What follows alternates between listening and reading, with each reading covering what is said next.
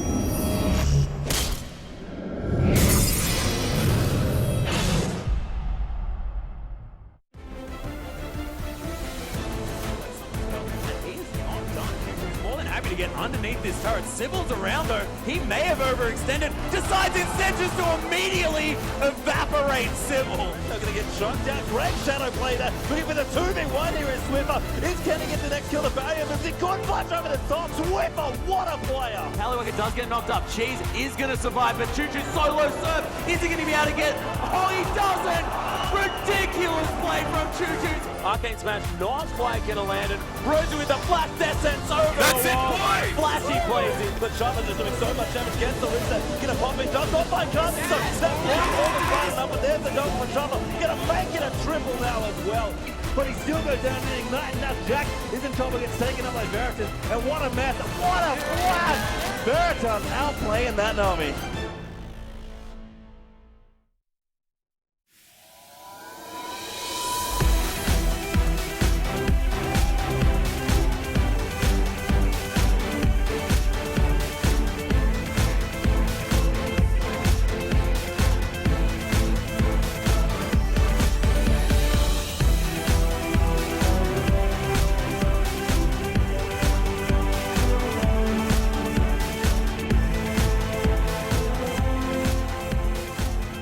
Welcome, ladies and gentlemen, to PAX Australia, here for our final day, and now the grand final, where we're going to be crowning the 2014 Oceanic champions. Of course, yesterday we had two fantastic semi-final series, both ending in 2-1s for Legacy Esports and Avant-Garde.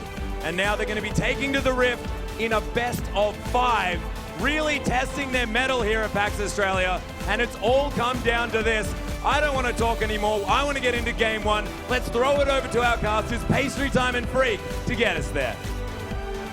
And welcome everyone, it's day 3 here at PAX Australia. How's everyone feeling? You guys have been awesome so far, and as Max said, it is grand finals time here for the Oceanic Regional Final. I'm Julian Pastry Time. This is David Freak Charlie, and what a handsome man he is. Freak, how have you been enjoying our game so far? It's been absolutely amazing. I am so glad to be here. The crowd, every single time I say it, but I gotta say it again, you guys are amazing out here in Melbourne. You guys online, thank you for tuning in as well. And overall, these players to our left and right have been putting on a great show overall. This best of 5, I hope it goes the distance, and I know it can. Yeah, and that's one of those things where the games yesterday were so good. We had every single semifinal going the max amount of games, and I'd love to see a 3-2 in. I don't really mind actually who wins at this point. We're going to get good games no matter what. So as we do get into this series, the stories here have to be that Avant just on a hot streak as a team. They 2-0'd Legacy a week ago at Armageddon. They look so strong, especially with that bottom line. In fact, here's our bracket. We're going to see how these teams kind of got through here.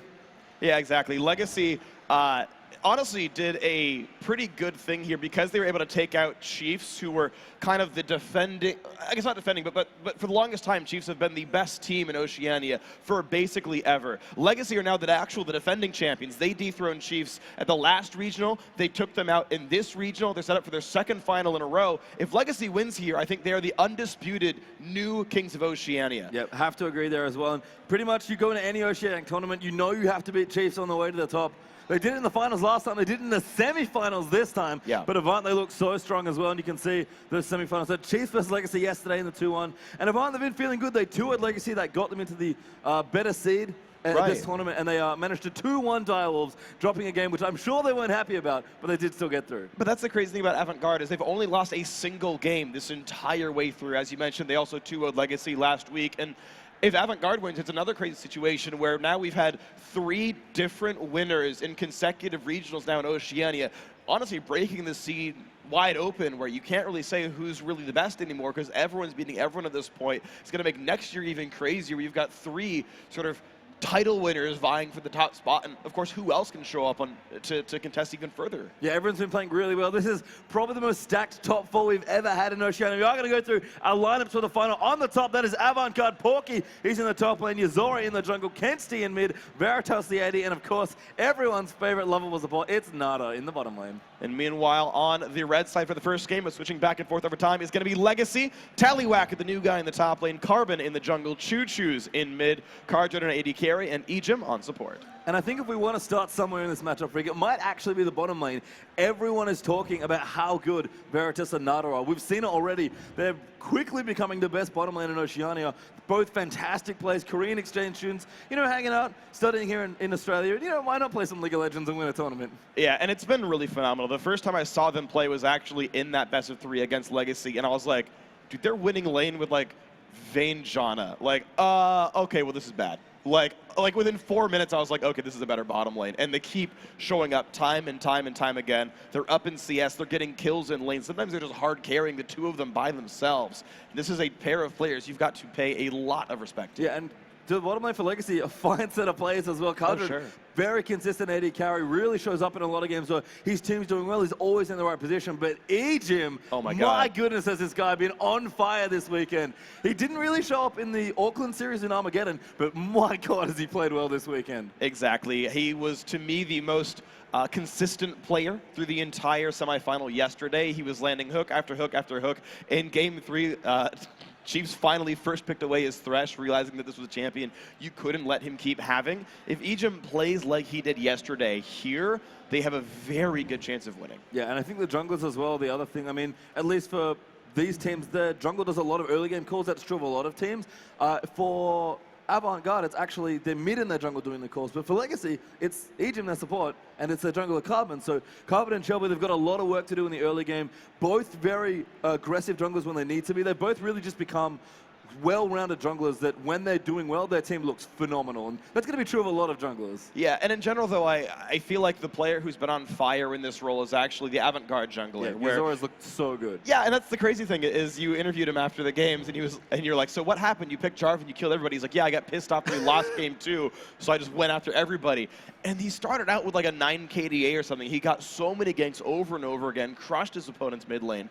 And that's a player I want to see continue that level of just rampant aggression, because I think if you sit in the laning phase against Avant-Garde, against Legacy, you have some risk of Tallywhacker and Choo Choo's taking over the game. Yeah, I have to agree, but we are to champs. Let's here for game 1. It's the best of 5, remember. Legacy have been here on a stage this big before in a best of 5. Avant Garde have not, though, and that may be the difference here being experienced. But the bands on the left-hand side, AV did win the toss and choose to be the blue side. They are Rengar, Syndra, and Tristana, and Rise, Twisted Fate, the first 2 bands for Legacy. So now I want to know, are they going to give Choo Choo's his Zed? Because Chiefs would not let him get it the entire time. And Ejim actually losing his own Thresh. I'm a little bit surprised to see players banning their own champions, but no, it seems like Nada cares more about Janna than denying Choo Choo's his Zed and denying Cardred Illusion or something. I want to see how well Nada can carry them if he's really given the first pick here. Yeah, I like the Tristana respect ban here as well from Avant. Clearly seeing Cardred Trist yesterday. Yeah. And Thresh's respect to Nada, I have to think as well, and you're kind of hovering over the Zed now. Kenzie does play Zed, so they could have picked it. There is a great Zed player in his own right, but Choo Choo's, I think if he wins this tournament, quite possibly the undisputed best mid laner in the region. He's looked so good this tournament. Exactly. He crushed Swiffer pretty much all 3 games yesterday. He's going to show up now, and it is going to be the Zed locked in here for Choo Choo's. Now, Kha'Zix also prioritized what feels like here in Oceania. There's actually the S tier is just Kha'Zix, and below that is Lee Sin, because time and again we're seeing this vastly over-prioritized. Yeah, we saw Lee Sin actually drop through a draft, in fact, in the last game yesterday with Chiefs vs Legacy. So, I mean, both Spooks and Carbon in that series were very, very much wanting to be playing Kha'Zix. It seems like Carbon's very comfortable there. Obviously, Carbon's a Rengar player as well, but that's banned. No, I don't think he's getting it at all in this series. He's a fantastic Rengar, and kind of the only one as well. But Avant Garde maybe going to go for this Lucian as the rotation. They could pick up Lee Sin as well. They've got a couple of options here. Yeah, so Avant Garde, if they do these lock-ins, they're saving their solo lanes to guarantee at least 1 counter pick here, which I think is plenty smart. And also, solos in general tend to dictate your team strategy a bit more than AD carry, support, and jungle do. And so this allows them to both hide what their plan really is or tailor their team comp around what they see from their opponents. I tend to really like teams that save their solos for last pick. So we'll see if that actually works out well for these guys. It does leave things like Maokai and Zed open, though, for Legacy, which is a scary thing to go up against. Yeah, Zerathing open as well is also quite interesting. That was a pretty common ban in general yesterday, and we got some pretty fancy champions going through. So yeah, Riven hover there, Tallywhacker in dramatic fashion in combination with Choo Choo's managed to win the last game yesterday against Chiefs. Yeah, I think Choo Choo's was taunting Kensti there, saying, hey, remember that Lissandra game? Yep. Yeah, so it's going to be the Alistair support coming in here for Ejim's Ejim. He is very good at the champion. Cardred going to match the early game aggression as well with Corki.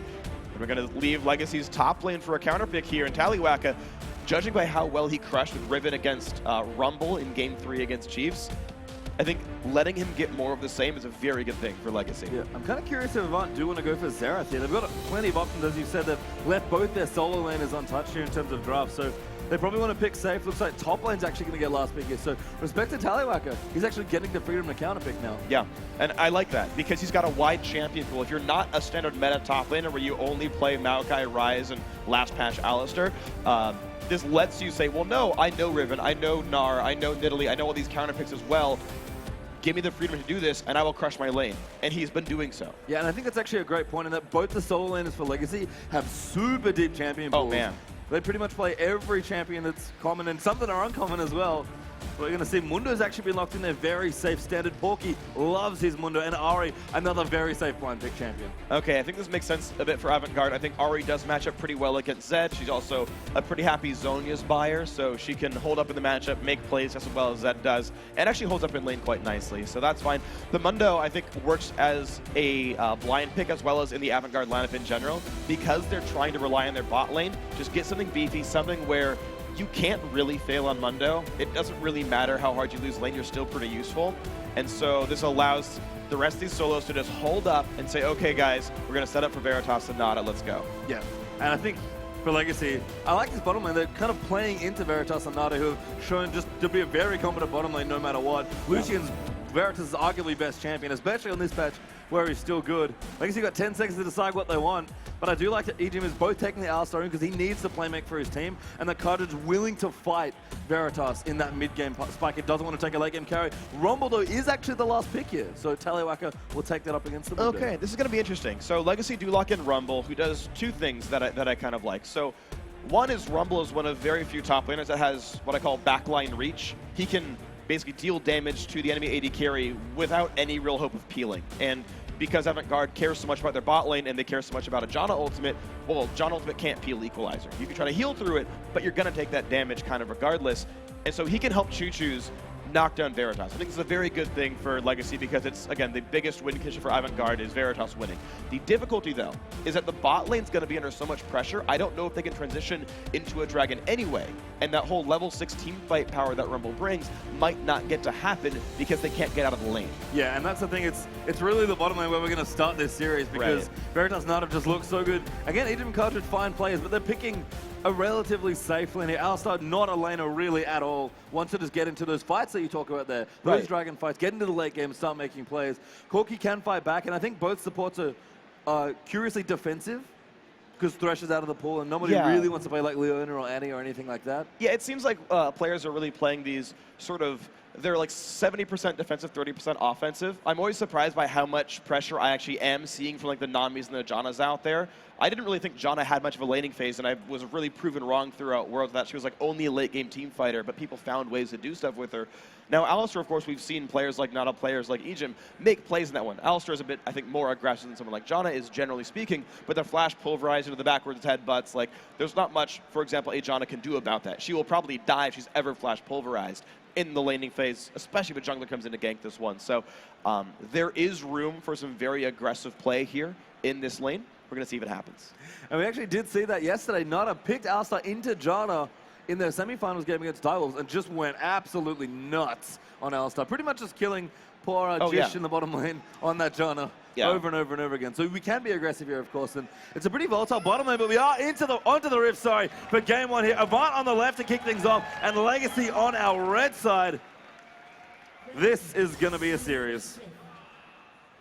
And here we go with the game starting up. Legacy actually being pushed back into their own jungle, an early invade from Avant-Garde. They're going to get the ward control. They'll be able to spot pretty much what buff Carbon starts on.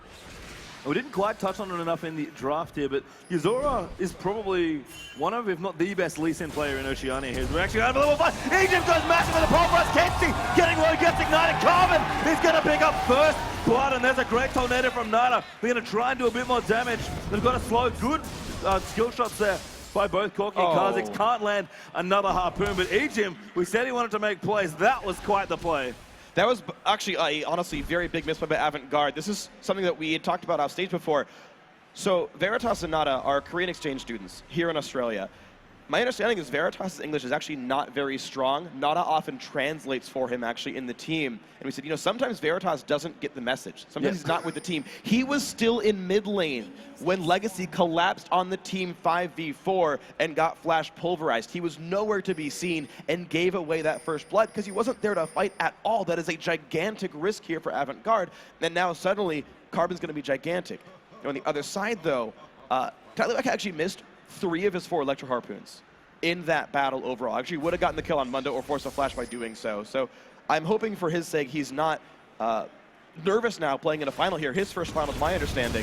And if he's not playing on form, that's a very big asset Legacy are missing. I mean, we talk about Legacy being the experienced team. Taliwaka is the new guy on this team as we do see junglers clean out the buffs. So actually on the opposite sides of the map, which is quite interesting. But Legacy are actually freezing in the top up. Never mind, they broke the freeze.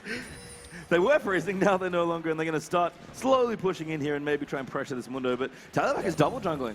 Yeah, I don't think they were actually able to build the freeze in the first place. There's not much they can do about that. Unless you get to lane before the minion spawns, you can almost never build a freeze yourself.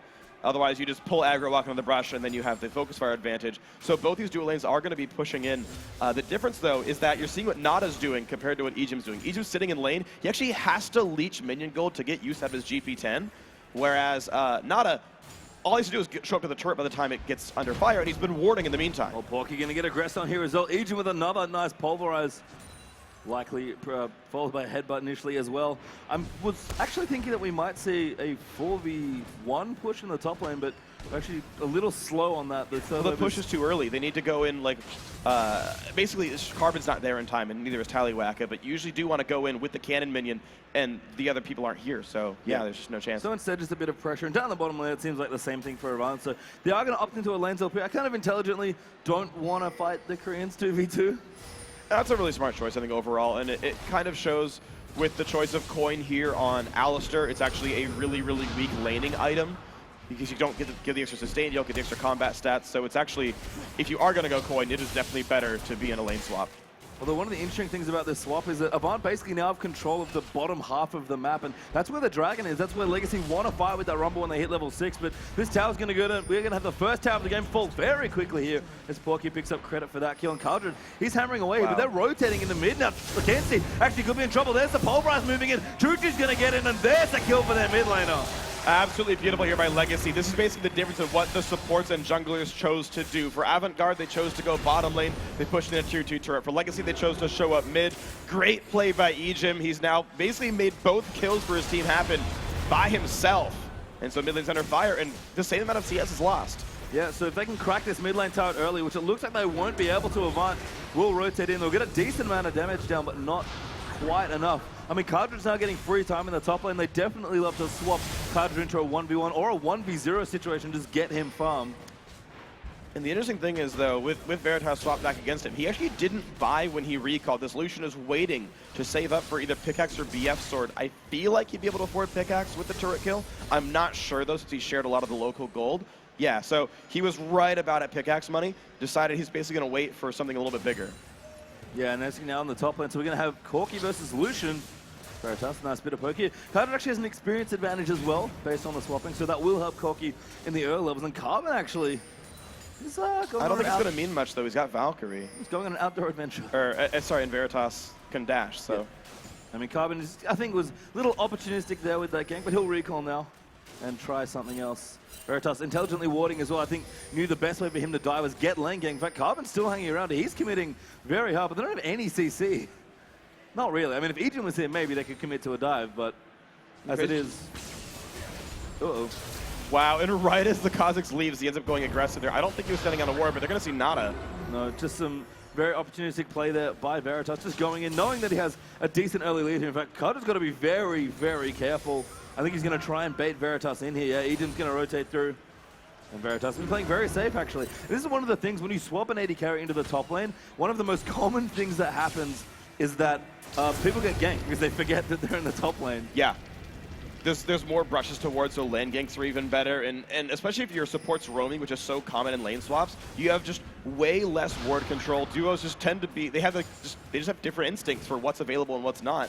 And I know I'm personally horrible at lane swaps because I forget the warding patterns. Yep, and then you get ganked, you're like, oh, that's right. I'm in a different lane. Yeah. Things work differently here. Nada will join Veritas now in the top lane. They'll start pushing through. Ejim on this Asta will try and collect the minions as they come through. Maybe going to stop them at the turret if you can. Try and hold some of those for Cardred, but in the end, Taliwaki now down the bottom lane. CS very even, does have a slight level advantage though, does. Tally's level 5 now, which is good news for Rumble. And a very curious early game here with the way the swaps worked out, Freak. Yeah, so because Avant-Garde went for the bottom lane turret, they weren't able to go for Dragon. You typically can't do both. It just takes too much time and you lose too many minions and everything else like that. But that does let them equalize the gold. Avant-Garde are equal to Legacy, even though Legacy got 2 kills. They roamed while Avant-Garde took turrets, so it manages to be kind of the same thing. But this means that Dragon will be available for that level 6 Rumble play if they want to go for it. The question is, can Cardred buy recall down and then make the play for Dragon and show up for the team fight? Because, of course, he doesn't have TP. He's actually done that right now, so he's bought his Phage with got a decent amount of CS. Carbon actually going to leap in onto Azora. Chuchu's going to rotate through as well. He does have his ultimate, but does not press the button. Problem is Rumble's not 6, so this is a little bit awkward timing here. Taliwaka, he's going to recall and look to go top lane, try to gain level 6. I don't know if he has enough money for Haunting Guys. Okay, he does, just barely. I think that's why he was waiting to recall. He can afford 1 potion, so he's like right on the money for that one. But this is, yeah, okay, get level 6 within the next 40 seconds. Look for Legacy to try to start Dragon. And Avant-Garde, I feel like they know this. I feel like Avant-Garde can play knowing in 40 seconds Legacy wants to go to that spot on the map. I actually do like the movement from Legacy. I think Avant were thinking about Rumble timings and wanting to get into that Dragon early if they could, but Legacy did a really good job of buying enough time to try and set up the best level 6 Dragon fight they could. And I like all the foresight here. Veritas, again, I mentioned he was banking money before. He hit 1,500 gold and then bought the BF sword, so he has the biggest set of items he could possibly get for a Dragon. If he went Pickaxe, he'd have Pickaxe double longsword, so much weaker than having a BF here. So it's just a much better choice to have saved like that, knowing, well, he doesn't need the stats yet. Yeah, just really, really solid presence of mind. And the Giants bout as well from Mundo, also good, very cost efficient, because every team knows here, there's going to be a fight breaking up fairly soon around this Dragon. I mean, Ejim is quite underleveled. That's not too bad for Alistar, because he's quite effective without experience or items in general. Culling, though, does get used by Veritas. Chuju's will actually take quite a bit of that. And AV, knowing that Rumble wants to come down, they're going to pressure the mid lane turret and see what they can get done here. Chuju's actually taking a lot of poke.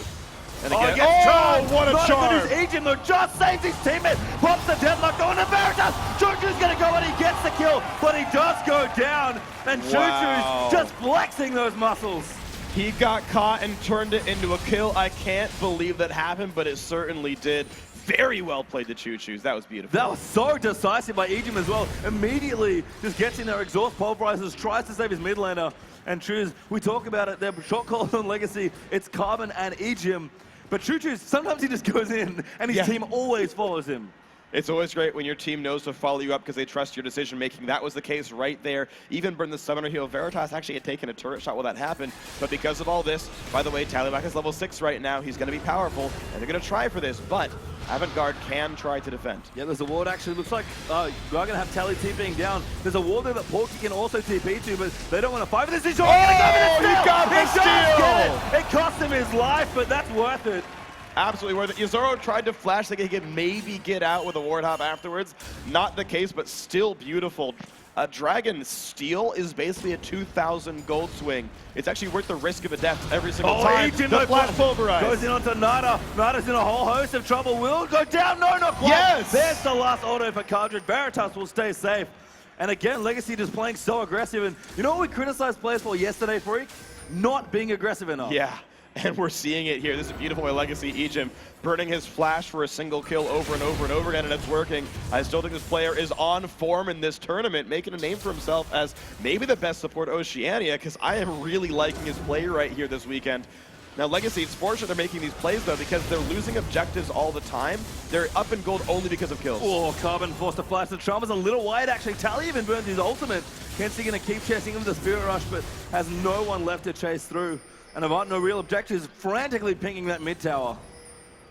And this is good for them. They still have better attack damage on their AD carries. Their pushing is actually quite a bit stronger. They've got more ranged champions as well. So yes, pushing is a good thing for Avant-Garde. The objective game is actually pretty good for Avant-Garde, as long as they dodge those Rumble ulti team fights. Yeah, Choo-Choo's absence in the mid lane might lose that tower, but he's actually working on the top lane. Porky actually takes quite a bit of damage. That was some adorable mechanics there from Choos. But that mid tower does go down 2-0 now, in fact, in turret for Avant-Garde. Gives him a 300 gold lead.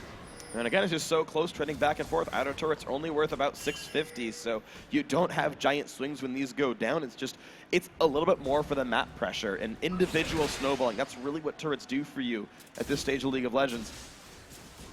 And right now, with the teams being so close to equal, you just have to wait till the team fights, the teams sort of keep panning up. And I think one of the important matchups as this game progresses is actually Choo-Choos versus Kensti. Because I think he's the one player that can handle a Z split push. And Legacy have so many options. They have the Z split push, they have the team fights as well because of Rumble. They're pretty good at a lot of things. And so I want to know how many of these advantages Avant-Garde can stuff. Ejim level 6 now, so this is a beautiful counter game being set up though by Avant. Yuzuru actually will find Ejim. The Tally was rotating up as well. Does not have his ultimate back, does Rumble. So can't quite go in for that fight. I have to say, the other thing we praised Avant for in their games was map movement. When you play Twisted Fate as a team, and Kent's is a great Twisted Fate player, your team needs to be on the same page. And that's impressive when Kensti. Oh, never mind. I was going to finish my point, but then Alistar moved through. But both these teams are playing very well around this map in the early stages, and that's so impressive to me. This is a nice play by Legacy. It's a good heads-up play by Avant-Garde as well to realize they were getting flanked on. This will be a turret kill. I love this move. Whenever your top lane, whenever an outer turret or any kind of turret is one wave from dying, roam your team in, because you can guarantee the turret kill into a dive. And because of that, they immediately have to respect that and back out and not defend the turret. And so, very good play. Took maybe 20 seconds of time, but it ensured a full mist wave of CS and a turret kill. Yeah, Tally actually being left down in the bottom lane with Veritas, who's doing quite nicely on the Lucian. Little too far forward, will back himself away. And Tally should be able to pick up some pretty easy CS towards his tier 2 turret. Cardred actually, despite all the roaming and the interesting early game map movement, he's actually ahead on CS by quite a bit. And that's the cool thing. There's a couple things that happen to kind of result in this. The first one is as much as we talk about how good Veritas and Nada are, they're primarily good in 2-on-2 lanes. They are mostly solo queue players. They are new to the scene. They are new to this team. Lane swaps are not a common thing in solo queue. You don't know how to do them very well for a while. It takes quite a time to learn all the little mechanics, all the little tricks, the things that you do. And on top of that, because Avant Garde tried so hard to push the turret down, right? Porky was there, Yozora was there as well. Some of them were actually stealing CS away as part of that push. So there was like an automatic loss of CS just from the turret kill. And so some of that's actually pushed into other people. Yep, so Dragon's going to be up in 2 minutes now as well. You have to think Legacy fancy their chances in that next Dragon fight as well. Never mind. Rumble chugging along nice. Actually, Sorkshoe's finished up, plus an amplifying term. So Taliwaka trying to probably hope to finish out Leandrews. Not in this time for this Dragon fight, but soon enough so they can start getting some more mid-game fights happening. Yeah, and Leandrews is nice, but this build is just fine. It gives him basically true damage off of pretty much anybody in the back line. Only Mundo and Lee Sin won't be taking true damage from Rumble's abilities in this fight. So a very scary situation to be in, something you've got to respect. Yep, Chuchu's actually finding a lot of friends. I love how he's maneuvering around the map as Zed, just trying to find empty lane farm and pressure other stages of the map. Doesn't quite have the Blade of the Ruin King yet, but he'll be there soon enough. And speaking of power spikes, that Trinity Force is going to make this one hell of a Dragon fight for Legacy. And it looks like he's got it before the Infinity Edge of Veritas. There's a minute for him to catch up. 600 gold is hard to gain in 1 minute, so I don't know if it's possible for Veritas to get this unless he goes top, gets a turret in the first wave, recall, shows up for Dragon. Very unlikely. I don't see it happening. Yeah, just the recall shot walk back part is about 20, 30 seconds. Yeah. So Ejim actually going to set up here as well. Uh-oh, I think we have trouble. Porky getting dove on here. The Deathmark has blocked in. Chuchu's going to go in. He's going to flash. That does flash the last tower hit. And that pick should set up Dragon very nicely. That's exactly the play Legacy wanted. Get Chuchu's into a solo lane, especially long lanes. It's so hard to fight. Oh, the flash gets kick! kicked back. Yozora, beautiful play, but here's the Tally coming in. Veritas will clean him out, but he could be in trouble. He's taken so many tower hits, and Tally is going to come in for the trade. Does not get Yozora, though, but saves his ultimate crucially. Wow, kind of a weird miscommunication, though. Yozora could have held turret aggro until Veritas got the kill. He would have gotten out safely, and Veritas would have been as well. So good by Taliwaka, of course, to clean that kill up. Now with 2 members basically dead recently, this is a pretty effortless Dragon. Beautiful rotation from Avant, though. They're going to trade top tower, it seems like, with 3 of them up there, but Legacy will aggress onto this second Dragon and claim it for themselves. But again, both these teams maneuvering really, really well in the first 16 minutes of this game or so. So Dragon will fall, and top tower is going to follow shortly after. I kind of wish someone from Legacy had actually realized this was going to happen. Stay mid lane, clear the wave down, because then his team could rotate into mid and get out of turret right about. They'd be on the turret like right now, while we have this quirky wave clearing. So if Legacy could have read that play a little bit faster, I think they would have had a bit of a push lead in this case. But still, very smart by both sides. Avant Garde very heads up to go top lane. They had mid pushed in as well, so that a late reaction like this one wouldn't do anything. Very smart on both sides, and we are, again, within 1,000 gold here, a very close game where both teams are playing very smart. Yeah, mid lane is both picking up speed for these teams as well. Deathfire Grasp has been completed for Kenzie Zari, but Chuchu's is trucking along. Blade of the Ruin King Brutalizer and a pickaxe just for good measure. Veritas is going to be very, very afraid of this Zed. And you're going to have to be the whole time. It's a 3-in-1. Like, this is why Chuchu Zed was banned all 3 games by Chiefs. Like, Chiefs know better than most how good Chuchu's is. He beat them in the last final. They didn't want to repeat some of the same mistakes.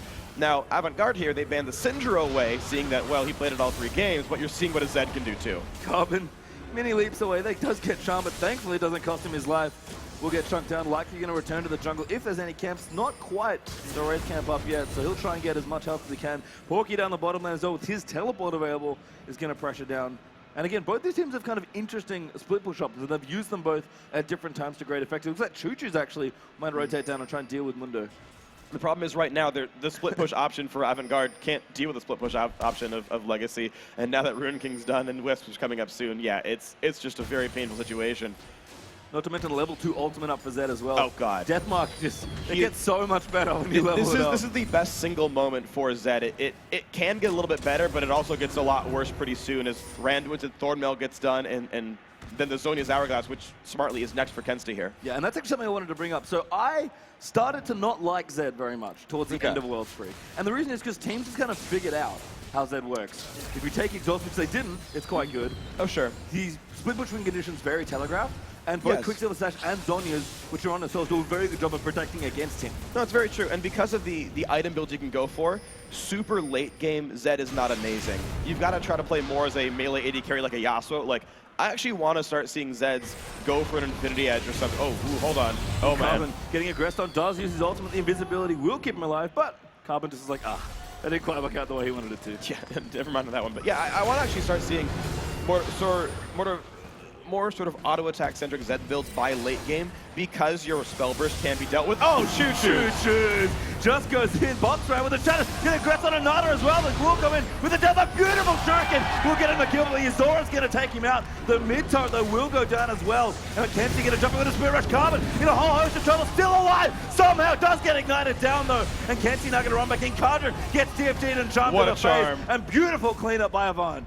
Wow, to go back into a 3 versus 4 is pretty brave, but my god, did it work out. That is a fight that was won by Avant-Garde despite losing that mid turret. And a bit of an ambitious ultimate by Tally there as well. Couldn't quite clean out anyone else. In fact, blue buff's going to be donated over to Kenzie here as well, so nice movement overall for Avant. This is very good. I mean, movement overall is so good for these guys. That they are always taking objectives after the battles. We have a replay if we can pull that one up here, but this is going to be maybe a buff, but I'm not sure. I'm just kind of warding out, going to move through. But we do have a replay, I believe, so should be able to pull them up momentarily. There we go. All right, so the start of this dive is great. Choo-Choo's making a lot of very, very good plays, but he's holding turret aggro basically the entire time. And it just takes so much damage. It's a great kick Q. And at this point, it's the 3v4 re-engage, which is absolutely crazy, but it works so well. Ignite, the stun from Alistair just doesn't mean enough. Oh, it's actually Rumble being late. It was a 3v3. I missed that part of it. But the jump into Charm, because Kadra could have one-shot him with an R auto attack. Yeah, and that was the thing where EGM actually made a really nice play locking up Kenzie on Alistar, but Kadra just didn't quite have the damage to blow him up in one combo, and he managed to Spirit Rush out from under the Pulverize once it finished, and yeah, that turned quite nicely for Avant. So the gold evening, Veritas though, getting a jump on Choo-Choo's. Goodbye. See ya, mate.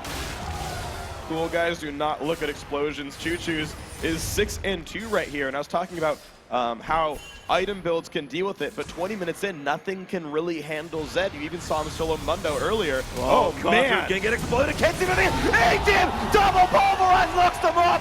Are you kidding me? Absolutely beautiful. Saving his team. 2 more kills picked up.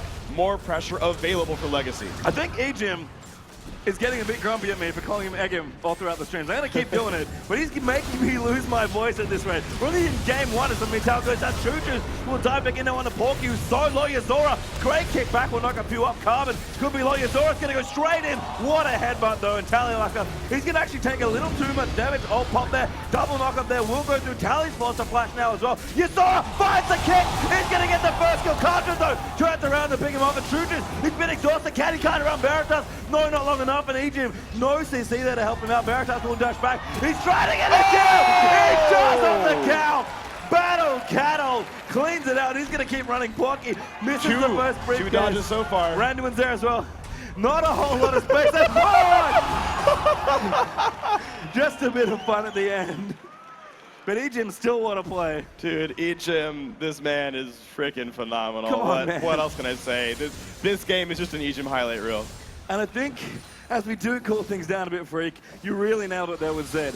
Mid-game is his big play. He's huge right now. Oh my god, yeah. And that's the thing, when we've seen so many teams want to play for these big mid-game power pushes. We've got Rumble, we've got Kazik, we've got Corky. Zed just fits that so well and gives Choo-Choo's all these tools to outplay. Oh, there's a whole bunch of power right now in the map, and I'm so impressed by Avant-Garde to be able to take those fights, lose the first 2 kills, and yet come back and still deal a whole bunch of damage, do a bunch of great things, and actually come out pretty close in these fights. They're only down 5 kills.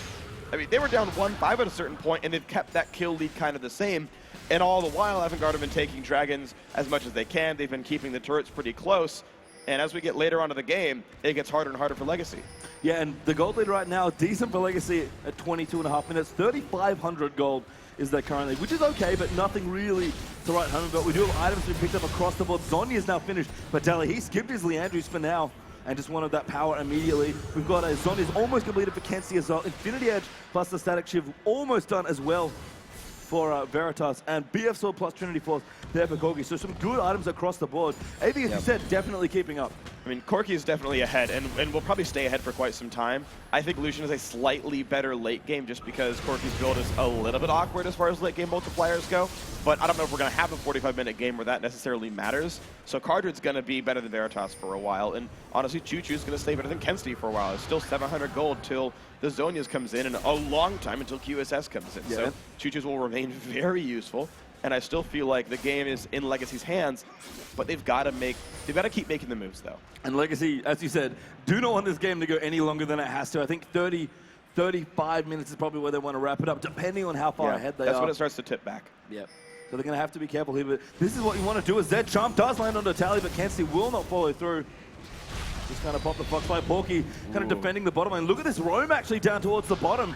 They're going to come in. Looks like Zed's going to dive in on the bottom. Yeah, Porky. He's in a whole host of trouble. Gets deadlocked up. Carbon going to pick up that last hit. And once again, the roam squad of Legacy. Oh, that Electro Harpoon was so close. And this should be a turret, too. They're only missing a single ultimate, and that's the Zed ulti. That is fine. Equalizer plus all the just AoE setup they have, even just a headbutt pulverize combo, is enough here. There is some wave clear. Like, Avant-Garde do have some defensive tools, but Nada needs a pretty much perfect monsoon to keep his team alive if they really try to defend this turret. And I actually love the Talisman of Ascension that Ejim's got rushed quite quickly here in this game. It just kind of exemplifies what their team want to be doing in this game. Yes. Just go in all the time in the mid game and win that way. Okay, this is the wave. This is the last wave they have. It's Cannon Wave as well, but Mundo's coming in soon. Gonna do some harassment in the backlines. You can see all that poke going in. The wave clear is so strong. This turret's down to 1/3 at this point. That was incredibly creative by Choo-Choo's, I have to say. Moving his Zed around the back and using his shadow to poke in with the shurikens, kind of coupling in with the Corki poke. Reset here from Nada with the ultimate, gonna heal everyone up. That's very smart usage. And Porky is back now as well with the team throwing out cleavers. So Legacy are going to try and get this turret. They may commit to a dive with the Alistar. I don't really love out-of-combat Janna ultis because the full heal only takes 3 seconds. You can usually get that during a fight anyway. I think you really want the knockback for an Alistar. Kensti goes in, doesn't find it. Yeah, Carbon's actually low. Tallywhacker will pop the equalizer. AV are also quite low. And a lot of poke being traded. There actually moves both teams off the tier 2 turret. Oh, wow, that's so interesting. If Legacy knew this, they would be able to actually push in and take that turret down finally on this wave. But they burned too many ultimates. They didn't want to go back for it. Choo-Choo's knew his blue was coming up. Avant-Garde, I mean, it didn't bite them in the end, but that was a very risky defense. It was. And I'm just curious to see, not quite the zombies yet, but Kensti, 500 gold to finish that item with the components he's currently got. So we'll have that very soon. And that makes fighting Zed much, much safer here. But I have to say, in terms of Zed, Choo-Choo's is going to hit a very early level 16. And that death mark is just going to be walloping people. And the funny thing is, the only thing that really matters against is Dr. Mundo, because everyone else he's able to one-shot with that anyway. It's just about the defensive measures. Do you have Zonias? Do you have QSS? The answer to both those questions is no right now. But as soon as it's yes, it doesn't matter what level he is. It's just like the whole point of level 16 Zed is, can you kill a tank in the top lane? And that answer is yes now, but that's really the only thing he's really battling at this point, the only thing he's kind of racing against. So now it's, okay, Choo-Choo's, what kind of plays can you make? What kind of utility can you bring? How can you secure kills against a Zonias or against a QSS? So Tally just buying time in the top lane for his farm. Has his teleport up, so we could see Legacy spread a little bit further out on this map, try and get the level 16 for that Zed by giving him a bit more empty lane farming. They need to kind of close the gap a little bit more here. They've extended slightly once again with a just under 5,000 gold lead, but we're going to have some major timings here coming through for Avant. They're doing a very, very good job of turtling this game. They are, absolutely, and they have a decent amount of wave clear. This is one thing that's so great about Janna, as well as just having Ahri and Lucian as well, is they managed to pick very good wave clear, very good defensive type champions who can withstand this pressure reasonably well. I still think the Corki pick is very good. The poke is obviously working. The Carbon poke, the Choo-Choo's poke, those are all very good. But because Legacy can't, because they need Choo-Choo so much, they can't do much else while sieging, because he's got to be part of the team. He can't split push and try to break the wave clear up. Yep, and she's going to go in. Porky going to get aggressive. Good pop over the trees.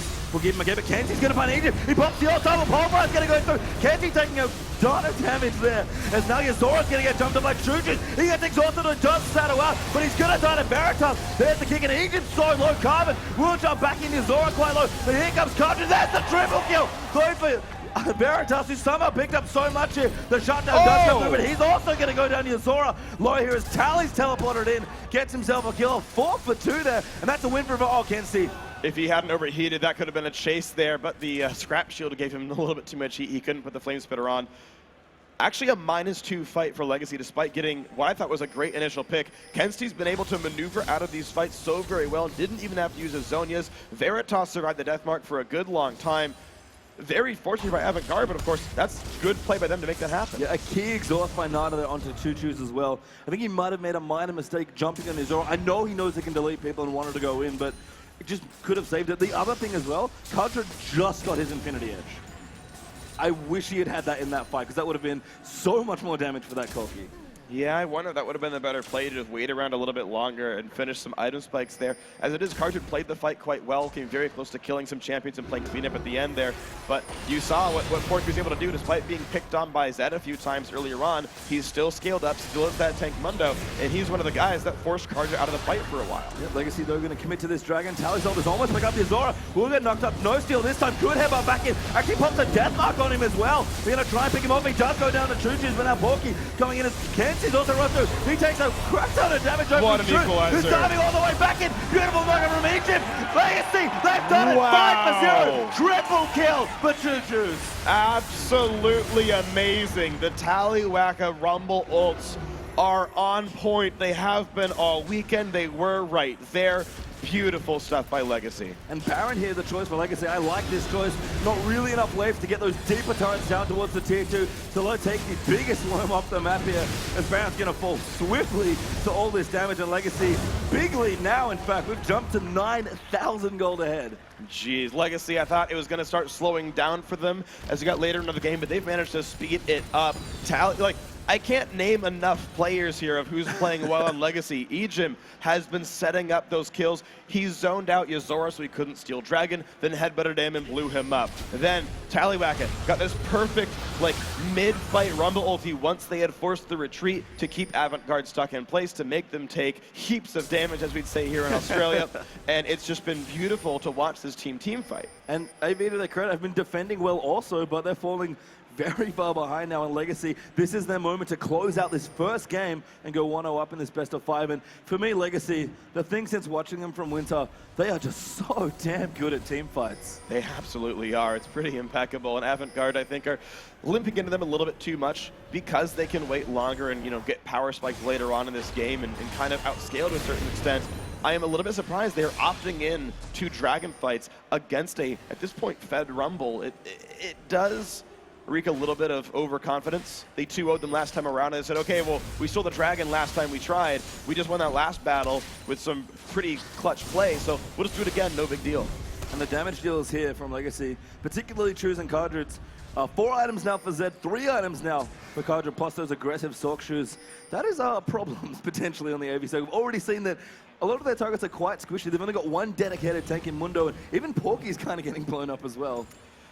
Yeah, it does make life fairly difficult, and again, it's because Zed is so big and Corky is actually pretty massive as well. Don't love the Last Whisper. It's actually not quite the right choice. Your physical damage, you actually still would rather have like a Shiv or a Phantom Dancer. It would actually increase your auto attacks more than Last Whisper would, but he is still scary. He's still pretty darn useful. 3-item AD carry is still strong, and yeah, if Avant-Garde don't wait for more items to sort of catch up, they don't have a good way to fight Legacy. Yeah, Choo-Choo's now level 16 on this Zed. Feels fearless now on the bottom. Actually, Teleport going to come in for Ivan. They're going to try and defend here, but they actually don't have nearly enough coming in. They're cancelled as well. Bit of miscommunication, I have to feel. Porky, that was a 3v4 even with him teleporting in. Choo-Choo's pop his Ghostblade down the bottom. Did take out the tier 2 turret. It's actually done quite a lot of damage to the inhib turret as well. And Legacy, beautiful 4-1 here. So this is pretty nice for them. The bot lane push is going to work pretty well. Choo-Choo's can actually one-shot Porky if he lets him in. Got to be a little bit careful about it, but generally speaking, it's a fairly safe dive to go for. He can also kind of walk in, clear the minion waves, and just go for the turret itself, and that works just fine. You're seeing the attempted defense by Avant-Garde, but without Zed, this is actually a pretty difficult fight. Oh my goodness. There's the one-shot. Choo-Choo's. Yuzora actually going to... He could win this. Fancy his chances. He's going to go in. Choo-Choo's canning outplay. Pops the Living Shadow. Uses the Shuriken. Misses Good the dodge. E. That's crucial. Great kick there There from it Yuzora. is. And beautiful outplay. Carbon, though, did kill Kensty's Ari. Where so many members of Legacy alone. Oh! Good back for Agent. Carbon with a double kill. Picks up Lucian. Wow, Egypt isolated somebody for Carbon. This could be a very easy battle. Once again, triple kill for Carbon, leaps his way out. Stylish Kazakhs that he is. That'll be an inhibitor. Now is on a 4-for-1 trade. Choo-Choo might have died, but he drew so many members of Avant out of that base. Absolutely worth it. And the choice to dive by Legacy, saying, guys, we got Baron buff. I trust we can do it. They were right about this one. This is going to be 2 inhibs. Yeah, they are going to go for the second as well. Cardred will actually take the tower, but that's fine for him right now. Gets a little low, does not commit. In fact, to the next team, despite Porky being the only member up, but they really respected the home guard buys there. They could have tried to all in the inhibitors, but it would have allowed a 3v4 with potentially home guards to defend. So risk-averse style, can't blame them for that one. I think it's okay. I might have all in for it, but I might have died, so you never know. But it's fine, right? Like, Legacy made an okay choice there. One that I think many teams would have made. And of course, they're winning, so they're going to play a little less risky. Push again a bit later, not a big problem. And this is the thing, so many Oceanic teams seem very good at closing out games once they're ahead, but enough teams don't feel like yesterday especially, they got ahead early enough. And we got some really wonky games almost where we get some kind of late mid games and we have to get into very odd team fight situations where when one big team fight, we saw that in the last game with Chiefs vs Legacy, we'll just decide the game instantly despite both teams playing well. So Legacy, I like that they're slowing down now that the game is pretty much confirmed at this point. Yeah, I do think, the more I think about it, it was the right choice. Oh, Choo-Choo, goodbye. Veritas. Goodbye. See ya, buddy. Yeah. Choo-Choo's just styling at this point. 11, 5, and 7 on this Zed. And I think his cooldowns are plenty low. He's got 20% CDR just from items, more in runes and masteries, I'm sure. And life continues to be very hard near Veritas here. He's still going for a Bloodthirster because he knows he needs still more damage in his build. Problem is he's nowhere even close to Quicksilver Sash. And that's exactly what I wanted to bring up. He knows he needs to do more for his team and be a bigger damage dealer, but he also needs the QSS because he's just getting destroyed by this Zed. Carbon actually going to jump in now as well. Kenzie, nice kick actually from his Zora. The Geo that will pop through. Porky now going to take up quite a bit of damage. They're going to try and protect Carbon. Can they go through? Drew's now running through and going to do the damage he can. They will take out the inhibitor. Everyone quite low. Kenzie though is getting a turned around. Almost dies through exhaust. But Choo-Choo is letting shot. Is that Zora? Wants to kill him once again. Cardred going to chase him. Can he juke the Q? He does flash. Oh, but a good block from Cardred. What a flash! That was beautiful, just in case to make it happen. Carbon might die, but you know what? This is going to be game almost for sure. Almost dies again with the Tallywhacker damage coming through as well. One Nexus Tower falls. Legacy will commit to trying to close out this game, and you have to think they can do it despite some blinking low health bars. They might have to run, actually. Super Minions don't do all that much with as much healthy members here. Tallywhacker does get slowed. Chain let him die, let him die, let him die. Goes through. Ejim's like, don't worry, buddy, I got you. Once the Veritas, he will sacrifice himself. Choo-Choo's wall goes back in. He wants to kill. Can he kill Porky with the death mark? So close. With that shield just being a little late from Nada. If they limp into this, they could throw this game Veritas. a little bit. Oh, beautiful Zonias! Veritas my goes God, down to Choo-Choo's. Nada's now going to go down as well. What on earth is happening? Legacy styling all over Avant, man. Oh my God, that was so risky. I can't believe they chose to do it, but they decided it was just the duo lane. Let's just go for it anyway. Oh God. Yuzora wants to go and doesn't even kill Tally. Man. We'll get him with the last auto. They're going to do some damage. Cut. What? Goodbye, Yuzora. Yeah. He got demolished. Well, he killed Tallywhacker, so that was cool. Sure. He got a kill. I mean, Freak, you know what? It's game one. They're down quite a lot of gold in a best of 5 of the Oceanic Regional Final. I bet he typed worth in all chat. Yeah, I mean, look, you just doubled the number of deaths by Tallywhacker. How else are you going to put a player on tilt and doubling his deaths in a 1v4? I bet he's crying in the base right now, Freak, as Kenzie will try and get his own blue buff. Haven't really been able to move out of the base for quite a while, as this gold lead is absurd. Almost 20,000 gold ahead. The second Baron looks like that will be the marker for Legacy to clean up this game, but just so far ahead. Double the kills there, 30-15, 10-3 in turrets, and all the advantage you could ever want kicking off a game 5, a best of 5 series. Oh man, a very brawly game. Some good map movement by Avantgarde overall, but Legacy just kept finding the plays. Choo-Choo's and Ejim. Oh, Veritas. I see you in the jungle, buddy, on the minimap. I'm sorry. Goodbye. Yeah, you can't be alone as an AD carry when there's a Zed running around the map. This is not an option anymore. At this point, I mean, Legacy can walk it in. There's not much else to do in this game. They have earned this victory very well. They've earned the easy victory lap as they walk forward. Carbon can't be too Kenzie afraid. does actually get punted back in. Good on this Carbon. Wants to dive back in, but the equalizer on top of him. Yep. That was quite rude by Tallywacker, sending a message there to Avant. And Chooches will close him from the bottom lane as well. He's just hanging out, doing his own thing in the bottom side of the map. But the next Nexus turret will fall down. Tally's going to get that turret. They're diving in for a few more kills, trying to pad those scorelines. Carbon picks up another one for himself. Nina maybe doesn't want to go, but the first Nexus will fall here in game 1. And Legacy, in commanding fashion, take the first game. Absolutely commanding. They are defending their regional championship title. They are 1-0 up in the finals now, and they could cement themselves as the best team in the region here. 2 more games for them, and they do it. And what a way to get some revenge from Auckland as well. Oh, yeah. They were not happy at all with their performance after that 2-0. And it was a pretty convincing 2-0 as well. Game 1 was quite close, but game 2 they just seemed defeated and couldn't get anything done. Talk about momentum in best of 5 series especially. That is a good start. I mean, for Legacy. Oh, God, yes. You just took down Chiefs yesterday. You're now up 1-0 against a team that used to 2-0 you. And it's weird. It's hard to learn lessons when you win. Because Legacy, Legacy, they dropped to Avant-Garde. So Avant-Garde says, okay, cool, we 2-0'd them. Here's what worked. Okay, cool. We think we understand them. Let's keep working on our strengths. And then when you come in and play them again and they beat you and you're like, well, wait, what went wrong then? Did we even do anything differently? Like, oh God, was it just because we lost Twisted Fate? Was that all it took to no longer be a strong team anymore? And you've now got to quickly adapt, whereas Legacy have had the entire week to say, okay, well, we know how we lost. Here's what happened to us. Here's the player that was a standout. Here's the things we avoid. And then you play around that. And they've clearly done this here with Legacy. So Avant-Garde, they need to now make some very quick changes and get themselves out of these early game hurdles where Legacy just keep getting picks. All right, so we do have a replay from that game as well. So let's jump into that and take a look at one of the more standout moments of that last game. Freak, take it away. Oh yeah, this is one of those beautiful dives, I believe. Carbon pulled aggro a little bit early. With a stun work though, yeah, they jump on in. So Porky just takes so much darn damage early on. He gets ignited. And this just becomes crazy. So great headbutt actually saves the lives of everybody else. Tallywack and force run away. Yuzora still wants it. Egypt, I think, actually burns ult early. He doesn't get much out of this. He didn't really block CC either. So Yuzora, he's playing so aggressively, much like he did yesterday, and it largely pays off. But Veritas just can't quite reach the back line anymore. Egypt goes crazy. And at this point, he actually dodges 2 cleavers. That was one he juked down. Juke's left dodges another. And then he jukes the cooldown, but Porky saves it. And even though the headbutt comes through, Kenzie comes in just in time. And Ejim, we kind of talked him up coming into this series. Played fantastically yesterday. What a way to start things up for him. He was one of the players in their 0-2 defeat to Avant at Auckland the last weekend we had. Right. He just said, I played bad. I was not happy at all. And he's really picked himself back up for this tournament. And yes, that's a great thing for a player's confidence to come into this game and just play so well.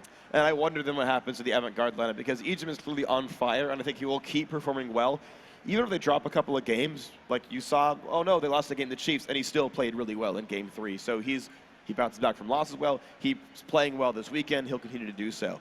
On the other side, I actually want to know what happens then to the Avant-Garde jungler, because when he lost game 2 to Direwolves, he's like, all right, I'm pissed, let's go, and just dominated a game by himself on Jarvan.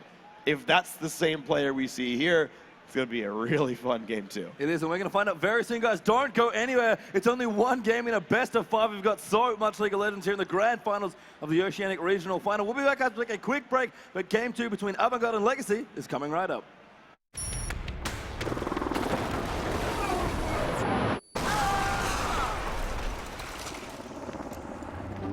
Hey, beautiful. We still on for dinner? Pepper, 9 o'clock. Ha! 9 o'clock, right? How about 8:30 at the vegan place? Actually, I'm in the mood for barbecue. Sounds good. Take a call and stay in the game with the Plantronics rig, headset, and mixer. Life comes to games like never before.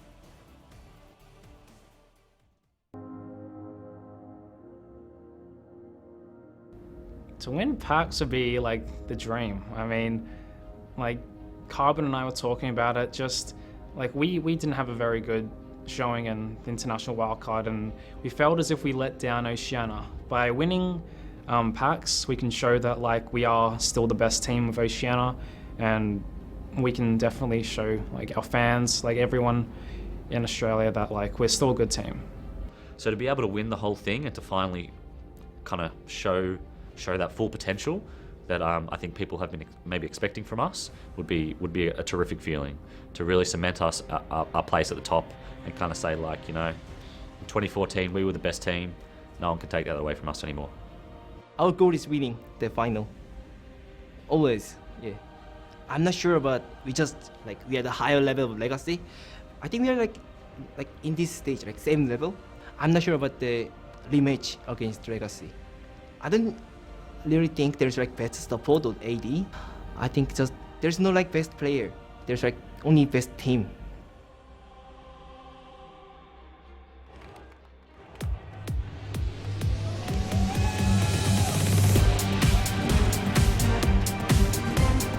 And welcome back, everyone, to PAX Australia. We're here in the grand finals of the Oceanic Regional Final here, and Game 2 is about to kick off between Avant-Garde and Legacy. I'm Julian, Paper Card, joined by David Freak Tollian. There's our MVP freak for that game. It is Agam. Yeah, Ejim, I hate you a little bit. Ejim has been amazing the whole time. You could have given him MVP in every single game they won there. Of course, as we heard Nada say, there's a best team, not necessarily always a best player. Legacy has shown themselves to be the best team at least 3 times now. Do it 2 more, and they are, well, they're going to be the regional champions. Yep, they will, and they'll be the back-to-back champions as well, which is almost unheard of kind of coming into this year in particular for Oceanic Esports. As you said, we have the potential to have 3 different Oceanic champions in this final. In the same year. In the same year. That's very different to what we're used to here in Oceania, with this one team traditionally dominating. So the scene has leveled up so much. The teams at the top, there's more of them now. And even the teams that are kind of climbing towards that top, they are so much closer than they used to be. I mean, think about it. Like, Dire Wolves took these guys 2-1. Like, it was a very close series. Like, that could be the closest fight Legacy had all tournament. And people were counting Dire Wolves out before it even started, saying that it was, you know, a lucky upset win when they beat Immunity, that they were on tilt, they didn't necessarily deserve it. But we're seeing time and again these teams coming back from defeats, putting up very strong performances, making their way through. You're seeing Legacy on your screen right now, and these guys are just, I think, on fire. Every single person, I think, is playing incredibly well. Choo-Choo's had ridiculously good split pushing to set the game up. Ejim had so many great team fight starts as well. And you even had Cardred, who many people think was probably going to have no chance against Veritas. Out-farmed him, outperformed him, stayed ahead, better KDA the whole time. Down the line, a great team here in Legacy. Yeah, and that's where I wanted to start, actually, was that AD carry. I loved how Legacy's strategy to kind of remove Veritas from Cardred's lane. They played really well to just give Cardred so much space. And Veritas is like, as you said, kind of more of a solo queue player, wants that 2v2, wants to just really fight people, and they didn't give him that chance ever. Yeah, and honestly, lane swaps are a really good way to show if you're the better team not necessarily the better individual player. And again, it's something that Nada just said, and I agree with it very heavily that, you know, even if you're a slightly better player mechanically, or your positioning is slightly better, or, you know, this certain thing about your landing phase is slightly better, that doesn't always matter. League of Legends is a very complex game where hundreds of things happen every 5 minutes, basically, and you've got to react properly to all of them. And this is a game where Legacy reacted to those 100 situations significantly better. They kept finding picks. The lane swap was a very smart choice. And I think if they keep looking for this, it's going to continue to be a recipe for success because they're clearly playing the map better in those cases. And with the way Legacy set up that particular team comp as well, very mid-game focused, Cartridge really just eked out as much damage as he could every time on that Corki. And we saw he got so many kills in that game. He was doing lots and lots of damage in those team fights. Very impressed with his Corki, just in general in the tournament. But we are into Champs League now for our next game as well. Twisted Fate actually goes into the bin as well for Legacy. They're on our blue side this game around. And Syndra there from Avant-Garde, a champion we saw Choo-Choo's play 3 times in a row against the Chiefs. And I think right here, Legacy are baiting Avant-Garde to ban away Alistair because Legacy are still afraid of that champion, but they still want to make a bunch of picks here. Apparently Avant-Garde don't like Choo-Choos, by the way. That's what I'm learning. Well, yeah. I mean, I think you have to ban those 2 champions every single time. I don't think Kensuke can get out of lane against Choo-Choos if he gets Syndra, and I don't think the team can get out of the 20-minute mark if they give Choo-Choos Zed. So I think those bans can't go anywhere. Legacy, I'm surprised they are banning Thresh when Ejim can play it, but I want to see what the next pinch is here. Yeah, Alistair does get banned. Okay, so that is gone. Oh, man. So there's a big world of champions open. The Trist is still open specifically. And I'm just trying to think now what... Rise is open as well. Oh, yeah, I forgot about that. And there he goes. All right. Rise Vitaly back in the top lane. He's going to be incredible on this champion, I believe. His mechanics are very good. Rise, not necessarily the best champion to show mechanics on, but when he's so lane dominant and he team fights so well, what better champion than Rise to secure a victory? And that's what I'm going to talk about. Team fighting in particular. We've just really praised Legacy for team fighting. Rise is a fantastic champion when you have a very aware top laner in team fights because it's so important to switch targets and maximize your damage because Rune Prison is just a dumb CC when it hits you. Oh man, it's pretty ludicrous. Now, on the other side though for Avant-Garde, as they know they're going to be fighting up against Rise, I do like a Trish pick here. It steals it away from Cardred, a champion that they've been forced to respect time and time again. It also means if Legacy now lane swap, well, this Trish is going to get a free farm lane, which is something you don't typically want to give them. Yuzora gets the Kha'Zix away as well, which I think is very smart. These games are going a little bit later, and Kha'Zix is good then. So Rengar's open, by the way.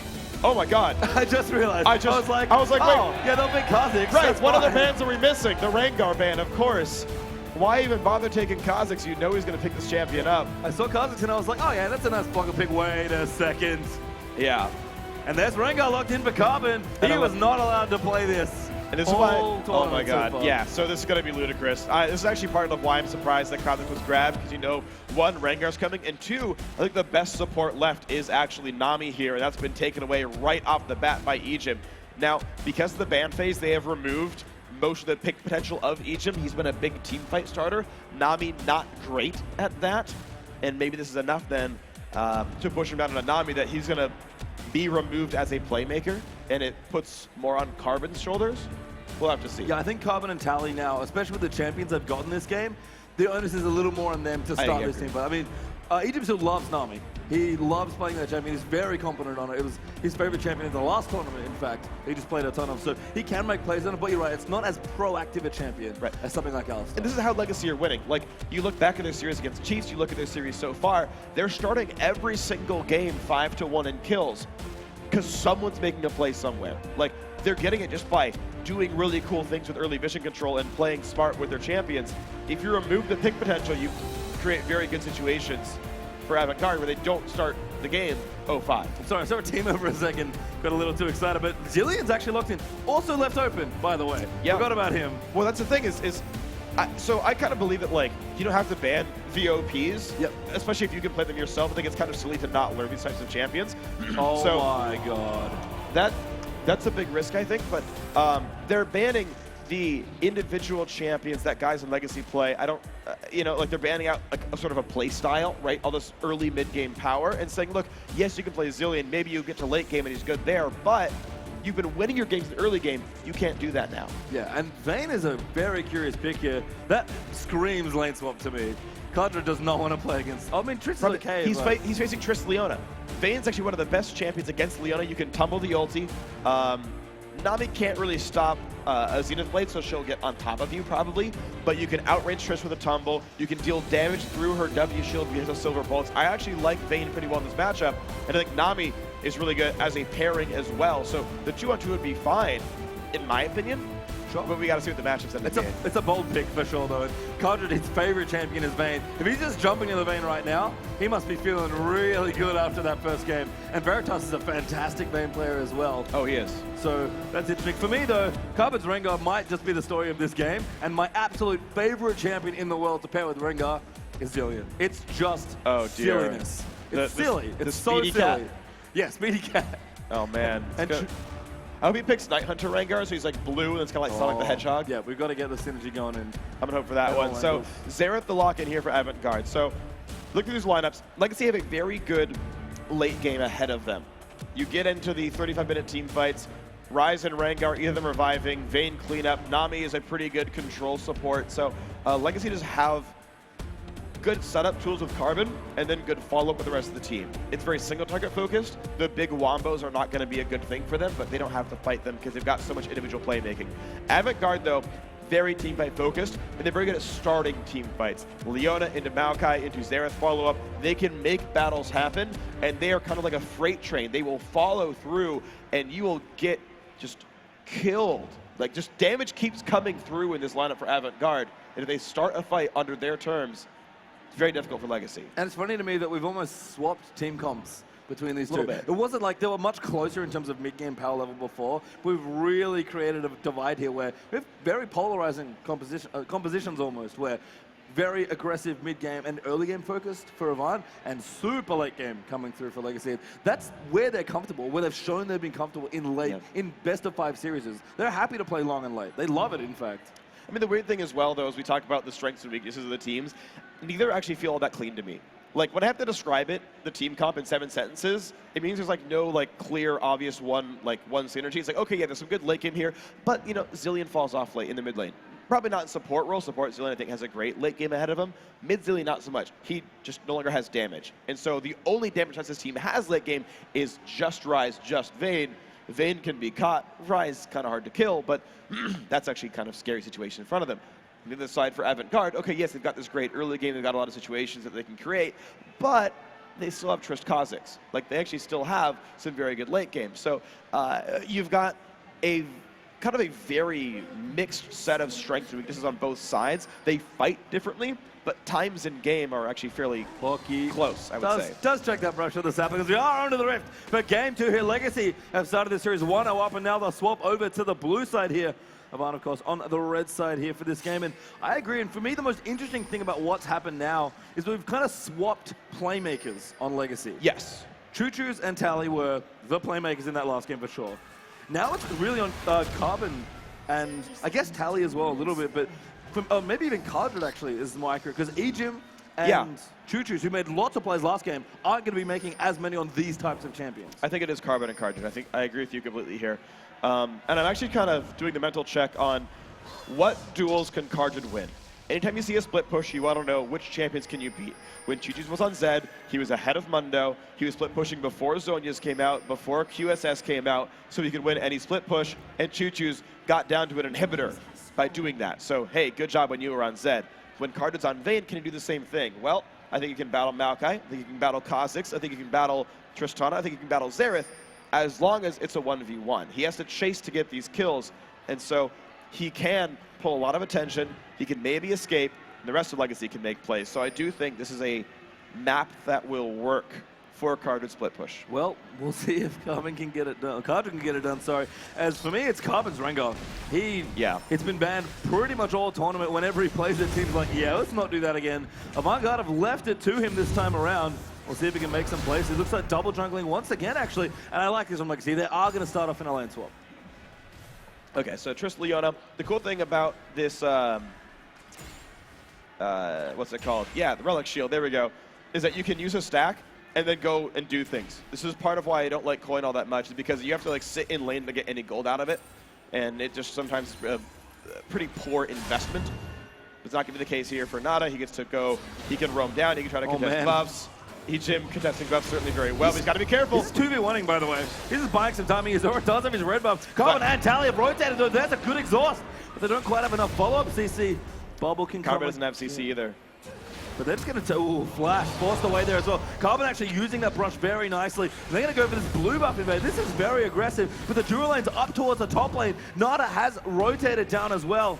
But Legacy are getting very frisky here in the early stages. No, this should be a 3-buff coming in. Yep, Yuzora going to get jumped on as well. Bubble just missing, but it does speed up the Rengar. Nada is forced to stun him, and they'll have to run away here. Nothing they can do.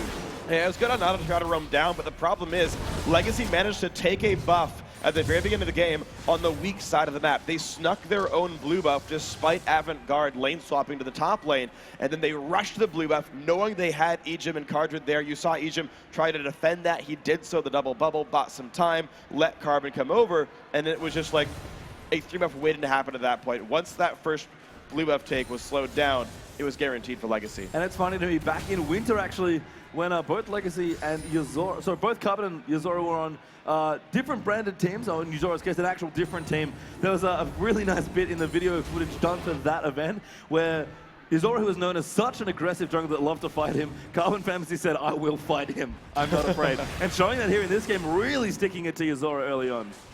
And it's pretty glorious things right here. Legacy starting out very well in game 2 now. They're already up in this series. See if Avant-Garde can come back from a little bit behind here at this point. And Legacy pushing very slowly in this lane. And Ejim is getting a whole bunch of gold. Yeah, this is what Cardred wants. He's getting free farm pretty much at this point. Gonna get annoyed every now and then, but not too much double melee can do, especially with Porky being level 1 after all those exchanges. Ejim continuing to bubble, and Cardred gonna get aggressive with a tumble there, actually.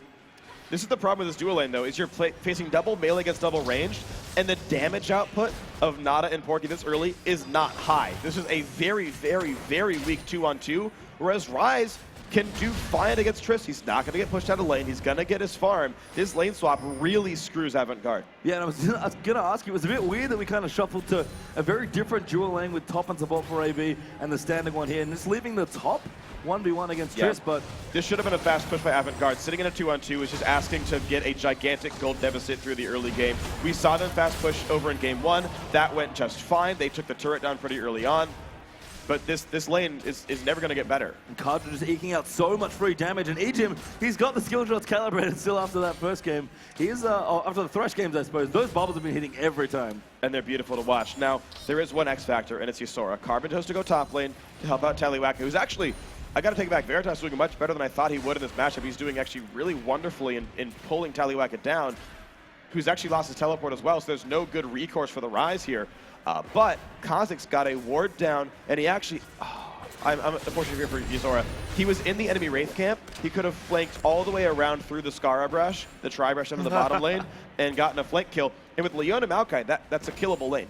Yeah, and he might do that now, actually. There is the ward in the river, but Carbon is covering in this top lane for Tally, who does manage to complete his recall.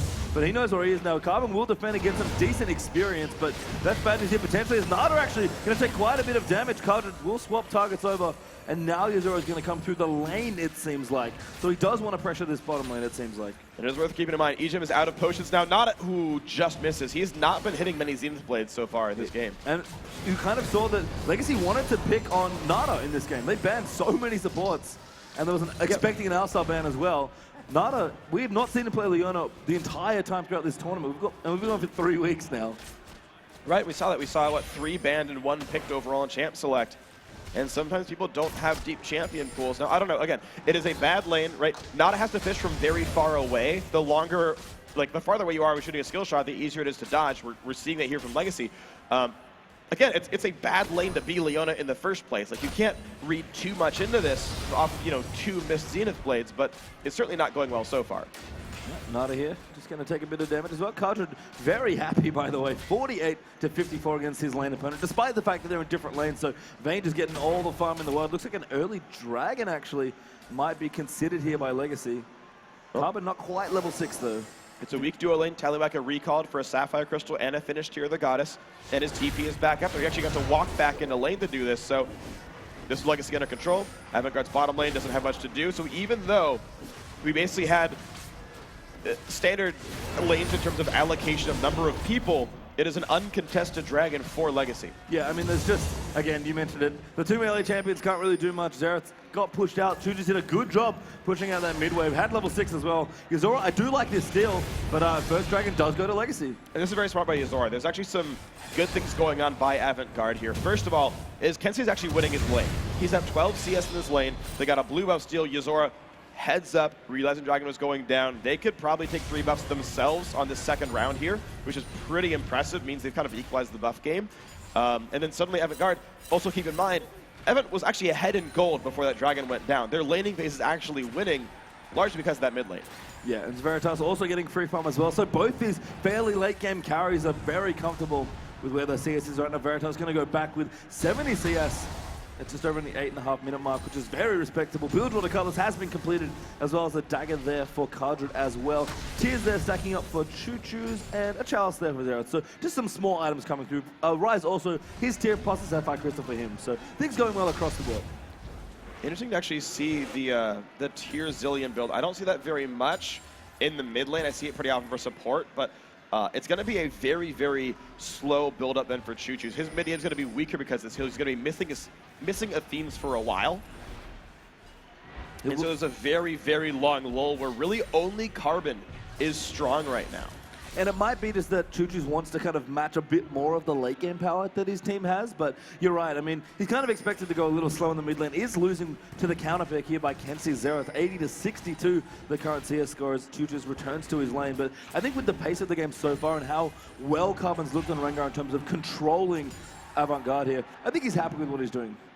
Yeah, it's fine. So Veritas, now they BF sword though in the inventory, and also going towards the Avarice blade on top of that one. He's going to be actually a pretty strong laner and a very good turret killer. I think it's actually very... Oh, ooh, the catch there. Yuzora not in the right place. Finds a new friend. Rengar jumps on top of him. Heal does get used out there as well by Veritas, so will save his jungle. It does not donate the double buffs. No, they're going to be all right here. And yeah, the buffs all got taken away. You notice that Carbon only has the red buff on himself, so that was a 3 buff that came out for Avant-Garde. But as I was talking about Tristana here, I actually think it's very smart that Legacy dodged away from that matchup, because I think VF Sword Trist has a really easy time facing a non-Blade of the Ruin King Vayne, who's just getting outranged and getting outpoked time and again. Once Ruin King comes in though, and once these outer turrets fall, Vayne gets a field day. I can tell you he's not having a happy time though in this game, Freak. It's Porky. No. He's having a miserable time against this Maokai. He was actually reasonably well held down. I'm a little bit surprised by that, but it just seems like Veritas did so well in the 1v1. He actually had an opponent to fight against, and that kind of made all the difference in the world. He's such a good laner.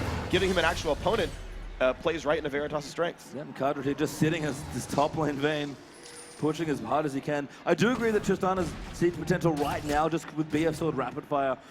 Really good at taking out turrets. You can see the bottom lane turret is actually had 3 people at various points come to defend it here for Legacy. Now it's Ejim and Tally actually going to be the 2v2. And so we've actually swapped back to what Avant were doing in the early stages of this game.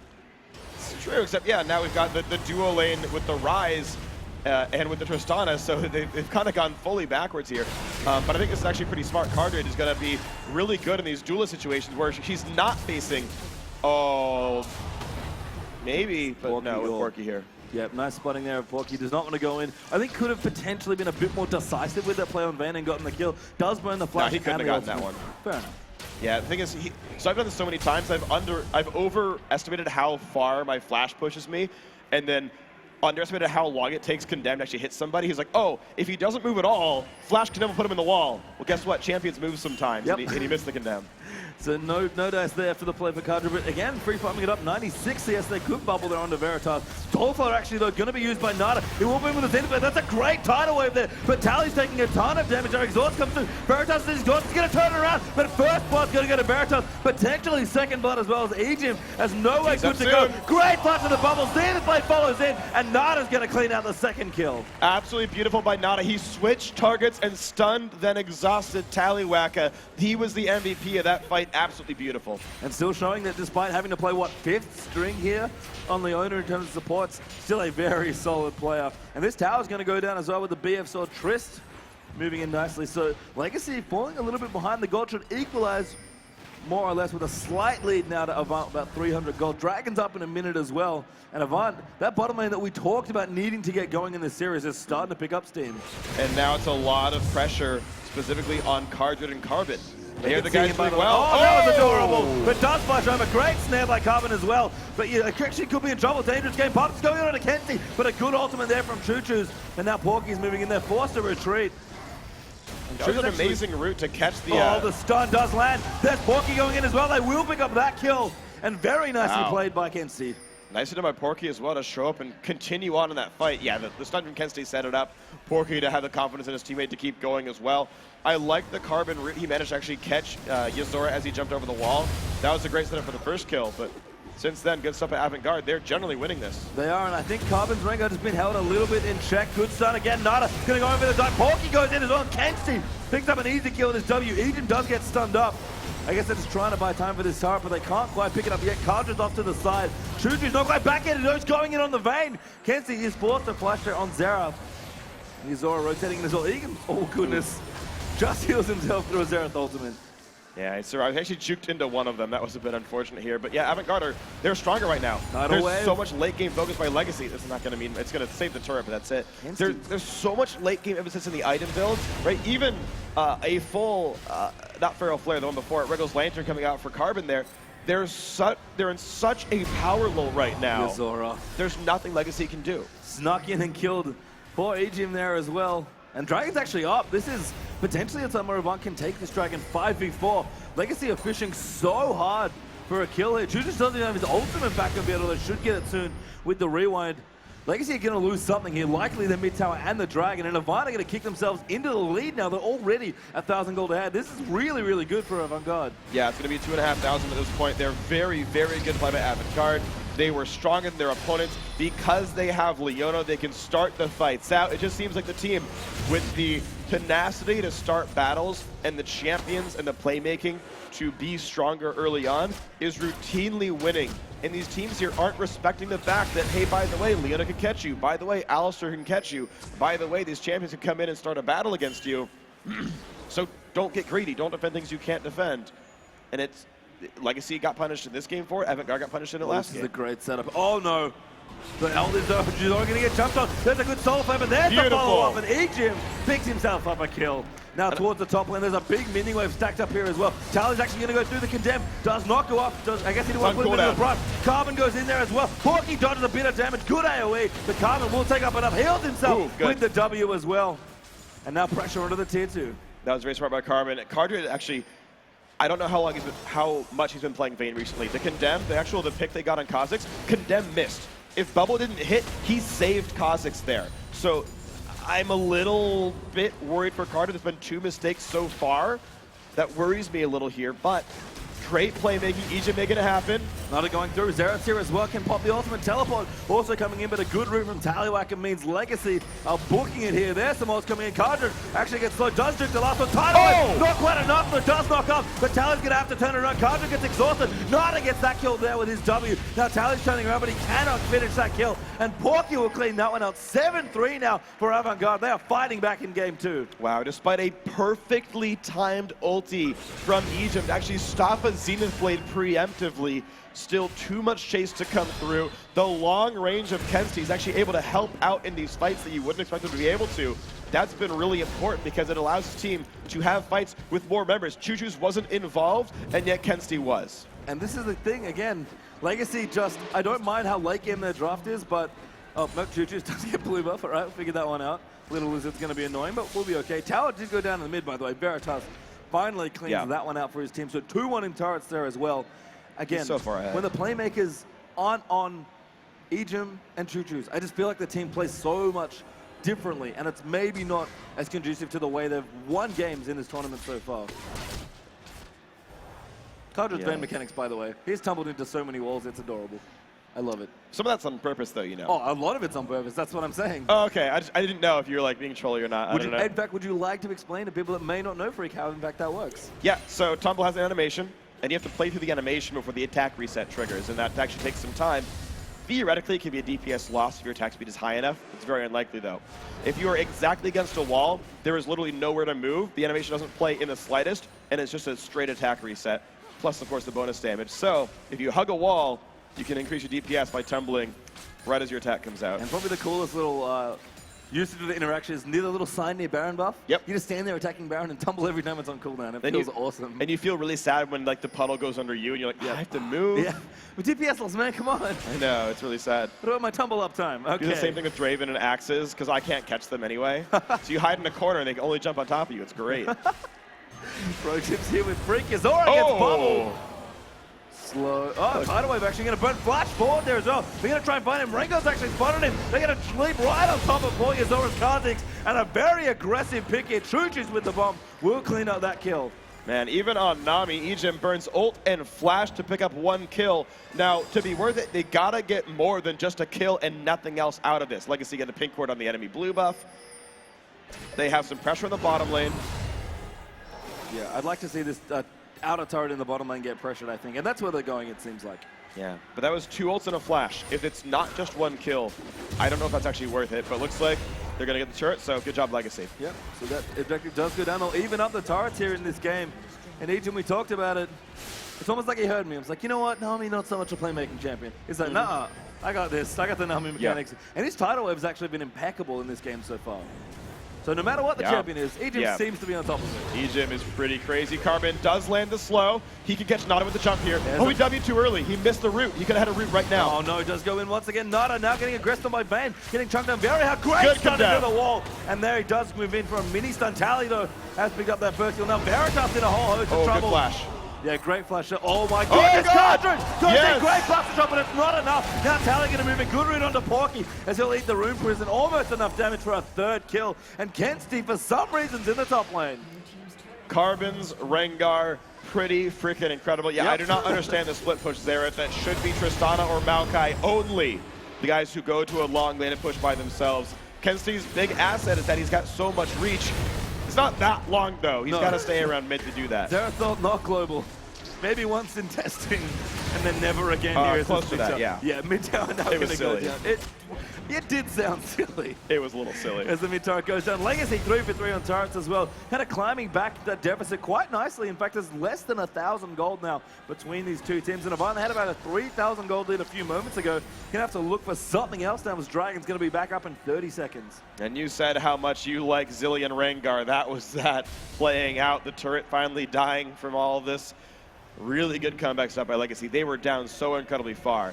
Now, Avant-Garde, they are in the lead. Kensti is actually still doing very well. He's still up 20 CS. And by the way, Tristan is about to have an Infinity Edge. There's a lot of great tools here for Avant-Garde. In fact, if Trist does finish IE, it will be very hard to win the Dragon fight for Legacy. Yep, and I think I was a bit worried about Carbon's Rengar in the early game. He made some decent plays, but couldn't quite find any more ganks. But this mid game, as we almost always credit Legacy for, when they're together as a group, they just play so well. And Carbon's Rengar, he's ready to make the plays and initiate for his team. So the poke going back and forth. Ward control right now is Avant-Garde's. Good by them to keep the vision up. Reward in the Dragon Pit. You typically want to put a pink in the pit to keep those wards down. Same with Baron. You want one in that watches all the wards. That poke from Xerath as well. Frustrating. There it is. Good by Nada. There's Nada just clean out. He's going to take a bit of damage. Kensi moves in instead. Good tumble though from Cardred. And Avant, they want to fight for this next Dragon. I think they realize they're at a really good power point. Veritas has not chopped yet though. That's... I don't know, Matt Carbon.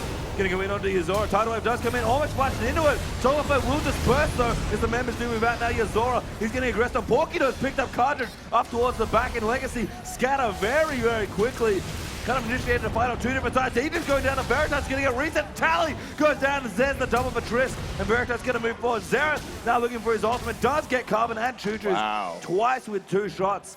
I don't know if they've got enough movement speed though. Actually, Nada now getting aggressive on Chuchu. Say, hey buddy, how you doing? Bomb will go up. No, does get the kill. Wow. Porky's starting Baron now for Avant-Garde. This is really risky, but Veritas has a lot of damage on him right here. This could work out just fine.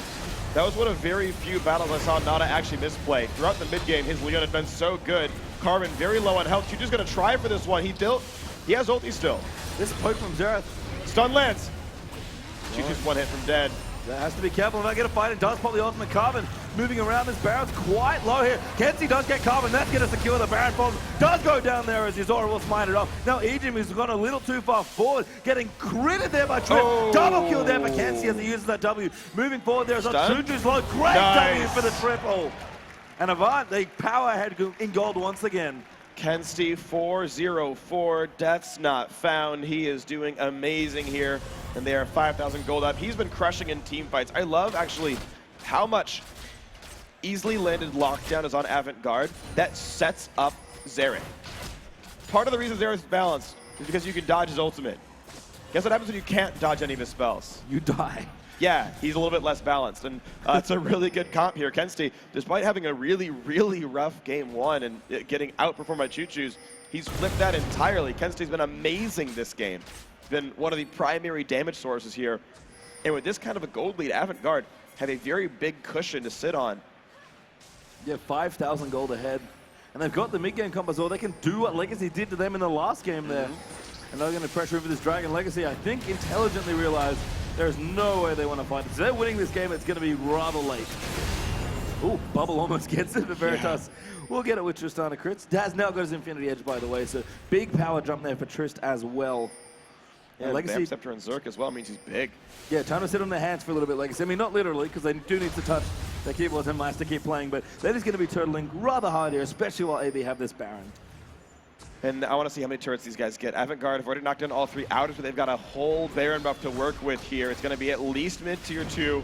They should get at least 1 more turret, likely 2 to 3. Kadra, by the way, is just down the bottom split pushing. I don't blame him. He doesn't even have a static shift to help with the wave clearing. Legacy actually don't have that much wave clear in general. He's rejoining too late.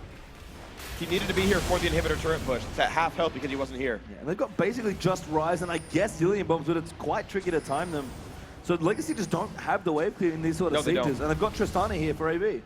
And there's no way Vayne can outpush Tristana, so there's not a lot that Legacy can do. They're going to keep taking poke. They've got a... There's one, there's... Oh, good flash! Jukes them all as well! Now, Bulky's going to dive in as well. Kensi's screeching for that AD carry kill, and Tally supposed to run away now. Chu's going to get aggressed on. Will turn it around though. There's Kensi with a double though. Marengo's going to jump in on. Chuz will use his ultimate on himself. Carbon is trying to find a target, but there's nothing attractive here. Tally is somehow all the way towards the mid lane, trying to proxy the way. Veritas though on a killing spree. Now picks up Zillion as well. That Trish 4-1 and 16. Hibby's going to go down. And the crazy thing is, I was going to say this is game over, but it's so early in the game, 24 minutes. The respawn timers are short.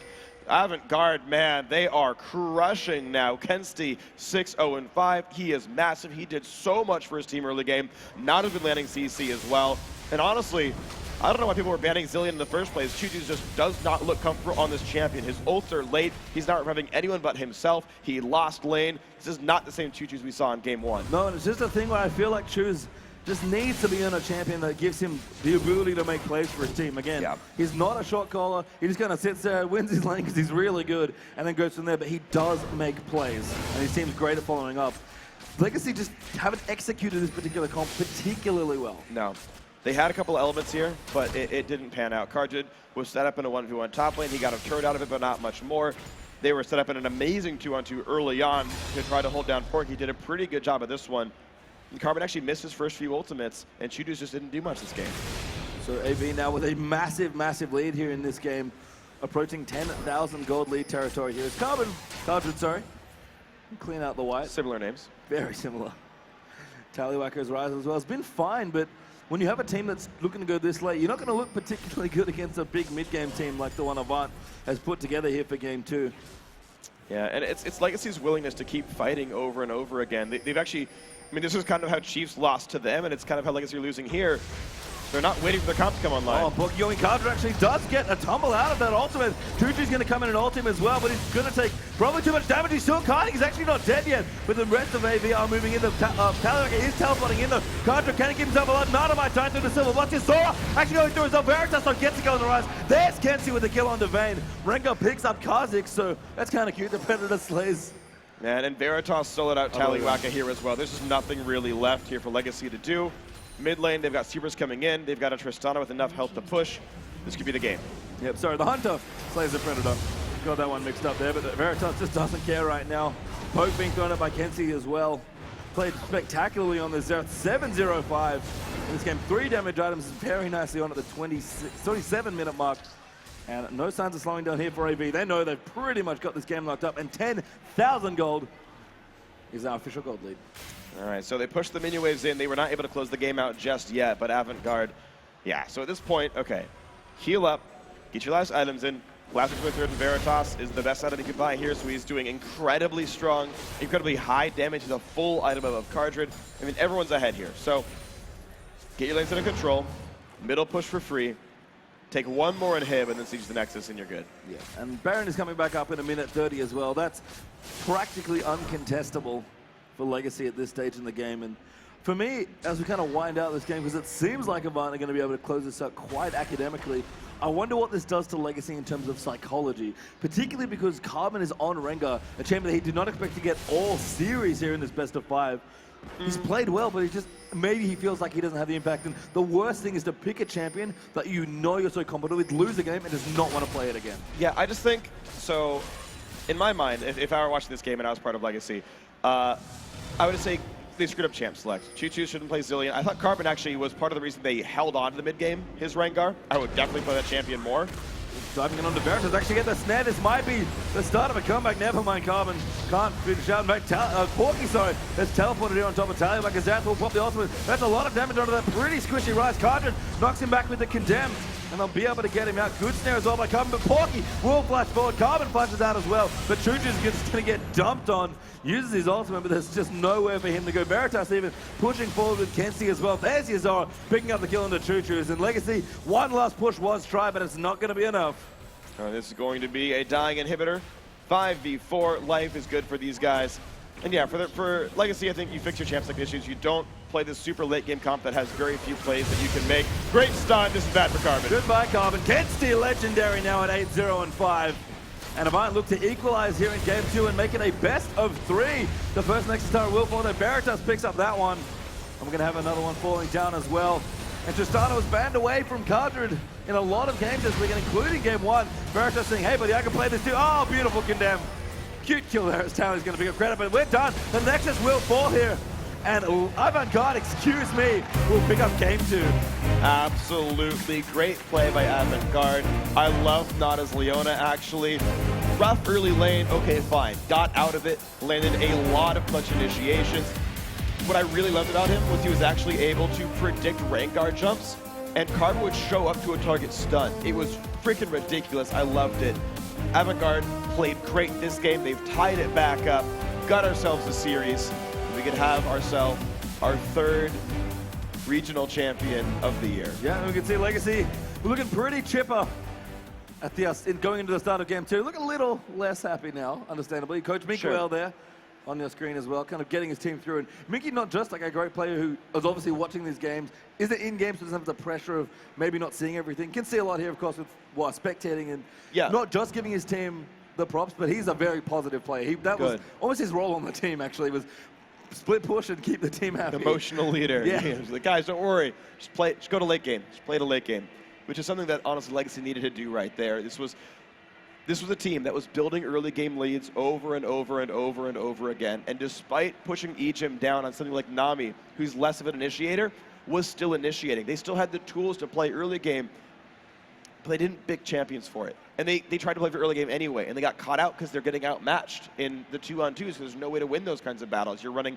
tier Zilean, tier Rise, and trying to fight it 12 minutes in. Not going to work. You got to be smarter about that. Yep, so we do have a replay from that last game as well. So let's jump straight into that. And Freak, tell us what happened here in this last little engage. This is one of the last few dives. So yeah, Cardred has to flash to dodge one. Somebody heals to dodge the other. Just a strong tower dive. There's very low health bars. Now Choo-Choo's is nowhere around to like save his AD carry. He's not playing a support role at all. He's playing like he's Zed, split off by himself, and so it's very easy cleanup where Zilean does no damage, revives himself, and it's really a champion here. Great stun lands on Choo-Choo's, right? Good cleanup here. But this is honestly, it was a game of Legacy not knowing how to play the team composition. That was the big story here. Avant-Garde played good. I do not want to understate that. There were just great individual plays everywhere, kind of down the lineup. But Legacy shouldn't look like this again. No, and I guess we're going to find out. We've got a game 3 coming up as the teams do tie it up here in the Oceanic Regional Grand Finals. Guys, we'll take a quick break, but when we return, it'll be game 3 between Avant-Garde and Legacy Esports.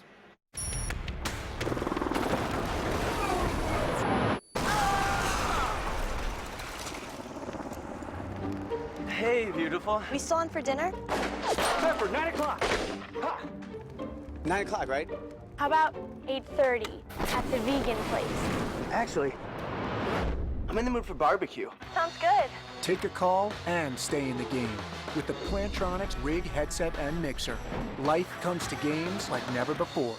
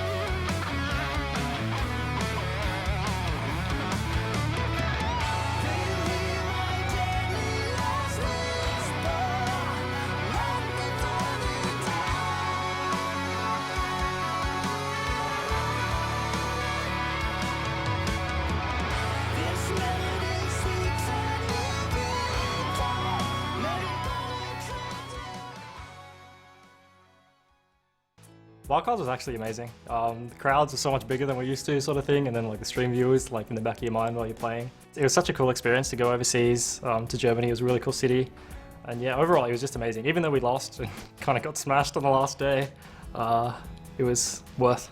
It's actually really funny about the Alistar because it was really strong top at the time. It's just like sort of the same. It hadn't been nerfed by World, so it's like the same thing. I was being banned every game, but then it was open and we picked it. I forget why. Like I think we just wanted another counter pick for the top matchup or something. The way I saw the meta, like when we left, changed completely when we scrimmed some of these like really good EU teams, like SK and Copenhagen Wolves. And so N-rated like completely dumpstered me when I picked Braum, and he's just like, well, I'm gonna play Alistar. And then like we just got rolled, and I'm like, okay, well I can do that. After I had that one Alistar game where I decided I was a good player, I was like, okay. It's in Egypt, he's looking for a play, he's got the knockup. Manages to get the pulverized Edward in towards the tower. Touch is in trouble, he goes down. The AoE from Naru was high there. Touch caught out, he goes down. And Holy Phoenix is the starter, he's in trouble. A great pulverize from Ejim there. I mean, Ejim, his performance on Alistar was fantastic in the mid game. The number of 2-3-man knockups that literally turned objective fights. Definitely one of the better Alistar performances we've seen in a long time. It was so cool, and then I got mentioned by Edward from Gambit. He was like, Ejim Ali God on Twitter, and I'm just like, oh! Like fangirling. But no, yeah, there was a lot of support. It was really cool.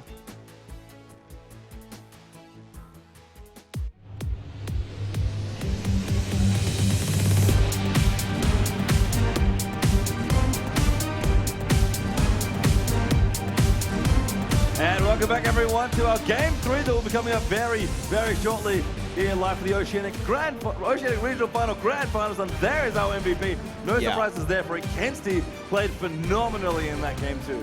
That was absolutely beautiful. I remember when we watched their match against Legacy back last weekend.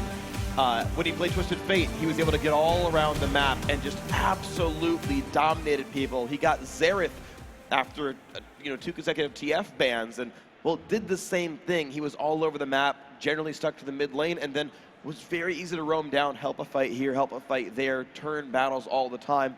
I love Kensti on these champions that can sit there on wave clear in their lane and then just affect the other sides of the map. It's a really strong role that he plays here, and it was very key in them winning that game. And it's funny you mentioned that because he was a Ziggs main for a long, long time. Makes sense. Yeah, absolutely makes sense. That style of play, and that's the thing, I want to kind of jump in that a little bit because every player has a different play style. Every single player has a different set of champions they're going to be best at, a different type of play that they're going to be known for. This is part of why I don't think everyone needs to subscribe to the meta. Because, like, sometimes you're a Riven-type player, you probably shouldn't play Maokai every single time. Sometimes you're a Ziggs main, and you want to keep playing the Xerath and the TFs. Don't jump on the Zed bandwagon. Stay on your own Xerath play, because you have performances like that, right? How much better was that than his Ahri, right? Picking his types of champions that make his type of plays that he's used to making.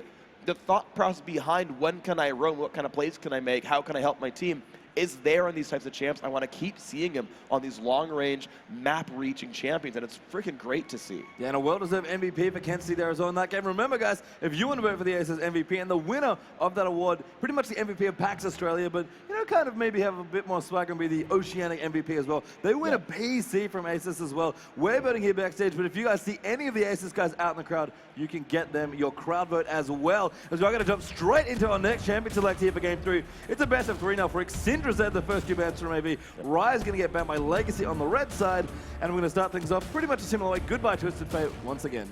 I want to know if they'd get goodbye Xerath as well, or if Choo-Choo's can find a lane that will dominate Xerath. I actually want to see that champion again from Avant-Garde, and if he's confident in the matchup, I wouldn't even mind blind picking it here. I think getting this type of champion would be very good for him. Now, Legacy first picked the Rise, they banned it away again here. It means we're going to have much less support targeting. Nada was fine anyway on Leona, so I want to see what else is out here. Yeah, Kha'Zix's actually receiving a ban as well. I guess both Carbon and Yuzora have had good games of Kha'Zix. I believe that's the jungler that's won both our games so far. He'll just play Rengar. I don't know why they... unless I think Yuzora can play it. That's the thing, is unless I think Yuzora's going to play Rengar here, I don't see the purpose of a Kha'Zix ban. I thought Carbon's Rengar was fine last game despite the loss. I don't think you tilt on that at all. Chandra is an interesting ban, but they're actually going to pick Tristana first, and that's going to give Thresh over to Aegim. Carbon immediately hovers that one, and that's likely to pick up here. And if Rengar's open as well, they could pick it. Nothing too particularly open as well. Lucian, I guess, but I mean, that's pretty standard into Trist at this point. Right, well, Cardin's been, generally speaking, playing Corki more than Lucian anyway himself. Like, Lucian was only contested because Veritas wanted him, but now that he doesn't, who cares? Yeah, so Thresh, I think it's going to be an Alistar against him. Thresh Alistar's not a lane I've seen very much because we haven't gotten to see much Alistar support overall because he kept being banned as a top laner. It's just what I expect to see Nada play. I mean, both these guys are going to be able to make openings. The difference, though, is that Legacy are already setting up for a better early game. And early game has been the name of the game for pretty much all of these series so far, where getting to do things in the first 15 minutes tends to transition into a win. So I'm not even sure I'm in love with the Tristana overall. Yeah, and I like that they've got the playmaking champions on their shot callers once again. Yeah. Aegim and Carbon are going to be going back in on really comfort picks and champions that they can make a lot of plays with. I would like to see choose on something, again, not quite as passive. And for me, that was the biggest difference. The mid lane has just looked completely different in Game 1. Like, Game 1, it was all about Choo-Choos. I think Game 2 was all about Kensti. So we're in Game 3 now. Who knows what's going to happen? Well, here's the funny thing is, Yuzora did this last time he picked Jarvan. He actually banned Kha'Zix when he wanted to play Jarvan. I feel like it's a jungle counter pick he doesn't want to face, even though you can expect the Rengar regardless, but it's his choice here. This is already set up for a very good comp. Kensti could go for an Orianna here and play that AoE sort of wombo style. Tristana's a good cleanup champion here. They could go for that. Alistar fits in the comp as well, so heck, Avant-Garde are really set up for that type of team if they want to go for it. But they'd have to get out of the early game to make that work here. I wonder if Orianna is something that Legacy are considering actually as well. They have Rengar Orianna also. And I don't know what else Kensti really has going for him if they, with the Twisted Fate ban and Syndra ban, which he does play also. Okay, so the Orianna steal is interesting for a couple of reasons. One, it steals away the likely mid laner Kenzie was going to play. But the other thing is Orianna is actually a champion who relies on her team to make plays. She's not an individualist champion like Zed is, like Ahri can be. And so it still puts Choo-Choo's a little bit out of his element. I know he can play Orianna, but it's not his innate play style, which is just a slight nerf to him as a player. Yeah, I mean, it's not, you know, a big assassin. Yasuo is also, I think, available there as well. From memory, Kenzie does not play Fizz. There's one Fizz player in this top 4, if I recall correctly. And that's Swift from the Chiefs. And unfortunately, they had their loss yesterday against Legacy. So Caitlyn's interesting to me also. I guess Carter's just like, I just really want to play safe against this Tristana, man. Yeah, I actually would have liked to see Jinx come out, actually, because Orianna, I think, is a great with Jinx champion. And you could have gone for Riven top lane, just set up an AoE wombo comp. I actually would also prefer to see Xerath over Ahri here. I don't love this hover, but it does give more texture to Avant-Garde's lineup. It's still a good AoE team. You still got good setup for Rumble, but you got a very different setup. Oh, no, okay, this is cool. This is cool. I do like this, actually. This is still very strong. More AoE wombo combo, more team fight, more CC. This is good.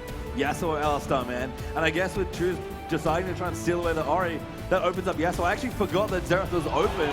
Oh my goodness, the Gnar does come out, though. And Taliwaka, he's been so proficient on this champion. I love how you described it, actually, Freak. Yeah. He's just a tank. Just treat it like you're always going to be Mega Gnar when you need to be. Yeah, and that's your goal here. I mean, anytime you take damage, it's not like it's the Graves passive where, like, okay, if you're taking damage, it stacks up. It's like, no. Every time you take damage, you get more. So if you're getting hit by, like, a Rumble Equalizer or Flame Spitter with Liandry's, you're just gonna be Mega Gnar immediately, and you build tanky and you go for it. The only difficulty I see here with Legacy is their damage output is low. Again, part of the reason I like Jinx is she provides a lot more damage than someone like Caitlyn here. I don't think she's under that much threat anyway in the first place. Yeah, someone can try to reach, but I don't think she's okay here.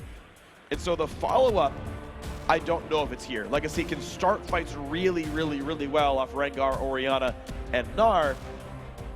But I don't know if Caitlyn's the right kind of cleanup.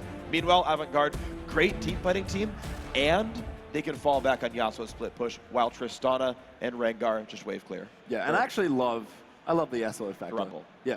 Yeah. I love the Yasuo factor. It's funny because both of the mid laners on this team are incredibly proficient Yasuo players. And again, there's no Fizz players. Actually, no, I lied. There's one Fizz player between these two teams. It's Carbon. I'm serious. He's the jungle Fizz player. Loves it, but wasn't open here. They saw the pick and like, yeah, Orient to Yasuo, love it. I'll happily play that matchup all day, every day as Yasuo. And again, there's kind of a standoff where in the draft, if any of the mid laners kind of pull the trigger where they can not, where like Yasuo is just a good pick, they're just like, yep, we're going in. Yasuo time. And I think it's going to work pretty well, even though it works, again, in the case of this team comp. I think there's a lot of outs for this champion as well. As soon as you can get out of lane with Yasuo, he works in so many different situations that it's a strong overall pick and works in so many different places here. So champ select-wise, I feel like I give the edge here to Avant-Garde. I think for the second time in a row, they've outpicked their opponents, and I think they've got a lot more to fall back on. But let's see if they can do it in the best of 5. Yeah, we'll see what happens here. Avant-Garde are now tied with Legacy. 1 game apiece here in this best of 5. We're in game 3. Avant-Garde on the blue side, Legacy over on the red. And some really cool stuff here for both these teams. And this is much more in line with game 1 for me, Freak, in terms of composition. I agree with you that Avant have outpicked them slightly, but we've got much more mid-game focus. Everyone's going to be brawling and running into each other. That should make for a much less one-sided game. And also, we keep in mind, Taliwaka is a player who's been very good at keeping down Rumbles in lane. I actually want to see a 2-on-2 here for Legacy pretty badly. Avant-Garde, I want to see him lane swap. Taliwaka, when he played Riven, absolutely demolished Swiper when that man played Rumble. It was obnoxious. It was horrifying. Now he's on Gnar, who's also a very good laner, and I think Taliwaka can repeat that performance if he gets a one-on-one. And that's the thing I actually really like about Gnar. He's not just this big tank, as you said, that you pretty much, he's a tank when you need him to be in the team fights, but he's a lane bully as well in his mini Gnar form. So really cool to see just Gnar, such a versatile, very difficult to play against top laner, but hey, we are doing something a little bit cheesy It's here. set up for him. They have enough trinket wards to spot the movements. They had Yasuo spot them come in. And now they can flank this blue up. There's no way Legacy sees this. Yeah, no. This is a very creative invasion. Even Tally's actually just hitting his recall button. And we should see a late Once they invasion. see Orianna, they should go for this. Tally moves out. Yep, they're going to start this blue, and here we come. No, not yet. Oh, they'll wait for the buff to spawn. Yeah, okay. Yeah. They want to late invade here. It's kind of what Carbon actually did in the last game on Rengar, invading that buff with Ejim with a great amount of pressure. Yeah. This is 5v3. Yeah, here's the flank as well coming through.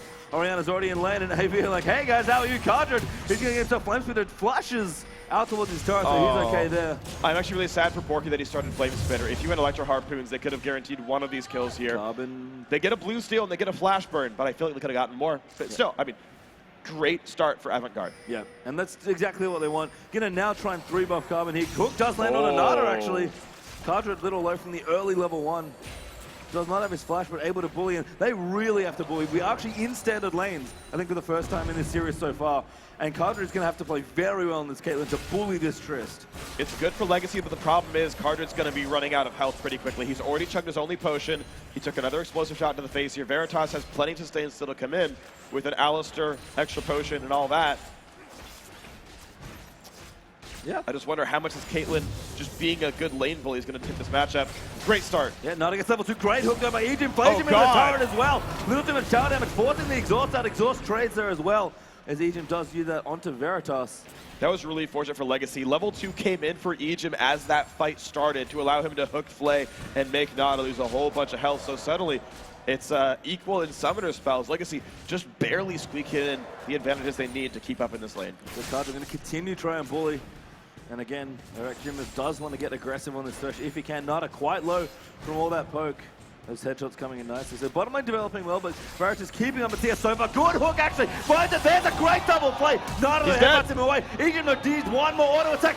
First blood to Egem. Wow, Nada had taken so many hooks. Absolutely beautiful. Ejim got Thresh. I was so surprised Legacy were banning the champion earlier on because I felt like you give him the champion at any point in champ select, and Legacy's ability to win is amazing. You're seeing it right here. What a good start in the duo lane. Good start indeed here as Kenzie getting bullied back a little bit in the early levels. To be expected here against Oriana. So Truce does have a little CS lead here in the mid lane as we start things off. But Yasuo, one of those champions that really just wants to farm as much as possible. Kind of an even or better sort of champion in lane. Right, exactly. And that's what he's going to look for here in this one. Kenzie, though, is being pushed in, and they know there's actually a lot of gank pressure available from Jarvan. They're hoping that the wards that have come down for Choo-Choos are going to be enough to keep him alive against these ganks. But Jarvan Yasuo can definitely do meaningful damage against Oriana. Yeah, it's just up to Kenzie to kind of last hit effectively on the turret with his E and the auto attack cancels. And again, a competent Yasuo player here, so should have no trouble. And again, keeping up nicely here with about a 6 CS difference. So we'd have probably just a farm fest in that mid lane. Tally, meanwhile, in the top lane, bullying a little bit so far. Carbon's actually rotated up here in towards the top. He's going to try and set up a gank. Tally's actually near Mega now as well, but looks like Carbon does want to give it up here. Tally's pushed the lane a little too far. He was hoping to see if someone could push out. I think he was baiting a counter gank with the way he was moving up. Saying, okay, Jarvan, you look a little healed, bought your first items. Now you might look for a gank. Are you going to show up? No, you're not. Okay, no big deal. So Taliwaka is building a +10 CS lead. That's very good for him. Probably going to keep growing from here on out, I should say. Yeah, and back to Megan. I'm going to shove the minions into the turret. Porky will flame spitter what he can. And actually, Azora has found himself in a very creative spot. You're actually counter-jungling the Wolves. Must have the read that Carbon's up towards the top side. Carbon's taking way too long up here. Like, you can't... Like, I know he has full ferocity, so there's always the chance to land the root and deal the damage, but there's no way Porky extends that far. He's going to last hit with Electro Harpoons. Nice knockup. Choo-Choos does get knocked up, and further damage will come through. Don't die though. Choose flashes a little late, but he knew he was safe for that time. There was actually a pink ward that I thought would spot Yuzora that Avant plays nice and defensively just right of their mid lane, but instead they're going to just get aggressive here. Knockup doesn't land there for Kenzie. Choo-Choos can't defend this turret. EQ flash would actually give him the kill. Kenzie could flash EQ and get the kill afterwards. So. Oh, sorry, that's a Vance pink ward that I saw. That would be why. That would explain it. And that's some really nice warding and great movement from Yuzora as well to get beautiful pressure onto that mid lane. So Carbon went top lane. Yuzoro burned a flash and took a 1 or 2 camps counter jungling. Significantly better play here by this Jarvan so far. And that's a good thing for Avant Garde. They needed some help because that bot lane started out badly, and so did the top lane. Yep. And as you can see, a 10 CS lead, or mounting to about 15 now for Cardred. So doing well with the Caitlyn, but Carbon is going to check out something. In fact, Kenzie's rotating down to the bottom. Does have his ultimate now as well. Carbon will find Kenzie though. He's going to meet this Rengo. Jerome might cost him it. Chuju's going to move. It does have his ultimate, but maybe not enough mana. He's going to auto attack in. That Q's grip, and that's a good flash there. Carbon actually going to flash after Kenzie though as well. And the damage comes in. A good knock up there from Yuzora. And there's not enough left, but maybe Yuzora's going to get a beautiful reset of the brush there by Carbon. Comes in with the ferocity. Now with the ball on top of him, Yuzora's forced to flash as well. Tally's actually come down as well. Egypt comes in, wants to lantern through Carbon, but he can't hook further. And a lot of creativity there from Legacy, but no dice on the kill. That was twice in a row. Carbon used 5 Ferocity on a Q instead of a Root. In either case, if he throws out Ferocity E, he gets the kill. I am surprised by those misplays by Carbon. He misjudged his damage and misjudged the need for crowd control. It still, of course, gives him the Dragon. It was a great gank overall, but it could have been more. Yeah, both top laners actually used their teleports there as well. Porky was actually bullying Shoes a little bit. He was quite low after that exchange in the mid lane, but he'll just clear out his creeps and be happy. They want to go in. Good Pulverize actually going into Carbon. Veritas will get aggressive. That's going to force the exhaust though. Now Egypt wants to come through, probably looking for a flay here. Nada though blocking nicely. Good hook though. He actually could be in trouble. Good as Alistar as he flays back, but not quite enough damage. Carbon is so low in his own jungle. Looks like he popped his W, donating the blue buff to Choo-Choo's. There he is. He's safe now. Yep, he's okay. Just going to chill out. Just, you know, hang out with his 0 trophy stacks and move on from there. Now, interesting to note, apparently Caitlyn traps take too long to arm. You can't set them up with just Death Sentence. They would require a really, really good play afterwards to make that work. But the more you know. Well, there we go. The Cadre going to continue farming up here, although Veritas actually jumped ahead in CS. I guess due to the Dragon that Legacy tried to take quite early, so yeah, that might cause some problems here in the bottom lane. Veritas is having quite a lot of room, more than I think he expected to get in this 2v2. Yeah, I'm surprised he's been able to equalize the CS here, but as he levels up, his range gets better, the power of explosive shot goes up as well, and it just became a little bit nicer for him. Also, he's got a bit of an item lead because of awkward recall timings. That pickaxe really, really helps him in this lane. He can last hit at significantly longer windows. Anytime you're fighting in the bottom lane in a 2-on-2, you try to hit your opponent when he goes for CS, right? That's when you look for it because you know he can't fight you back. When you've got like 110 attack damage, your window for last hitting is really long. And it requires your opponent to be constantly looking, oh, can I hit you now? Can I hit you now? And if they ever go for an auto, then you have the easy window, and you just hit it, and you walk away, and nothing ever happens to you. So as attack damage goes up, your chance of getting harassed goes down. Yeah, it was Choo-Choo's here, gonna farm it up with the blue buff on Oriana. And Veritas looking comfy here. Double the rest of the card is curious as well, but I guess he just wants to make sure he can keep in this lane. Can't see him in time. Still down 10 CS, but he'll CS most of his creeps, if not all of them, under this turret. There's his first one. We'll watch a couple of Yasuo mechanics here as well. Yep, Kenzie's on top of it. Yeah, he's good to go on this one, and as E stacks up, it's even easier to last hit, so he's fine. Kind of like Aurelia, just very easy to last hit with a champion like Yasuo. But even easier, you don't have to use mana. Yeah, true. I'm hoping for Cardred's sake he's got enough gold for a BF sword. There's boots. There's a BF sword. Yeah, he had boots Dorans. That was like a little bit less expensive than a pickaxe, so I knew his recall was going to be differently timed. He's got a pretty small window where he's going to have BF sword advantage, but that can get answered pretty quickly. Carbon finally finds that pink ward as well. Throws out an E. He's already just dodges it. Who's actually with his ult and full mana and health. With his Thene's almost finished with both the Fiendish Codex and the Chalice up. This is a decent time now for Legacy to potentially get aggressive, but not the objective fighter on Carbon. Never mind, going to go in onto Kenzie, who's dashing around the minions. Will die to Choo-Choo, so Yuzora jumping on top. Can he get the kill? Nada going in, misses the Pulverize, but Yuzora will get that next kill. Good headbutt as well away. Wow. And the exhaust means more can happen. But Nas here as well. Equalizer just missing on the Choose. And now Tallybacker doesn't have enough range, but he's going to fight Porky here. Just popping into that hyper. Oriana going to help him out, speeds him up as well. But it's 1v3 right now for Tally. Finds another boomerang. Good bounce forward. We'll get more vision. Hyper going to come in as well. Now Mega now will be on the way. Sin misses that next boomerang. Almost hits Porky again. And a good side comes in. Nada will rotate through. Mega throws a house at Nada. And the roam will not be enough for either top laner, unfortunately. Does buy a lot of time, though. This is going to be Avant-Garde forced to back away. No one around at all. The recalls are slow on top of that one. And Legacy, despite not getting a lot of kills for it, do get control of the mid-turret. Very good fight for them.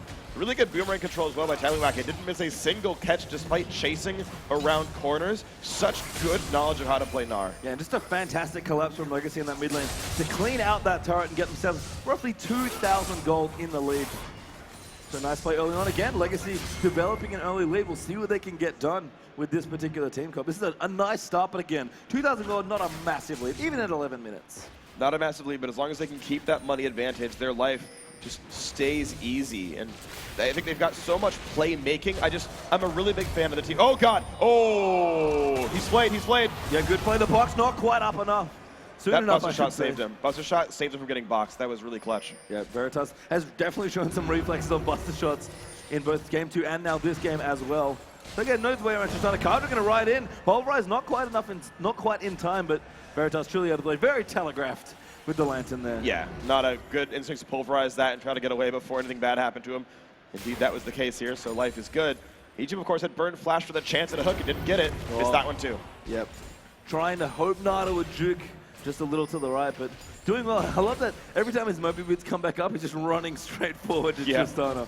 As soon as you stop to auto attack, you've lost so much distance that you're in flay range, basically. Veritas, so you're going to continue CSing, actually developing a very nice lead here, almost 20 CS ahead in this particular 2v2 lane. That's not what I expected at all with Caitlyn versus Trist. Oh, the cannon. The cannon's, I'm sorry. Oh, it's actually still alive. Never mind. Oh, he might get it.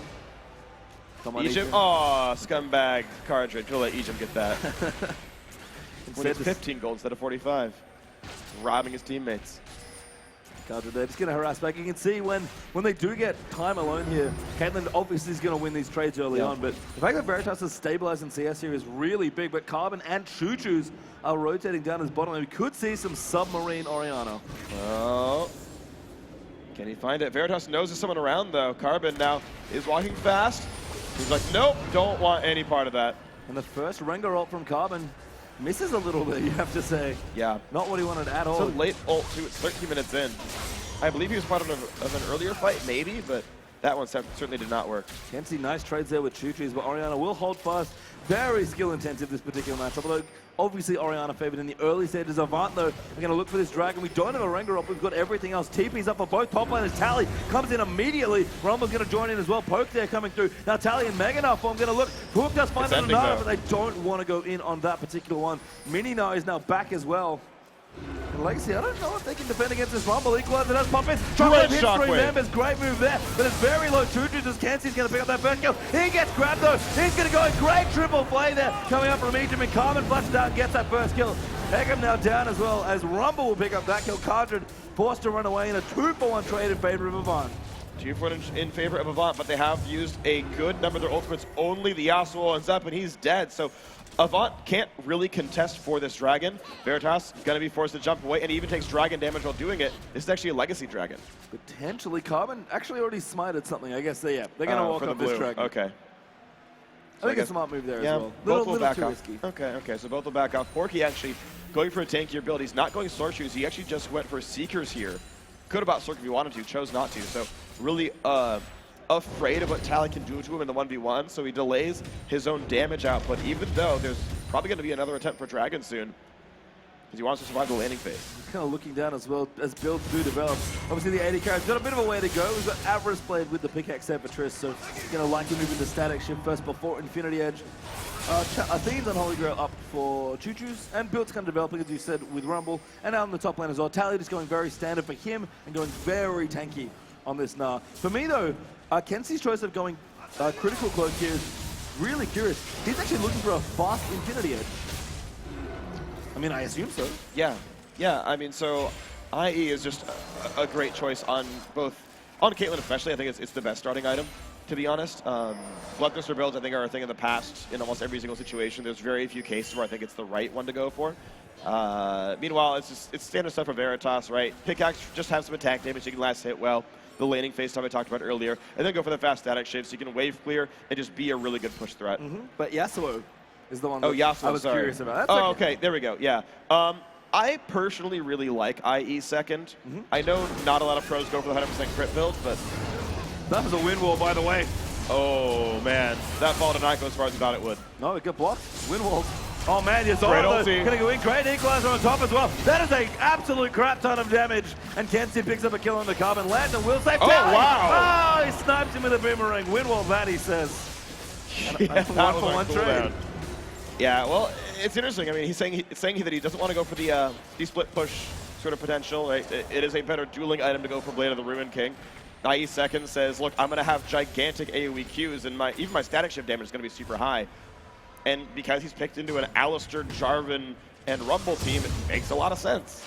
Yeah, it's definitely one. Again, we talk about mid-game all the time in games, it seems like. And with the way AV's comp work, with Big Rumble, I mean, Triss is kind of, we've called it an insurance policy. Yeah. I think that's pretty accurate here. But I think Kenzie just wants to make his 20, the 25, 30-minute section of his team better. And that's what IE second does feel on Yasuo. Right. Yeah, so that's the goal here in this one. Yeah, sorry for misremembering what champion you were going for, but the difficulty though is until Cardred actually finishes his Infinity Edge, he's actually not very useful here. Legacy thankfully get to use that pick on Kenzie to turn it into Dragon anyway. Very fortunate for these guys, but well capitalized by Legacy. Healed up, went there before Kenzie could show up. Exactly the right play. Still a small lead there. Porky will actually equalize effectively. As he's going to take that turret up now. Lifted 1,000 gold. Nada though, he's going to get jumped on. Kenzie finds the knockup. Nada flashes out. Beautiful play there by Alistar. And he should be okay. A very tanky champion. Burn the ult, take no damage. Flash away when you have to, whatever, no big deal. So, well played in this case. So, here we go. 500 gold difference. Dragon off the table, which is actually pretty awkward for Porky here, who doesn't really get to be that great mid-game rumble for another 6 minutes, and 6 minutes of Taliwaka getting to push against him if he wants to. I have to say, I feel like Porky is struggling again here in the top lane. He's just, the way Legacy have played, he's just not been able to get to a dragon fight as Rumble and be super high impact. He's had a great equalizer with the Jarvan ultimate when they He's started had some that good ones, fight. some bad ones, though. There was a fight in the mid lane where he actually just straight missed on Choo-Choo's, who reflex flashed anyway because he expected it to hit him, but it wasn't even on. Yeah. And that's a bit risky when we compare to how Taliwaka's Rumble was earlier on, and Taliwaka winning his lane. I think arguably doing more in fights potentially as well. The solo laners typically, to me, feel like they are a bit better for Legacy, but we're seeing that the dual lane is quite obviously going better for Avant-Garde, despite the Alistar First Blood.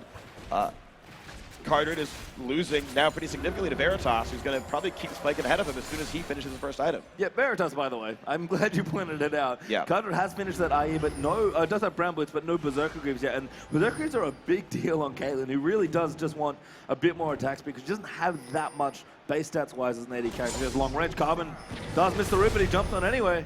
Zora will slow him down, just kind of throws Q at his face. Orianna moving through as well, but we'll be all right for now. But Veritas has impressed me in a standard lane. He's just pulled so far ahead against, what is, Caitlyn. Yeah, Caitlyn, the lane bully. Oh, Eggum. Oh, that is a trap, though. This is not good. Taliwaka is going to be here right on top of him. Hook comes in. Is Cardred Meganar. jumps in on top as well. The house just misses, but Cardred's going to clean up that kill. Great Nara ultimate there from Taliwaka as well. The box also goes through. Choo-Choo's a little low. Orianna does pull maybe 1.5 in, but Porky's going to get that next kill. Tally, though, he's taking so Great much hook. damage now. He's Meganar, sorry, Porky will go down to Carbon. Zora getting slowed by the Boomerang Blade, but a 1-for-2 trade there is advantage Legacy. Yeah, 2-for-1 for Legacy. They're going to trade turrets, though, because Kenzie stayed in the mid lane, so these are going to be equalized, but it's more minion waves that can be crushed. Taliwaka can hold mid, no big problem. Legacy, great job there. Yeah, and I think much needed gold there for Cardred with those assists in that particular team fight. And again, nice aggressive play here. Egypt and Tally coming up nicely. But we don't really have something to fight for yet, and both teams are approaching some pretty key power points. Uh-oh. Kenzie's in the wrong spot. He's surrounded here. Yeah, maybe said a little too long. It's like, hey, no, how you doing? Carbon's like, hey, buddy, how you doing? No. Gonna try and save him. Good though, pulverize. Egypt are coming in with the flash. Kenzie is already ulted, I believe. Does get walloped into the ground there, but Egypt now caught out of position. House does come out, but just misses Kenzie. He's got a knock up as well, so no chase there for Legacy. My gosh, Nada is just everywhere. His Alistar is pretty damn strong. He saved Kenzie there. Got away to safety, nearly killed Carbon with it. So beautiful stuff on this one. Alistar Yasuo, man. You know all about that. I do in fact know all about that. I'm sorry, Spawn, if you're listening. He experienced me getting... Basically, I played a community game, for those of you not aware, and I played Yasuo on Hexakill, and I basically got on top of this Alistar's back and started swinging my sword around his head. That was how I played. And yeah, it's As really, though you were really Nunu? good. As though I was Nunu, correct. And there was absolute zero chance that your opponents could live? Yes, there was. Tally here in the top lane. It started, ladies and gentlemen. Gonna clear out some minions in the top. Choo-Choo's actually feels a tad behind here. I assume a rabbit on Zepcap wants to be his build, but he's just not getting hit the spike as nearly as quickly as Kenzie looks like he's going to. He is a bit behind. Kenzie's Yasuo is doing very, very well. Was slightly down earlier on, but he's come back quite nicely. But one thing that's been happening here is Kenzie's been very much focused on his individual lane, whereas Choo-Choo's has been trying to make roaming plays. In the bot lane, the roam play worked. That was nice. But Kenzie stayed mid, got a turret for it. Choo-Choo's has tried to roam other times and missed out. and actually not got anything for it. So Juju's trying to make these plays. It's not always happening, though. So we talked about with Orianna, she requires teammates to make plays. Juju's doesn't always have the teammates there or doesn't always roam at the right times to make those happen. Yeah, and again, Legacy have not found really much success with grouping as 5 members and trying to push down. That's what they love to do as a team. It's where they excel. Carbon, though, will spot Yuzora here. He's going to get ulted, actually. Carbon looks to go in. Egypt wants to pop over the top. There's a great snare there coming through, and that should be killing this jump. And he does pop his ultimate, but Cardin's going to pick up that kill. Blue buff does go over to Caitlyn as well, so a nice win there for Legacy. So Blue Team actually pings Baron, and I actually had the same thought, where I feel like Legacy could just go for the random risky Baron and hope no one checks it. It wouldn't be that bad of an idea, but they go for the safer play, probably the smarter play, and they're going to push top. And once again, Legacy doing an amazing job of when they get a pick, they get something for it. Last time it was bot lane, this time it's top lane, but this time around there's nothing to answer for. I have to ask you though, Freak. We're getting like towards a big mid-game point here. 22 minutes in, 25-30 minutes is likely where a lot of these 2 team comps are going to start shining, but yeah, we're very close in this game. There's, what, 2,000 gold ahead for Legacy, which is really nothing at this point in the game. Do you feel like late game is in any particular team's hands in this game, given the team composition? So late game, I think I give to Avant-Garde, because they have really strong team fighting, and they have the Kenzie split push, and they've got the Tristana insurance policy. So many good things are going there. Legacy, I said at the beginning, I'll say it again, I don't think they have very high damage output. So once Porky gets the Zonias, once Yuzora gets some tank items, I don't see how they get rid of those champions. Now that said, also, at this second, I feel like Avant-Garde are actually a bit stronger. They hit big power spikes. Leandry's is done, Shiv is done, IE is done on both those AD carries here, the AD carries of Avant-Garde. So surprised that they don't fight for this, but they just weren't there in time, I guess. Yeah, not quite in position, unfortunately, and that was looked like a very risky Baron for Legacy. Good ball there by Chuchi, just spot Avant moving through the lane. Snare will be popped out there as Carbon's trying to get a bowler out onto something from AV, but we'll defend now. Caitlyn, thankfully with good wave split, although needs to finish that static shift, if that's what he's going for, to make that a little easier. Yep. And you're just seeing that Caitlyn is trailing here in items kind of the whole time. And I don't think it's going to get any better. We're seeing repeatedly he's able to get far and better, but Yuzora in the wrong place, the wrong time again, and he gets rooted. Warding very aggressively there on the Baron, uses his ultimate, does not have his flasher, and that's Tallywacker with a free kill, you have to think there. Now Baron could be considered in Legacy are going to go in. We saw a very sneaky Baron by them. Oh, what a bait. Nana can check it, he's not going to be afraid of this. Oh, they do use the Scrying Orb as well. They know no one else is there, so I might be like, nuh-uh. And also, Chuchi's lost half his health bar right as he appeared on regular ulti. They're going to try for this. Yeah, Carbon's going to run in distance there for Tallywacker. He's running out of range, bounces over the wall. Can he throw a house of Kenzie? Windwall is up and does wall. He can try again though soon. Flash! Oh my goodness, close. that was close. Carbon though, he found a bit of brush, and now the ult's going to come down from Porky. Kenzie flashes that Carbon. Quite low actually flashes out of the way. Oh no, he flashed with the Orianna ball on top of him. They have to re-engage here. Porky, they're going to get 1 kill. Now they'll get snared up there by the hook. Does flush out, but Cardra cleans that kill. Kenzie going to go back in, picks up Egypt. Cardra's solo, Kenzie gets the double. There's the triple kill, but Tally does pick him up. Now he's 2v1 off. He got popped over the top. Does bounce over just in time.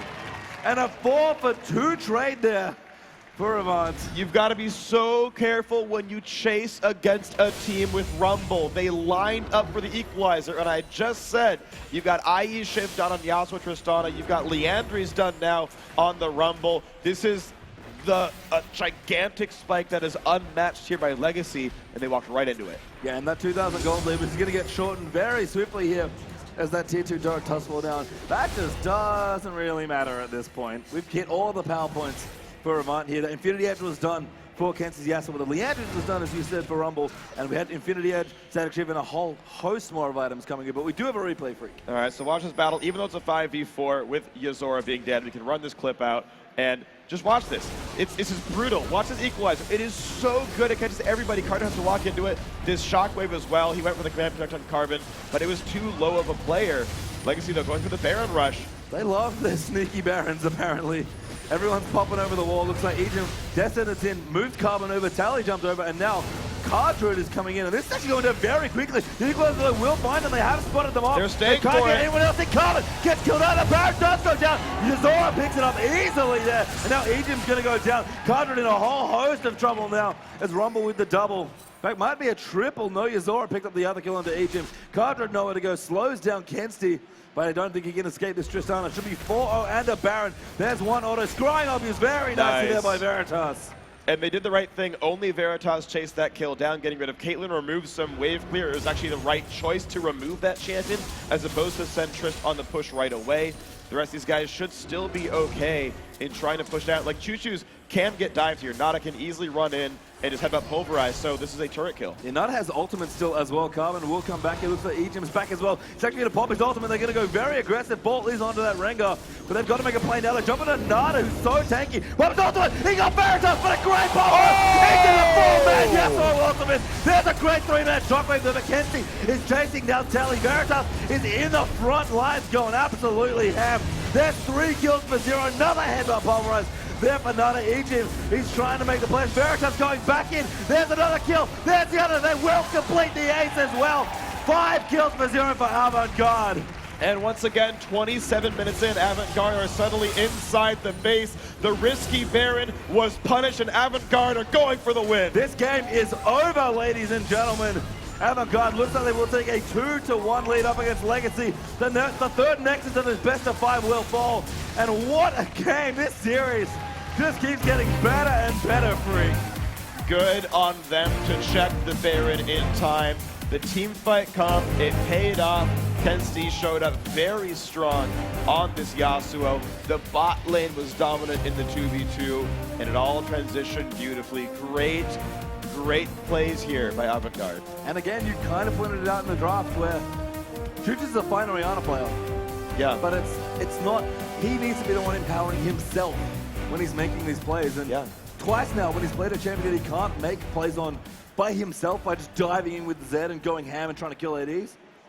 Just, it's not the same team. Yeah, and especially when Avant-Garde are clearly playing these cohesive, looking for team fight compositions. The best way to deal with that was the way Legacy dealt with it in game 1. Split the team up, create pressure. Like, just think back to how ludicrous Choo-Choo's versus Porky was in game 1. He's like, I'm Zed, and Mundo's getting one shot. And you're like, man, life really sucks when your dedicated tank can't survive Zed.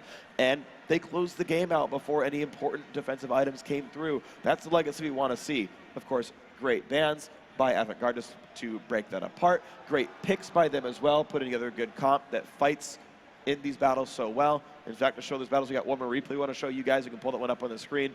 The Avant-Garde are absolutely great team fighters.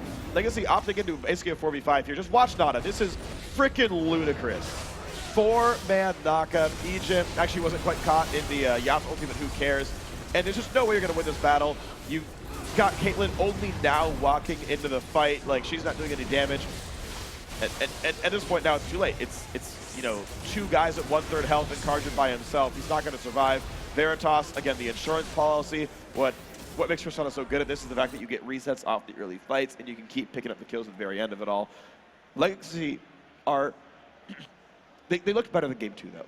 They put together a much better early game. Ejim's Thresh, still amazing. Got first blood. That was awesome. Really good stuff. But they're playing the rest of the game a little bit improperly. They're limping into team fights against a Rumble, things like this.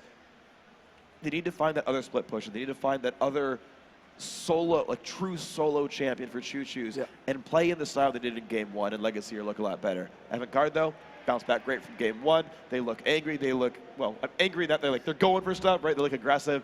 They're happy, of course, and they're 1 game away from being the 3rd Oceanic champion in 3 seasons. It is. So, guys, it is match point now for Avant-Garde. A 2-1 lead in this best of 5 series puts backs against the wall once again for Legacy in a championship best of 5 series. Don't go anywhere. Game 4 will be coming right up.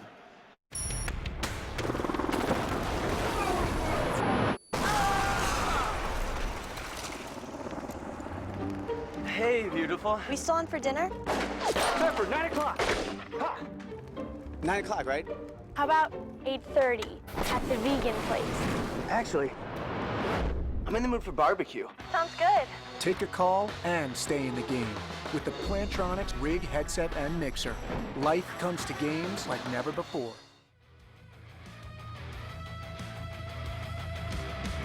Behold, my son, there's a way to save you all. Don't you despair, don't be petrified. There is an armor, ancient magic made it strong, and you shall wear it when you fail.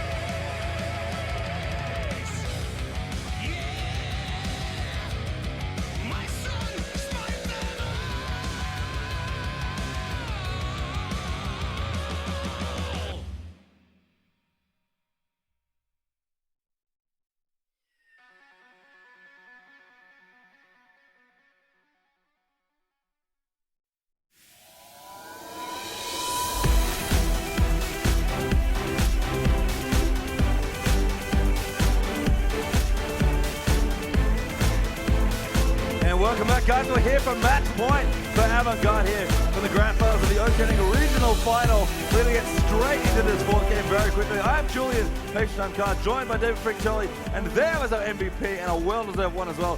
Nada's Alistar, man. Oh my God, Nada is one of the best things to ever happen to Avant-Garde. He is ludicrously good. 16 KDA in this game in a final. He is doing awesome. Now he is the first ever double MVP now. He's in first place in the standings, and I think that's one player who definitely deserves it. And the question is, what do you do about this? Like, it's one of the cool things about League of Legends where, like, you can't really pin a player down. I don't think you can really force them off of something they are good at. These players are great at a lot of different champions here. It's like, you could probably spend 3 bans on him, and he's still going to find something cool to play. His Leona was actually great over in Game 2, one of their keys to victory. His Alistar, of course, ludicrous here. That one death, by the way, was first blood, and then he never died again. And just, like, put the team on his back, a very large one being Alistar. And it was beautiful to watch. So Avant-Garde, about to be the new Kings of Oceania. You know, a team that's definitely been strong for a while, but, I mean, overlooked when you said, well, who's the favorite? Well, not these guys. Well, turns out they're doing a great job. They 2-0 Legacy last weekend. They're taking down Legacy now, who are the defending champions, by the way. And this looks to be, you know, a team that is still rolling along really, really well. They've found team comps that work. They've, you know, had great performances kind of down the line from every single player. And they just need to do it one more time. Yeah, I mean, it's one more game of 2. Always seems like a very easy thing to say at this point. It's great to be 2-1 up, or 2x up in any best-of-5 series, but a little bit of trivia for anyone who watched the Winter Regional event. This is actually exactly how Legacy won the last event. They won the first game, dropped the next 2, and then rallied back to win game 4 and 5 in very dramatic fashion against the Chiefs there in that one. And Avant, they're the team in the hot streak. They're the, you know, the hottest team right now. They're absolutely on fire. All 5 of them playing so well. Dropping a game yesterday, dropping a game today, yeah, they can deal with that. It's really about winning this series at this point. It is, and so now you got to consider, what do you bring out next time around? So when I cast the series with Legacy versus Chiefs, it was like, okay, it's down to game 3, the final game of the series, and Tallyback was like, guys, I'm going to pull out the Riven. I'm going to pull out a lane dominator. I'm going to make the plays. Don't worry, I got this, guys. Did crush his lane, struggled a bit in team fights, but they finally found the battle they wanted. Legacy won that game. Chiefs had come into that series with a prepared team comp every time. Their bans were there partially reactive, but to set up the team comp. Their picks set up the team comp, and throughout all of champs, like they're just working towards that one set of 5 champions. I want to know now in game 4, where Legacy says, okay, guys, we need to win the next 2. How they come into this one. I'm actually a little bit surprised they banned Janna and not Alistar, since that one seemed to be like a better champion for Nada overall. I just kind of want to know how these guys now adapt now that they're down to the line. Yeah, Trish, Janna, the first 2 bans up for Alex. Yeah, the blue side here for this game, of course. There are inter-champs like Syndra Zed, the next 2 there for Avant-Garde. So again, picking on Choo-Choo's. And Avant have consistently banned Choo-Choo's Syndra, and I don't blame them. It's just, it was insane yesterday. Right. Those are the 2 individual playmakers he's shown that he's going to go back to time and time and time again. If he doesn't have another one he can bring out here, this severely nerfs a player who's been in the running for best mid laner OCE for a while now. And if Avant-Garde doesn't ban Ryze, I actually think Legacy have a horrible choice to make. Oh, never mind. I was going to say, I think they want to pick Alistar. Are you, what? Oh, they let Carter get Tristana, though. Trish has won every game she's been played in so far. She was banned in game 1, won game 2 and 3. Yep. So it doesn't really surprise me. Good Thresh shield, though. has played so much Tristana, and Veritas very confident there as well. But Ryze, Thresh are the 2 picks there for Avant-Garde, and I love blocking that Thresh away. And of course, Ryze just such a strong champion. So I've not gotten to see Porky's Ryze much, so I'll have to take your word for it how strong it is. I do believe it'll be great. Tallywhacker, though, knew what he was getting into, though, in this matchup. I do trust him as a player to be able to counterpick this. He's got a great champion pool, can bring out some cool stuff. So Legacy kind of gave away a lot with his Triss first pick. I do understand it. I think it might have been the right choice here, but Porky got his Ryze, a champion they were banning or first picking away every single time. And Nada got to take Thresh with 2 support bans, pushing Ejim off of a bigger playmaker and giving Nada a champion that Legacy was fearing earlier in Champ Select. So apparently Tally is maybe thinking about Rumble here into that Ryze. We'll give him a couple more seconds. They do have some more time to make their picks, but not very much more. And maybe, I mean, Ejim, as you said, he has to find a different support with so many picked or banned away here. And we're going to give it a little bit more, and the lock-ins there. Picks 2 and 3, Rumble there for Tallywhacker, and Braum actually for Ejim. So Talibaka's Rumble was very, very good when he played it earlier in this series. They're putting him back on Champions. He's quite strong at. I haven't seen the Braum in a little while, but Legacy's comp looked a lot more like it did in Game 1, where, you know what, let's get into those 5v5s. You know what, let's go ahead and make these sort of plays at the 8 to 11 minute mark, where everyone but Tristana is going to be pretty strong here. And I mean, heck, there's a Rising on the side anyway, so it's not like they're the only team with early game lulls. Legacy's comp already is looking like they're making a rebound. Yeah, I actually think that they picked Tristana to bait the Rise pick, knowing they wanted to pick Rumble. Porky has played, I think, 2 Rumble games so far in the series, looked great on them. I mean, maybe not as refined as we've seen Tally's Rumble look in this tournament, but still, like, absolutely fine. A good Rumble player for sure. But I would like Yuzora to revisit Jarvan if that's what he wants. But again, Avant-Garde, I think taking their time in this last draft, and that's important. You got to what? Okay. I'm losing. Yeah, all right. Jarvan Graves are apparently our next 2 picks. Graves comes in. Now, the thing is, without the Rumble in this lineup, I wonder how wombo combo this comp sort of is. I do like Graves for his burst. He's a very good AoE sort of magey AD carry. He's there primarily for the burst, secondarily for decent auto attacks afterwards. Problem is, you're running Graves into a Braum, and that shield... Oh, Carbon! He's doing it! Picks the jungle Fizz. All right, this... Well, I said, what's Legacy going to do when their back's against the wall? What cute thing they're going to do? Jungle One of the cutest Fizz. things, Fizz. One of the cutest, indeed. And actually, Chuju's going to got Yasuo too. Yeah, that's... It's another thing I was really looking for him to try to do here, and I think it's a very smart choice there. Finds an individual playmaker, and yet it still fits the team comp. It still fits the let's go do big AoE things. Now, the setup here is only Braum. He actually has very, very few setups there. Fizz Shark and Braum, both of which unreliable and small in terms of knockups, and then Tristana can set up individual picks. But there's a lot of just sort of soft synergy with Yasuo. Not a great team fight synergy. I really want Kenzie to pick a mid-champion. He does pick Talon. Okay. Hobbit Lissandra there as well was kind of a pocket pick that apparently they weren't supposed to play yesterday. That's because hilarious. it was a secret. And they played it in game 2. Didn't go quite as well because they it lost, so they shouldn't bring it out again. They mismanaged the early game, I think, against Direwolves and got Tristana a little too far ahead. Hopefully that doesn't happen to them here. But Kenzie's going to go with Talon. I guess Lissandra and Talon were the 2 counter picks left with Fizz off the map there, and without Zed, that I think are just fine in this matchup. And of course, very smart of Legacy to pair the Fizz Yasuo picks together. That was really, really good. I liked that a whole bunch. Got rid of one of those mid lane counter picks on the correct sort of pick rotation, on the correct round. And so, yeah, Kenzie is left with Talon. I haven't been convinced by many Talons in recent history, so I want to see how good Kenzie's is. His Yasuo is pretty good, to be fair, and his Xerath is amazing, so I want to see how his Talon is now at this point. Legacy have a good comp together. They've got incredibly good late game, but they've got a good enough mid game where I think, since both these teams keep playing aggressively in the first 15 minutes, they've got champions that support that play style pretty well, and I think they're in a good spot here. Yeah, I mean, Chuju's has done work late in best of 5s with Yasuo, that's for sure.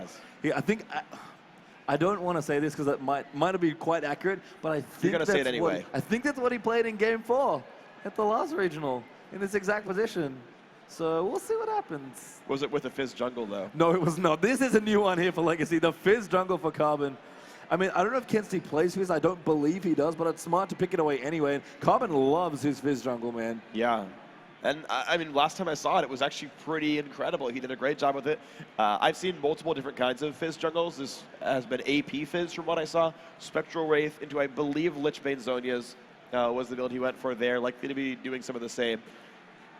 Fizz jungle can definitely take over the game. And the difficulty being there's only one tank, and that is Ejim. And if he does not start out this game well, Legacy's comp can just die really, really fast to Talon plus Graves. Yeah, all right, so guys, we are going to get into Game 4 now. Legacy backs against the wall once again, trying to pick up back-to-back championships here on the blue side here for this game. Avant-Garde on the right-hand side, trading wards there in the mid.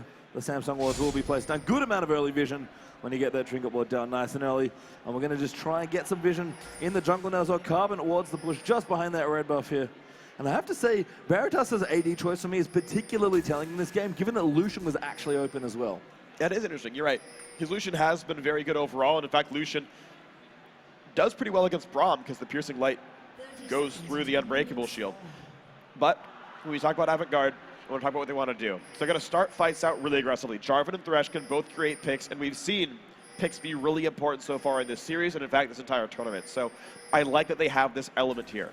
They've also got ridiculously strong follow-up in Talon Graves. They can one-shot somebody. Almost anyone they catch will likely get completely destroyed. And then Porky's cleanup. Yep. Porky's a good janitor as well. He likes to come in and just clean up fights. This is a very difficult to execute comp for Legacy, as we're going to have Carbon starting on the red side. Yozora going to start on the same side of his jungle, so red buff starts for both junglers here. Choose actually swapped to Exhaust, by the way. I saw Ignite just before we loaded into the game, and I was like, I'm not sure about that. That's pretty confident, but I do love Exhaust here. But Juju's double Exhaust, again, highly underrated as far as I'm concerned. Yeah, I think it's great. Double Exhaust, I'm really in love with personally, and I like Exhaust specifically on the Yasuo for 2 reasons. One being, of course, that it's good against Talon. Talon does a lot of damage in a short amount of time. Exhaust is perfect for that. The other, though, is actually, I think it's a very good as Yasuo summoner spell. It gives you CC that you don't have, honestly, that much of in a 1v1. It helps you chase your opponent down and get those dueling kills. Yeah, it's one of those things where, you know, Karthus is actually a traditional mid-lane Exhaust champion, randomly enough. And the reason is because he wants to slow them and hit as many Qs as possible because it's on such a low cooldown. Yasuo's got a very similar philosophy with the way he does damage. His Cardred actually quite low here. Stun there from Ejim's Brom. And I think they tried to lane swap expecting this not to happen, but we are going to kick things off Australian style here. Yes, as we're going to flip the standard lanes upside down. But over and over again, Avant-Garde are going to get level 2 first down here in the bottom lane. I've seen Nada sit there taking auto attacks just to hit melee minions like someone like Alistar to get the wave pushed faster. Did a good job at this one. You're seeing now Legacy have to back way back here. I just don't know if they can really threaten Cardred that much and deny CS. Of course, it's still good to be level 2 first. Yeah, mini freeze there. Gonna just delay that experience for a little bit longer. Cardred's trying to pick in for some minions, but he denied 1 CS for that one. Good job. Yeah, little advantages certainly do matter. And I think this is, again, a place Cardred's not happy to be in. They'll try their best here, but Veritas picking Graves, I think, definitely indicates he wants to go in for a 2v2, and he's going to get a stand delay once again. The last time, sorry, that Veritas, yeah, I saw that too, poor Carbon. The last time Veritas got a standard lander in this matchup, he crushed in that last game. That's true. Well, here we go. This is actually going to be a battle. I think Fizz wins kind of outright. Look how fast Yasuo has to run away while burning to death. Well, if we didn't know if he won before, we do know he wins now. That was so much Seastone Trident damage coming out from Carbon, who's maybe trying to flip in here and hunt down Yozora. Okay, good. Does find it. Wow, he tricked me out there. He did. He juked me. Oh, man, he's actually going for top lane here. And the thing is, because Yosora's low, he knows there's no good counter gank here. This is a guaranteed gank. Oh, they've already got the passive ticking away as well. Good Q. But really key there. Stun does come out. Veritas could be in trouble. Playable trigger on top of his face. He's got heal. Flashes forward. Yosora's here as well. Carbon though gets locked up. First blood for Veritas. And now Cardred goes down as well. The counter to be real Porky. Yozora read that so well. Significant misplay there. They had the exhaust on Carbon and the heal was still up. And then Ejim didn't actually block any of the counterattack damage. That completely backfired, even though Jarvan was so low on health. And now Ejim's going to try and defend the push as it crashes into the mini-wave. Veritas, I think, tanked a turret here. They got a little low. But now Chuchi's in the mid. He's going to try and make a big up against Kenzie. Great dodges the rake there using that E. And, I mean, Chuchi's, at this point, especially with the start that the bottom lane has had, it is Chuchi's time once again to rise here in this game and bring his team to a game 5. And Kenzie, I think he spent some time in a garden. He knows his way around a rake. Actually, it'd be better for Chuchi's because he dodged it. But you know what? Whatever. It works both ways, and that's the beautiful thing for it. Because Chu's continuing to farm up here, getting aggressive on this Talon. Well, Yozora's here though. So actually a very good ganking. Oh god, Yasuo is going to go in 1v2 actually. We missed the knockout. This is bad for Chuchu's. Yeah, Chuchu's maybe. He didn't wait that up at Carbon. He's coming in. That's a nice bait. Urgent Strike does come in. He actually pops onto Yozora. But he's level 3 here as this Fizz after the exchange in the top lane. He's going to have to give it up. Without combat items, Carbon can't do very much here. He's going to need to get himself closer to Spectral Wraith and some levels. Fizz, very level dependent. The entire way through the game, actually. He's actually one of the latest power spikes in the game for a jungler here. And Avant, by the way, have sniffed out the trade here. They know that they're swapping over. So Ryze is going to be 1v2 for a short period, but Thresh already walking down, looking maybe for a roam. Going to leave Veritas in the 1v1. Oh my god, he has double buffs. Yeah, there's a reason that these guys left that lane alone in the 2-on-2. They need Triss to get some items. And Taliwaka, honestly, he's going to hit his Haunting guys anyway, and he can TP around later on. So correct lane choice here for Legacy, but Avant-Garde are so ahead right now, and they're making great plays off this Jarvan. Yeah, great roam actually from Nada as well to kind of join the 4v4 that was brewing down towards the bottom side of the map. Tally's actually got a nice experience lead against Graves currently, so that might help him get through what could be rough here with the double buff Graves. But he'll navigate it well. Cardred very happy to be away from that lane. And they'll just try and farm up. Again, that lane swap getting sniffed out really hurt Legacy, especially because Carbon's nice attempt to gank down the top lane went very wrong so quickly. Yeah, and because Ryze has tier right now, generally speaking, this duo lane for Avant-Garde is actually fine. They're also in a decent spot with levels. Porky's actually ahead one over Cardred, so this lane swap is kind of damage control for Legacy, but it's generally still pretty good for Avant-Garde. Yeah, and damage control is important. And Avant-Garde, yeah, they'll be fine as well. So we're going to have some pretty funky 2v2 lanes now. As Porky will team up with Nada for a Ryze Thresh duo lane. Apparently Ryze Nami was pretty strong as a duo lane in Avant-Garde's last series against Direwolves. I really have fond memories of that. But Legacy is going to continue pushing in. Avant with a nice little lead to kick things off. 1,300 gold at 7 minutes. And an aggressive brutalizer here from Talon. Choo-Choo's you have to start powering up. No, he looked good in the early stage. Actually has a good CS lead of about 15. But he's going to need to get a bit more going. Tallywhacker's Telly, though, might be what we look for next. That's true. His is still up, and of course, Dragon's available. Yes. And depending on where all these duo lanes go, depending on the kind of numbers they create here, still no one's taught to deal with Tallywhacker, which is very strange. There's an entire wave missed under the turret. A pretty late recall here by Porky, to be honest. And Legacy, they managed to actually dodge the really miserable double buff Graves here, who doesn't even have any attack damage on him anyway, so this lane is fine now. Yeah, CS is equalized there as well, so really nice swap back there from Legacy, and perhaps a little misnavigated there over by Avant. Legacy, I think, need to be careful and not play too aggressive. Ejim is a very aggressive support player, and I understand why, but in this particular lane, you just need to know that your Tristana is miles ahead of Graves once you hit your power point. But they don't have enough wards to really track Jarvan. He could have jumped over the wall you're seeing right down there where Legacy's faces were a second ago, and they wouldn't have known about it. And these guys are pushing out of the turret. So still some pretty big risks made by Legacy. They've got to be smart about the fact that Yasora is ganking really well. Nice blind hook there from Nada, and doesn't quite hit. The winners bite will pop onto Veritas, but Nada's actually going to get explosive shot. Graves very good at pushing waves into the turret, but Cardred should be able to see us very comfortably with his double drones, and I actually love double drones in this situation. Carbon going to go, the knock-on landed in there as well. I'm not quite sure what he got, it must have been a tornado. Mackenzie gets exhausted up, Choosy going to chase him now as well. Great ultimate there, Carbon is going to go down. Choosy tried to win the ultimate, Mackenzie might actually donate some buffs, so does he missed the Q! Wow, late win wall by Choo-Choo's, couldn't save his teammate. Both enemy players got out just barely. And Legacy has to make sure they don't get heartbroken. They're only down 1,500 gold, and their late game is better. They can't let this tilt them, but a lot of players will be really frustrated when the fights just went like that. Well, Legacy are, I think in my opinion, the most stable team in high-pressure situations. It's hard, man. The Chiefs, they really felt that pressure in their best of three. And Legacy, they've known to clutch out against Chiefs, did so in winter because of just how solid they are emotionally as a team. And shout out to Coach Minky. Yeah. For really keeping them together. But this is so hard. Oh, this is interesting. Okay, so Tallywhacker burned his TP to go top lane. Instant recall after 2 waves. And unless he's waiting for Sork Shoes, he recalled for a ward. So he's not planning on going for this dragon at all.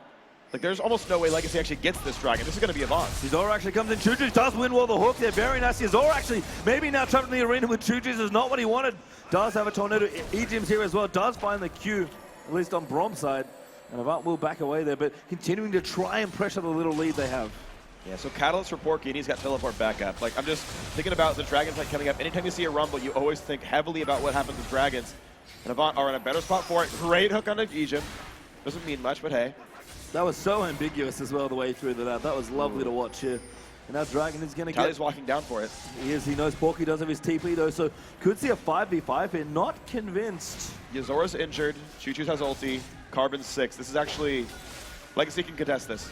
Cardred pretty much can't come in. In fact, they're going to knock him up. Kenzie, beautiful use of the ultimate to deny the knock-up by Yasuo. You cannot last breath if you can't see your target.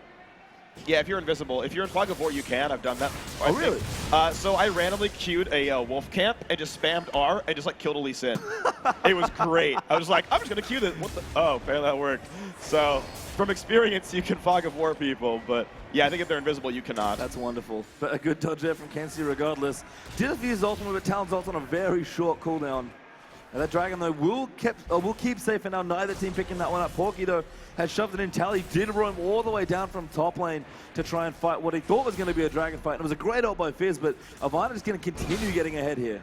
Thing is, I'm generally okay with trading Fizz ult for Talon ult in that kind of situation. Talon's going to do more with his, and that could have maybe set them up for a fight, but with Porky having TP advantage, very hard to keep contesting for that one. Great wind wall. Good read by Choo-Choo's. Really nice there. Kenzie actually almost killed Choo-Choo's without his ult, and he's got it back now. No Ignite available. This is risky. Here he goes. Definitely does Ignite in. That's a great rig at Kenzie. Really easy 1v1 there.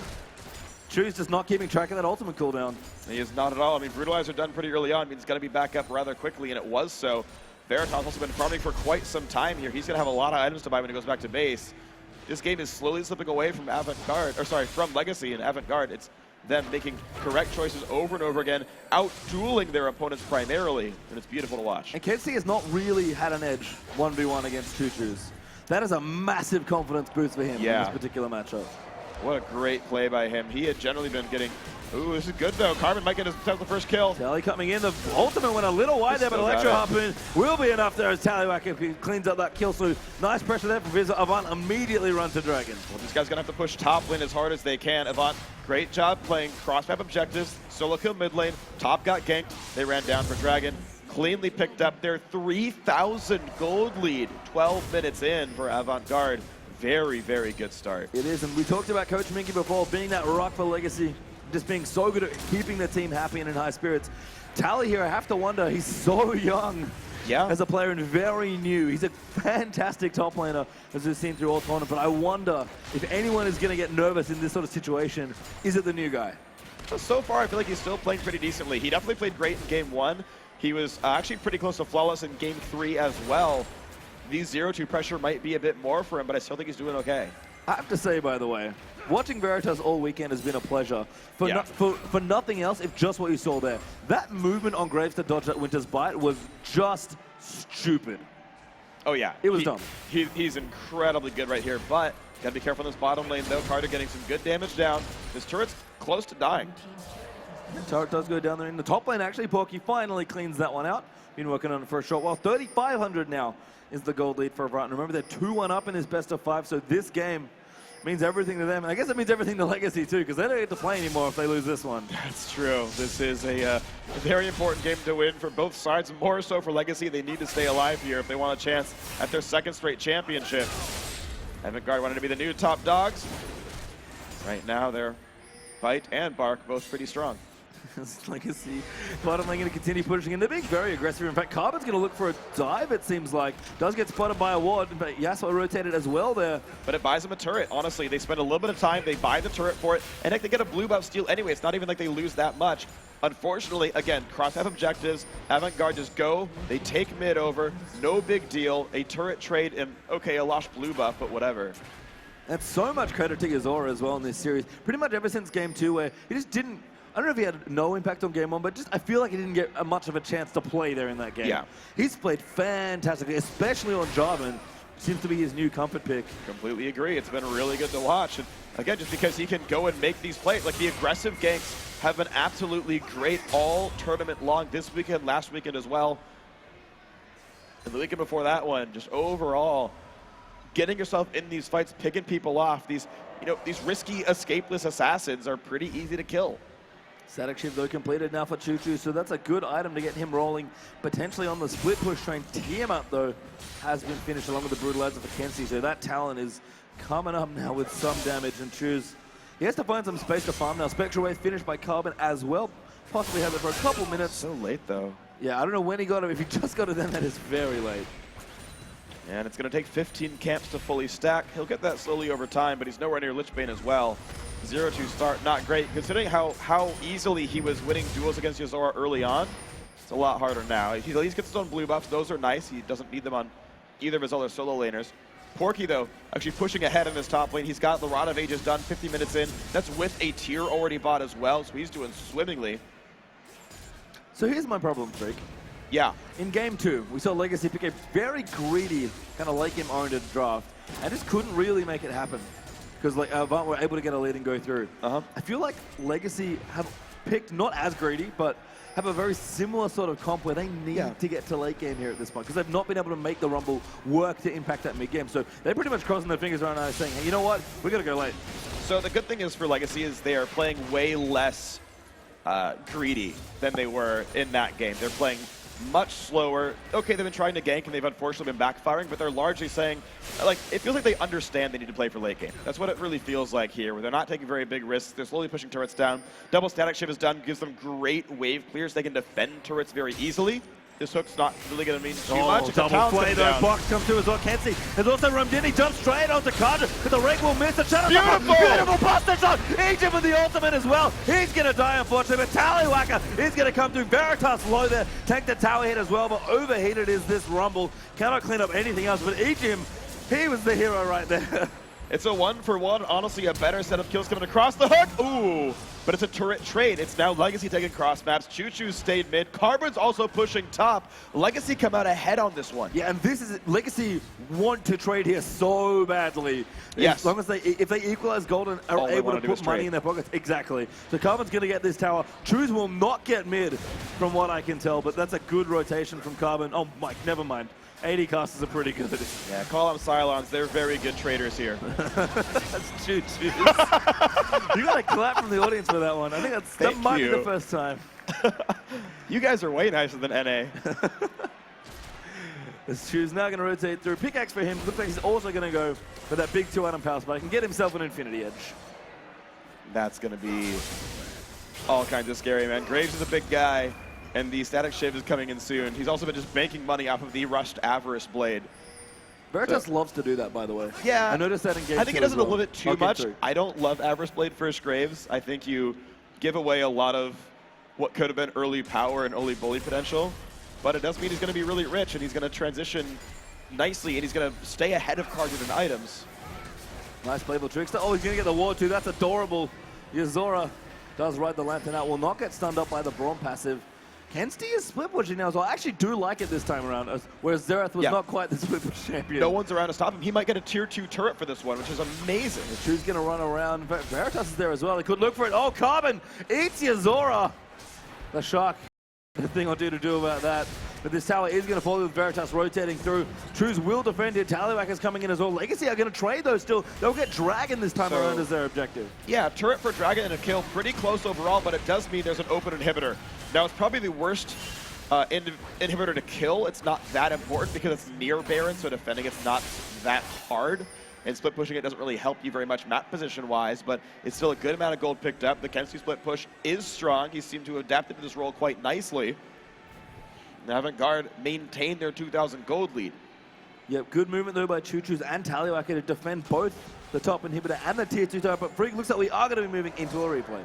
I think we're going to see the missing Jarvan kill here, yeah. So just a long-range Shark. They already had that one warded. It's a good follow-up. That's a weird flash, I have to say, from Yuzora. Fizzle was still on him. Yeah, I've seen so many players flash with the Fizzle on them. It's like, you just got to realize it's not going to happen. Panic flash, man. It means real at every level of play for sure, even up here. We do have some of the best around in Oceania. Cooldown boots, actually. The Carbon is his next fight. That's kind of curious. What was it, sorry? Cooldown boots for Fizz.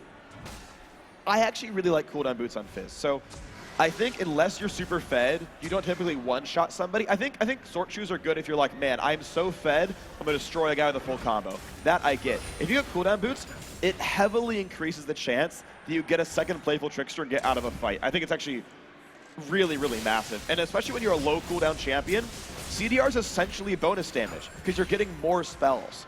And generally speaking, I think Fizz is one of those mages that really, really does work great with cooldown boots. Kenzie here going to pick up his blue buff.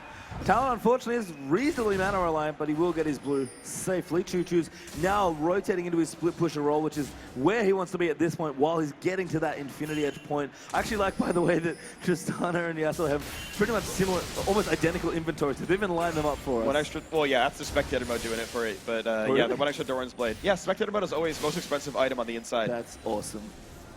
That's why potions and biscuits are always in the out. Oh, how nice. Yeah. Carbon here going to move in as well. Thanks, Riot. Thank you, Riot. Carbon finds a friend. It's Porky. Does have his flash.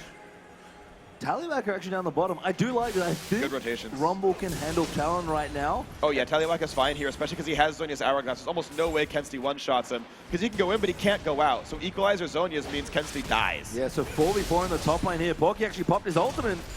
Looking to try and snare someone up. And keep in mind, there's a TP advantage here. If he TP's out, though, it means he gives away a turret to the split push of Kensti, which is why, even though there's no teleport here for Talon, it's fine. Legacy can't easily force the battle, I don't think. So this 4v4 defense, even though it's potentially a 4v5, I think is very safe for Avant-Garde. Yeah, and I actually don't know if Legacy want to try and put themselves in a situation where they can actually get team fought. They're waiting on quite a few items here. Good check by Nada with the Lantern, by the way. They're waiting for the IEs to come up on both Yasuo and Tristana. Yep. I'm not convinced they should be pressuring this hard, because yes, it's good to keep your opponent back towards their base, but you can just get killed. No, I mean, Legacy right here should have been doing 3-1-1. They need Choo to keep mid-pressured, pull some attention around. The thing is, because this team is stronger and because they threaten teleports, top jungle actually belongs to Legacy right now. And they actually have some decent wards down. They could have probably gotten a few more if they had more Sightstone charges, and then played the top lane, mid lane rotation game and won that. That was actually a possibility here for Legacy. Unfortunately, I think they were actually out of wards primarily, which is why they couldn't do it. But if they get a couple pink wards back in their inventories, buy a couple wards on someone like Carbon or Choo Choo's, then they could have done that here. This movement will actually give them vision around Baron, and they're actually going for it, but they do pull off this time. Careful, Carbon. Oh my goodness. Baron is angry. He will get away though, thankfully. That was quite a Carbon pun. I couldn't find one. I was there. I mean, he's a fisherman. It's a giant worm. Yeah. Didn't happen this time though. Choo Choo's now moves into defend. Porky's like, hey dude, how you doing? Oh, Choo Choo's very good against Yasuo, by the way. Something we didn't really point out. Oh, the ulti miss. That was close. What a win, Wolfer! Gonna pop him with the ultimate. Actually, Nephew's door off the side. Flashes out though, but he's gonna get cataclysm. He conjured and picks up that kill. Tallywhacker moves in as well. There's some knockoff. Everyone's somehow still alive on Lexi. No, oh, that's shark! Choo's did oh, God. Goes in at the Nada, cleans him up. Conjured looking for more. Kenshi goes down now as well. Clean up time. And now Porky's coming in. It is indeed freak Egypt. So low survives. There's the double. Wow. 5 for 2 for Legacy. Absolutely beautiful. Choo Choo's managed to get his own knockup onto the Graves of Veritas, took him down by himself, and by chance, Egypt had ulted and actually caught Yuzora with a knockup as well. So suddenly Jarvan was actually knocked out of the fight for a little bit longer, and it all just became this amazing situation. Talon only was able to take down the low health Yasuo. Suddenly Legacy are in a great spot. Let's play that fight again. This is ridiculous. So the wind wall misses the first thing. Choo Choo takes a whole bunch of free damage, and this starts out so dangerously, but he saves the Q, and he's like, hey, by the way, Veritas, you're dead. There's the catch on the Jarvan. He doesn't get to do very much. And Tallywhacker is perfect here. He lands the E, pops the Zhonya's, right? Kenshi only gets one guy. Ejim actually kites back into the fight. There's so many amazing long-range tools from Legacy. The Shark over the wall, Tristana from long range. This is beautiful for Ejim. Blocks some damage, but like perfectly predicts the damage. Blocks enough to make sure Trist doesn't die and then gets out like nothing ever happened. And that was a team fight that Legacy, by all rights, should not have won. Probably very not. aggressive With Choo Choo Choo's at half health, caught out like that, and the Graves flanking, if the Graves ulti had hit, that was a whitewash. It's also a 2 for 0 on a turret. It's also with neither Infinity Edge finish. Guess what happened? They went back to shop after that team fight. Yeah. And now both IEs are completed on these carries. So a big surge in power now for Legacy. The gold is equalized almost as well. It's 500 or so between these two teams. Dragon up in 10 seconds. Kensti's seen here. Does get spotted up by the scoring up. Will back off. Tallywhacker has done a stellar job keeping Kensti away from that tier 2 in the bottom lane. And Legacy, they really want to fight for this dragon now. This is the tipping point for their team comp. And I'm just so impressed by Legacy to realize who they had to send to defend against Kensti. I like the Avant-Garde split push. It's a very strong thing. It creates a lot of pressure. But to realize Tallywhacker is the guy Very smart. Yeah, Ejim going to go in. Kenzie actually now going to get himself caught out. Nada finds a hook on the Carbon.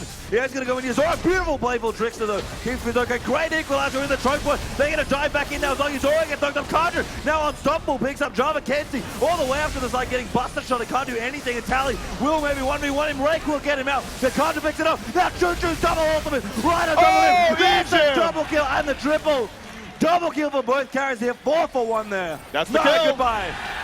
Absolutely beautiful.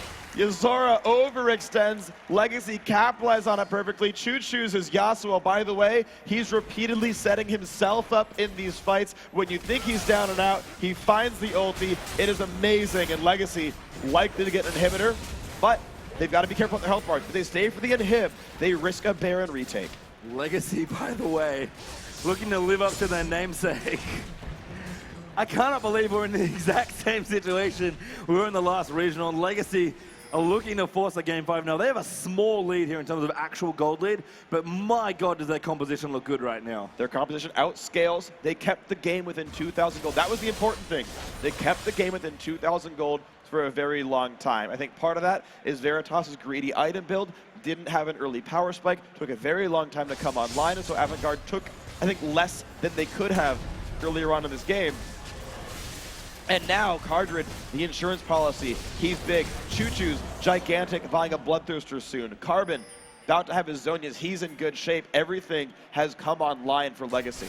And I have to say, I want to echo your sentiment about Legacy sending Tallywhacker specifically as the man to stop the Kenzie split push. Because for me, one of the weaknesses of Legacy when I've seen them play is that they don't make the best mid-game strategic calls. They team fight well, they lane very well, but they don't always have the mindset in mid-games to be like, what are we supposed to do here? But if they get in the fights, they're really good. As Cardred, we're going to go aggressive. Ejim tags Yuzora. Carbon going to look for an ult. Does throw it out, but Yuzora will get himself out. That was supposed to start. Here comes the TP. The The fight is going in. He's dead though. Veritas has picked him up. There's Ejim coming in with the ultimate brutality though. Has come down as well. Cardred, where are you? He's trying to do the damage off towards the back. Carbon actually looking good as well, but Kenzie's picked up Ejim. Tally, not enough damage. Cardred the crits on another. There's the grab, but he gets the kill. Double now for Fizz. Tally with a great Zonias. 3v3. 3v3 is good hit. And as Cardred finds Yuzora, gets the kill, goes legendary on the Tristana. Goodbye, Veritas. There's the double. Make it triple for Cardred. Another 5-man wipe there. 5 for 3 this time for Legacy. Cardred and Carbon basically won that fight by themselves. 2 people got picked off at the very, very start. Tallywhacker, a half-decent ulti, but really not that impressive. But the high damage cleanup crew was so good. Fizz was too elusive to die. Cardred got so many resets, and they cashed in that insurance policy pretty strong. They really, really are. They must have bought some extensive coverage because this Cardred fellow at 10, 1, and 5 with 200 CS is looking like the shining light for Legacy to make it a 5th game here. Tally's Zonias have been absolutely ridiculous as well this game. And Carbon showing up on the team fighting jungle Fizz. Legacy, man, when they want to brawl, they brawl hard. And this is a pretty uncontestable Baron. Thankfully for Legacy, top lane was pushed out. Mid lane, of course, had the dead inhibitor. This gives so little vision to Avantgarde, and suddenly Legacy are absolutely in the driver's seat. Poised to end this game now and force it to a game 5. Legacy got to be careful. They've actually spotted Veritas. Oh! It's close! Oh, Carbon. I don't think he must... Do you have Urchin Strike? Maybe it's a very short range, and it wouldn't have actually dealt damage in time. Yeah, the race period the recall invincibility, yeah. They do take a tower, though. This is a good position, actually. Never mind, they're actually not going to go too deep here. They've actually, I guess, found Ejim, who has a few friends here in Yuzora and Nada. All ultimates available, though. Quite a few flashes up as well. They can go in there. That's a great stand behind me by Ejim. Catches that hook out of midair. Yeah, oh man. So, everyone's okay. Everyone's okay. 4,000 gold difference, but Baron buff here. And Legacy, by the way, they've got a great sieging team. Even though they only have one ranged champion, Tristana is the best sieger in the game. She's got a crap ton of attack damage.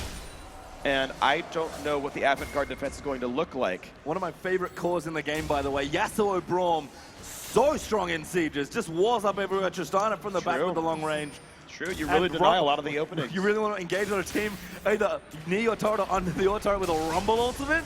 Oh man, look at this by Carbon. He's waiting to flank this fight. They're happy to siege up. Take their time at the bot lane tier 2. It's good to cash in the gold they get for this one, although they can easily go mid afterwards and get the inhibitor down. Legacy do actually have to be careful here.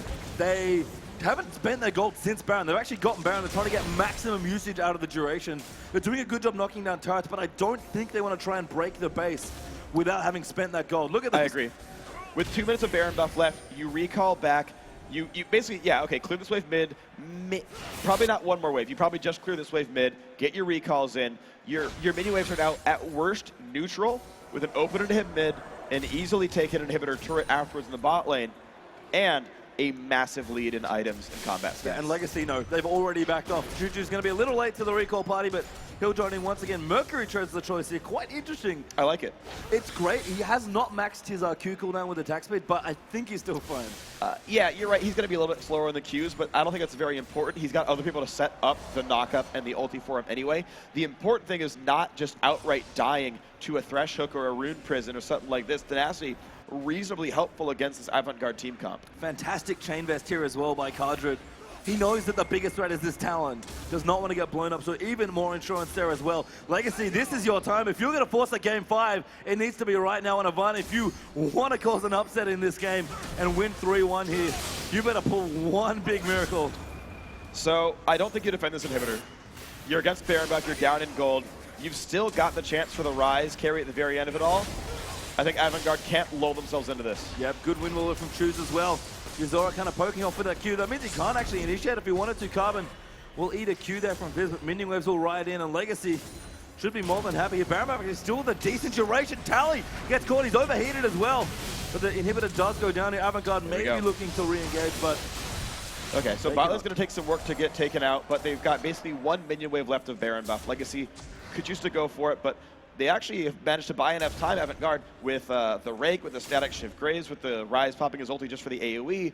Avant-Garde bought a lot of time. They actually only lost, I believe, 1 turret for Baron buff. That's very impressive to hold that much. I mean, the retake of the inhib is not a big deal. It's going to happen almost regardless of Baron or not. And so now Legacy, they've got to kind of work the hard way. Carbon. Well, actually, Legacy are rotating. This is an amazing collapse. He actually got baited in Carbon. As Bobby's on his Egypt wants to go in. They're going to show this fight. Casey gets blown up by Cardred. Nada now looking to go down as well. Porky in a whole host of trouble. Looks like it could. Will go in there. Just follow up the other one. Jump the water in. There's the triple for Cardred. Getting it to Plantra. Does not pick that up as Tally gets rumbled. Java takes a Yasuo. But there's another race for Legacy. We might be done. And I feel like I've seen this before. The full house for Legacy. Tristana over Rumble. 2-2 now, Legacy. Will they live up to their own? Pulling it to game 5. Who is the new top dog of Oceania? Seriously?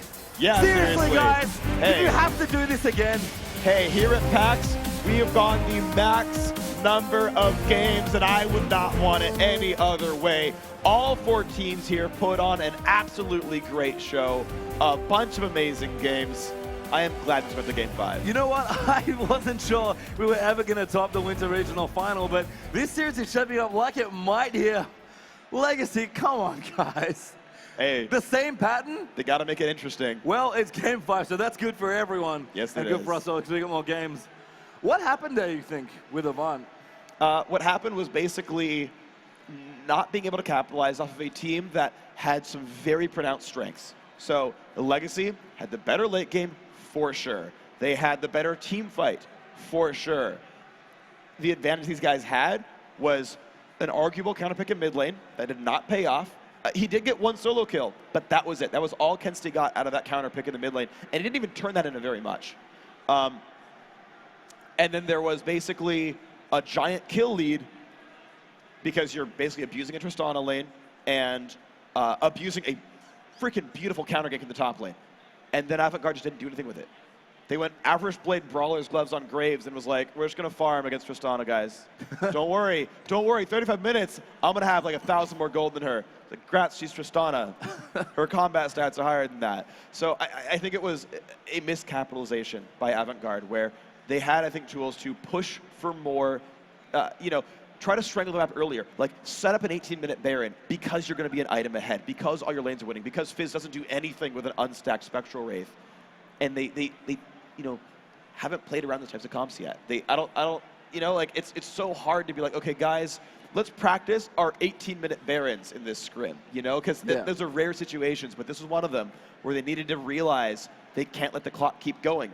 And the whole game, the whole mid game, they're up 3,000 gold. I'm like, this doesn't matter. 3,000 gold against that Legacy comp is like a 60-44 Legacy at that point. Yeah, it's funny you mentioned it as well, because that is basically how the Chiefs lost against Legacy in the last event. They're just like, they picked better late game when we got outscaled because we didn't crush them hard enough. Right, and that's the problem. It's not crushing hard enough. It's not like, oh, if we landed that one more thresh hook, it would have been fine. It's not that you're getting picks. You set up the plays. Like, good on the members of Avant-Garde to make the plays they did. The counter gank in the top lane was freaking sick. The heal bait was amazing. I mean, I can't celebrate these players enough for their individual plays, but then as a team, you need to do something with that gold lead, with the fact that they cannot fight you, so make them. Well, we're going to check a replay now, Freak, and see just how good the team play is here between these two. We'll get that up on your screen, and Freak, take it away. So I want to remember which one this one is. So Kensti, off on the wings, dodges a few things. This is actually a lot earlier on. I have to remember what happened here. Oh yeah, Carbon dodges this. And this is Yuzora Overton. This is the first big fight they win. Look how zoned back. They are doing nothing. They're doing literally nothing. It is a 5v3 until now. And Veritas still isn't. He went left. He went all the way around the fight. His team, he just now joins the battle. And Choo Choo's, thankfully for him, has his Q ready, gets the double knockup. Ejim shows up with an amazing Unbreakable to make nothing happen. And I mean, that was a great set of zoning ultimates. Equalizer and a Glacial Fissure. Removed the duo lane and made a 5v3, and Veritas didn't show up to that fight nearly in time. Yeah, especially when you're 525 range Graves. Right. Pretty hard to get involved, unfortunately. And the thing is, at that point, they were overfarmed. Like, that was a fight that probably should have been won by Avant-Garde, especially if they bought the right items, but just in general, that matchup, unless you get outplayed, which they did, you're gonna win that fight. And I mean, beautiful ults to make that happen, beautiful capitalization. And that brought Legacy right back in, and they controlled it from there. All right, well, so people here at PAX Australia on stream, this is your warning. You have about 3 minutes to do whatever you need to do, because you are not missing this Game 5. Legacy are about to take on Avant-Garde for the Oceanic Regional Final.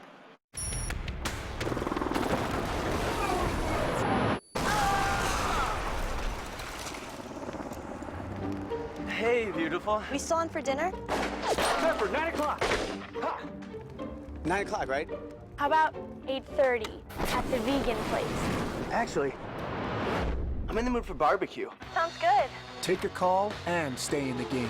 With the Plantronics rig, headset, and mixer, life comes to games like never before.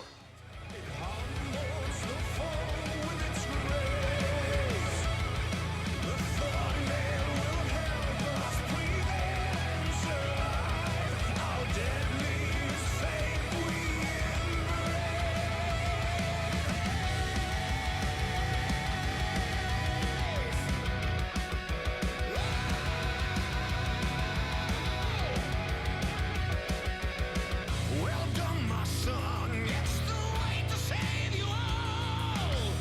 But don't you think the realm's been purified? Creatures of darkness are still longing for your fall. Keep them in thrall. It's time to smite and ignite. This harvest will guide us through dangerous night. It humbles the foe with its grace. The thornmail will help us prevail and survive. Our deadliest fate we embrace.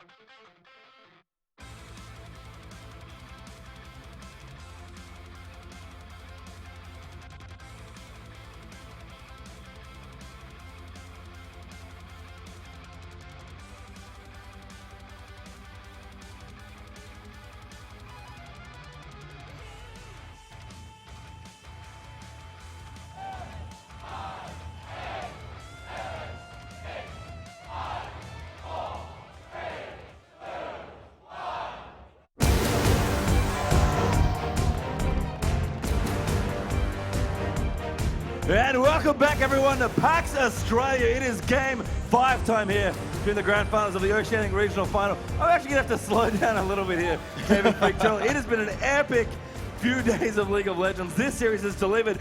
There is your MVP. It is conjured 13-1-7 as Tristana, and well deserved. Yeah, that was the insurance policy there. Got out of lane just well enough, and you know, you saw why Tristana was contested and battled away from him for so long. It's pretty good. He's now tied not in the MVP standings overall.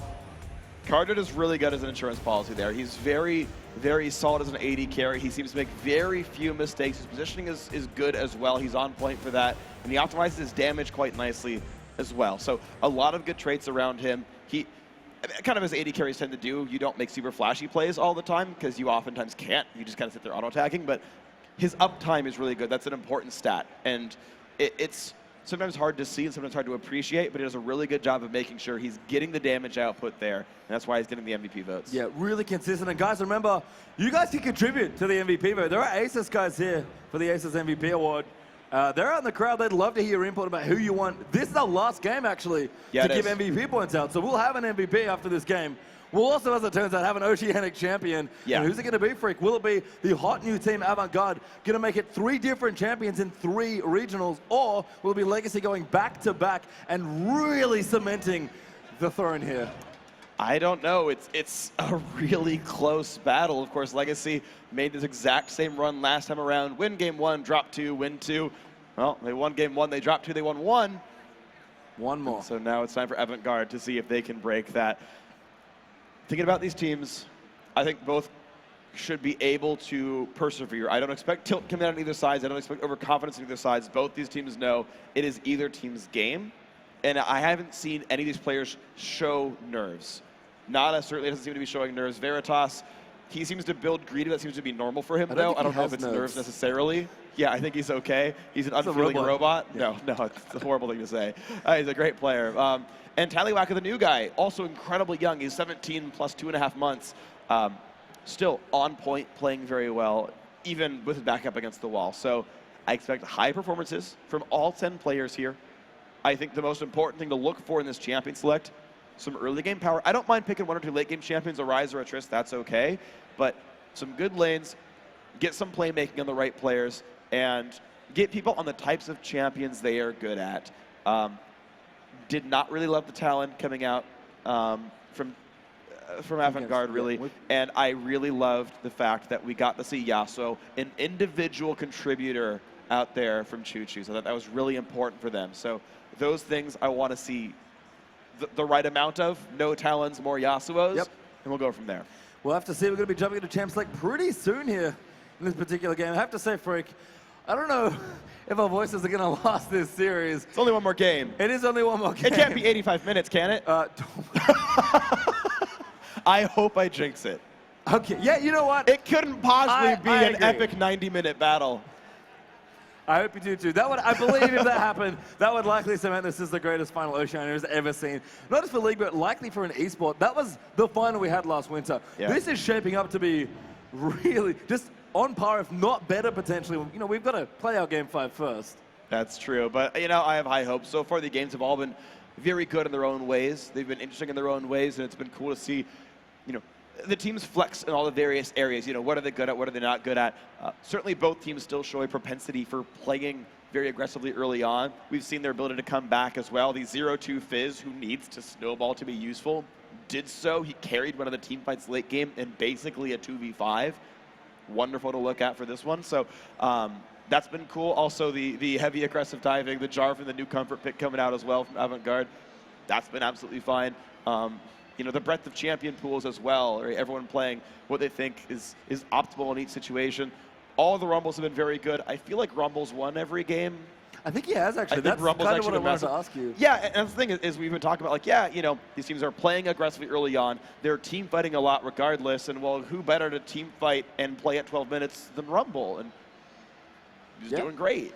Yeah, really good. And man, these games have been so good. So, PAX Australia, you guys have been absolutely fantastic. The games have delivered, but so have you guys as well at home. So they can keep cheering. We got only 1 more game you guys can cheer for, so I hope all of you lose your voices also or I'll be quite disappointed. Please welcome us in our misery as our throats die and we can't talk anymore afterwards. We'll be fine. It's okay. We're only going into work and whatever on Monday. No big deal. You don't need to talk for that, right? I hope. Maybe. Who cares? Whatever. It doesn't matter. What your job is. I'm flying back to LA personally. That's true. You can rest your voice on the plane, I guess. Yeah, I'm not going to talk much on one of those. Watch like next to me is like the biggest League fan. I'm just talking the entire time. I'm just like in pain. My throat starts bleeding. That'd be cool. Okay, you know, I was okay with you jinxing the game. Maybe not so much your flight back to LA. So we should maybe reconsider that one. We got some beautiful crowd shots here as well. It's been, as I said, a fantastic weekend. It's actually been a fantastic few weeks just leading up to this event. We've done 3 different cities to get to this point now. It's kind of amazing to me that we went through Sydney, Auckland, and now Melbourne to finally get here to a 5th and final game. We really couldn't have had it any other way. I am really glad it has not gone any other way. The full 11 games this weekend. I got to cast 8 of them, thankfully. I'm very happy to be here and part of all this. I like also the, you were talking about the awesome crowd shots, by the way, the team shots as well. I like the ambient lighting, making them look blue when they're on the blue team, red when they're on the other side. It's great because Legacy's like Christmassy. Yeah. I mean, shout out to production for sure. Everyone has done a great job so far. We got a little bit, again, we got another game still. Where do we want to go in terms of, I think actually Jungle has been a really interesting one because Carbon, apart from that last game, felt a little flat to me. It's interesting because, so game 1 was kind of a slow progression, right? A lot of siege, a lot of poking, and he was useful on Kha'Zix. He did damage, that was fine. The next few games, he was playing Rengar, and those games weren't his fault. Like, if you're the only playmaker on the team, there's no one to follow up, it's not going to look that good. Now, I think he did miss a few, like, empowered bolas he should have been using and should have been hitting, and those were kind of mistakes here. But I like that he just switched up and played Fizz, and outside of one really good counter gank, largely played the series very well. All right, so we have a game. Ladies and gentlemen, boys and girls, it is time for our last game here for the Oceanic Regional Final. Avada on the blue side for our 5th and final game. Legacy over on the red. Syndra's at their first 2 bans. Yasuo will join that pool as well. Twisted Fate just started the 2 for Legacy, and already with the Draft Freak, I love that all of these champions that have just been causing problems are all out. So we're going to have an amazing, clean, really epic game here. Jana going in as well. Well, this is interesting, though, because Legacy, we're so afraid of Avantgarde first picking Tristana. They're going to give away a lot of other champions that are important. Now, Rumble picked up, means Ryze is not a contestant anymore. Kha'Zix is up. That's an easy grab. The Thresh as well. Okay. That was fast. No, that's like the big giant tier list that like both these teams are fighting over. Is like these 3 champions. The rest can come in as it needs to. There's no other heavily, repeatedly contested picks so far in this series. So now they can take their time and say, okay, look, now we can put together our team comp. Now we can put together the champions that we want. What's going to work alongside this? Kenzie can grab his own Orianna. Yuzor can go back to his Jarvan. He can grab that Alistar. The only really question mark then is what does Veritas play, because they're set up to play the AoE teamfight comp that's just kind of been winning every single game so far. Yeah, and it looks like Yuzora is going to go back to a very comfortable champion. Lee Sin has been locked in alongside that Alistar. And Kadra is going to give the crowd some love. Covering that Vel'Koz. And the Vel'Koz cosplay that was here a couple days ago was ludicrous. That was cool. Shout out to cosplay actually while we're here. Cosplay's been fantastic. Oh my god. All throughout the weekend. We've had a few riders from the LA office been here hanging out. Lots of riders here just chilling with you guys. A lot of them, you know, they've been to these big events. I know you've been there as well. Just saying, you know what, PAX Australia has delivered in terms of cosplay. And we've got events like PAX East and PAX Prime to compete with. Yeah, so I feel like this has been the highest amount of cosplay per capita of any PAX I've been to. Like, we had like 140 people or something cosplaying yesterday. Well, 170 something. 170 something yesterday. It's like I did push-ups because of how many cosplayers there were. I lost a bet. They're saying Maokai and Corki come through now for Legacy. So they've got good early game, good team fighting, decent fallback. Really their only great late game is Kha'Zix here. Maokai's all right, but Corki's going to fall off a little bit. So I wonder how well they can contest these Rumble mid-game dragons, because Avantgarde can set themselves up for a big advantage, kind of nullify what Corki's supposed to do by having an even stronger mid-game through Lee Sin, Alistar, and the Rumble, and then filling out late game elsewhere and continue to outscale. This is a little bit tricky here for Legacy. I don't know what their 5th pick is going to be, but I like Avantgarde so far. Yeah, I mean, I'm not too sure either, but they're going to put the carry pants well and truly on Choo-Choo's, who has played I think so. just insanely well. throughout most of this series. We still have Cork on AB to make some picks, and they are going to maybe go late game here. This was Veritas' clutch pick yesterday, if he goes for it. There's one risk here, though. They're all magic damage. Oh, if he this comes switches. Through. Whoa, he switches again. Vayne Xerath. Okay, this is tricky because now they've got a weak lane. Now, I've seen Avant-Garde win their Vayne lanes against Legacy specifically. Anyway, they did that last time these guys matched up back in their qualifier, basically. But this opens up risks. Now, Kensty's been very good on Xerath, Porky's been very good on Rumble, and Veritas has been very good in general. And you never buy an Avarice Blade first, so he's not going to screw up his item builds either. There's a lot of elements for success, but these elements can be broken apart into quirks. Oh, and man. Full there we mid-game go. now for Legacy. That's do or die is this team comp. That's the type of champ I want to see on Choo Choo's. He can do stuff by himself. He can match this poke largely. And they've already got enough magic damage to make Jace work. They've got Maokai as well as Corki. So it's a very good damage profile for the team. The right type of champion for Choo Choo's. And my god, do they have so much poke as long as they can dodge the Xerath stunts. But Avant-Garde, to me, they're kind of doing the Legacy thing that they like to do in Game 5s. They're just going to try and outscale. Veritas, I mean, we talk about Game 5s in high-pressure, clutch situations. If there was ever a time to play a comfort champion, it's right here. And Veritas, he is a Vayne player, that's for sure. He is a Vayne player. But the thing to keep in mind is you have Maokai to deal with. Maokai is one of the very best champions at setting up one individual dude. 2-second route into the knockup plus slow. A lot of damage coming across from this one. And you've got so many champions who can follow up that burst. Corki and Jace, both. And Kha'Zix actually as well. So many good champions to follow the Maokai in and actually kill this Vayne. I actually don't like Vayne in this comp. Like, it fits the damage profile, and I think he's a great player, but this is such, that's what I was saying, it's such a risky pick here. It's comfort, but it's risky comfort.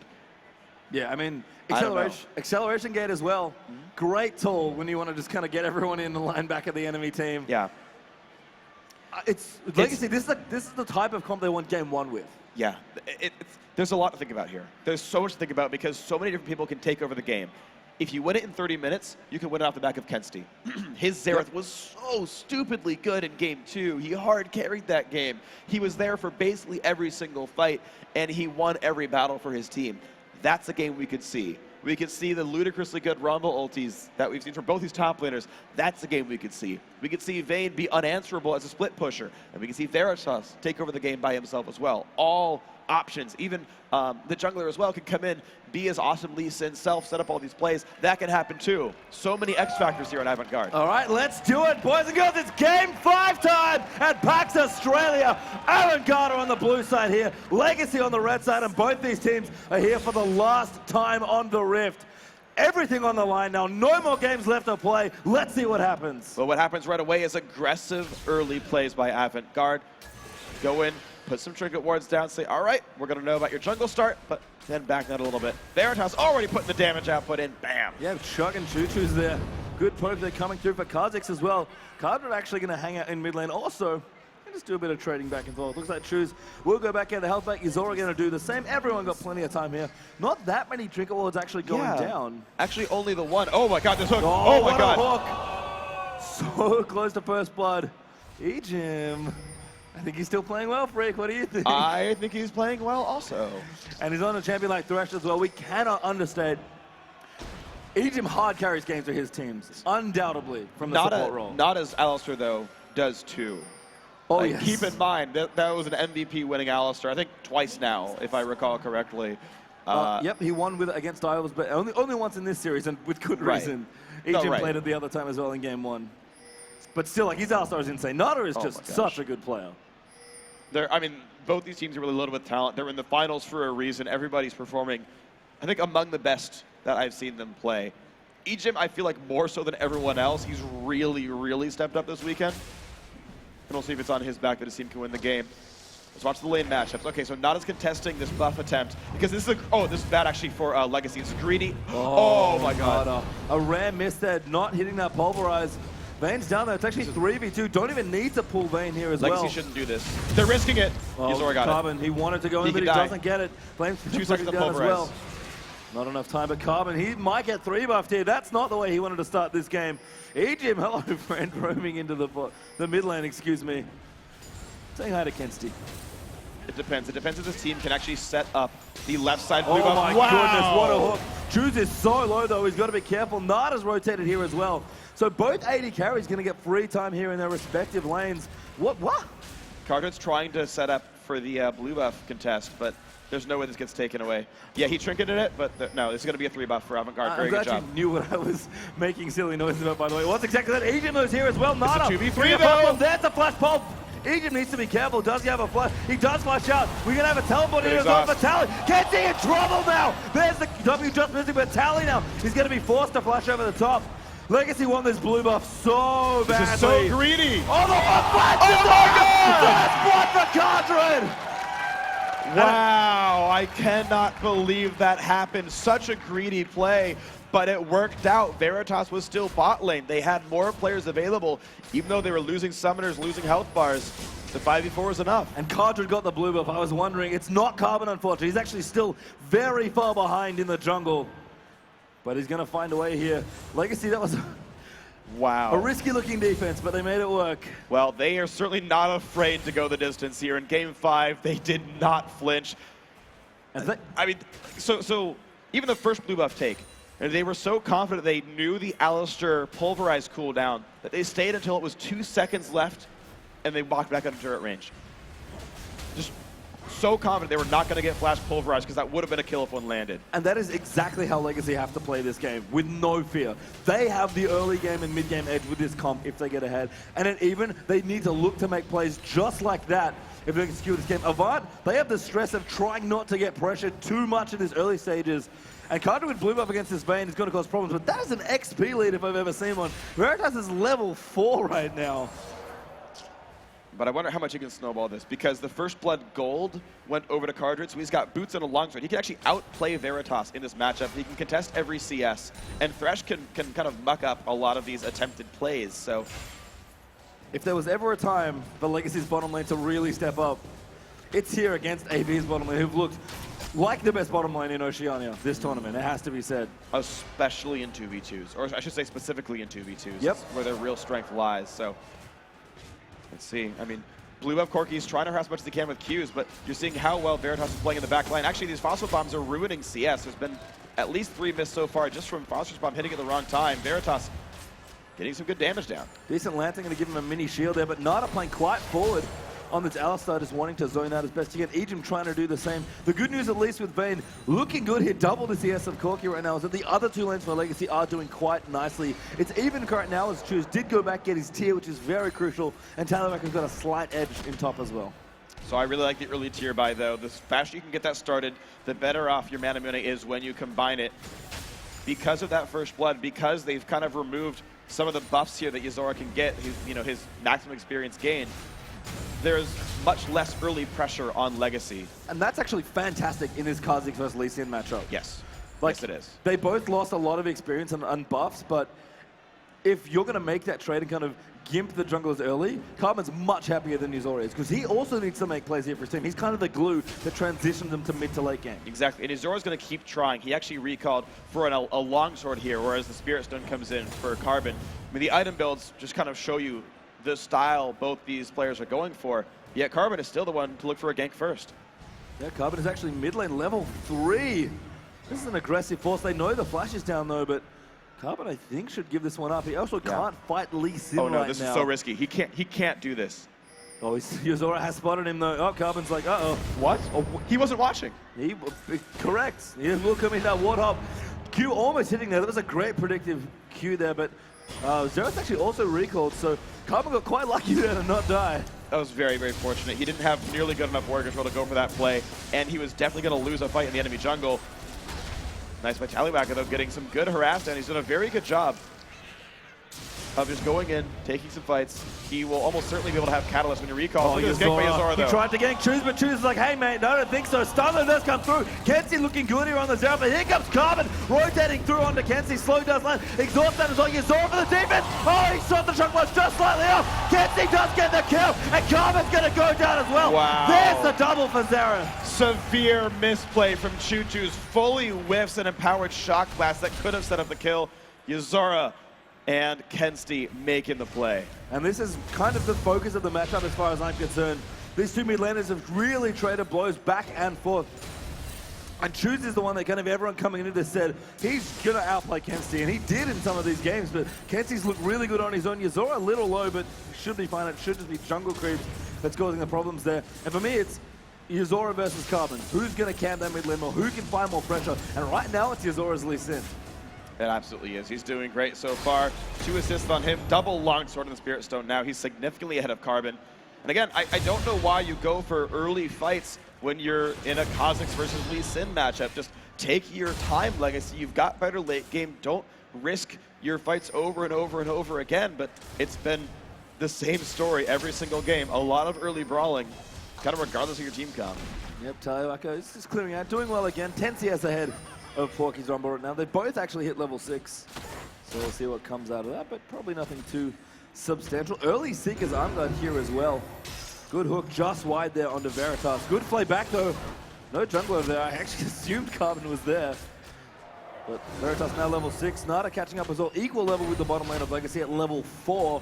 Although Carter did just hit level 5. 6 actually quite important here for Corky. So a little awkward that he hasn't got experience.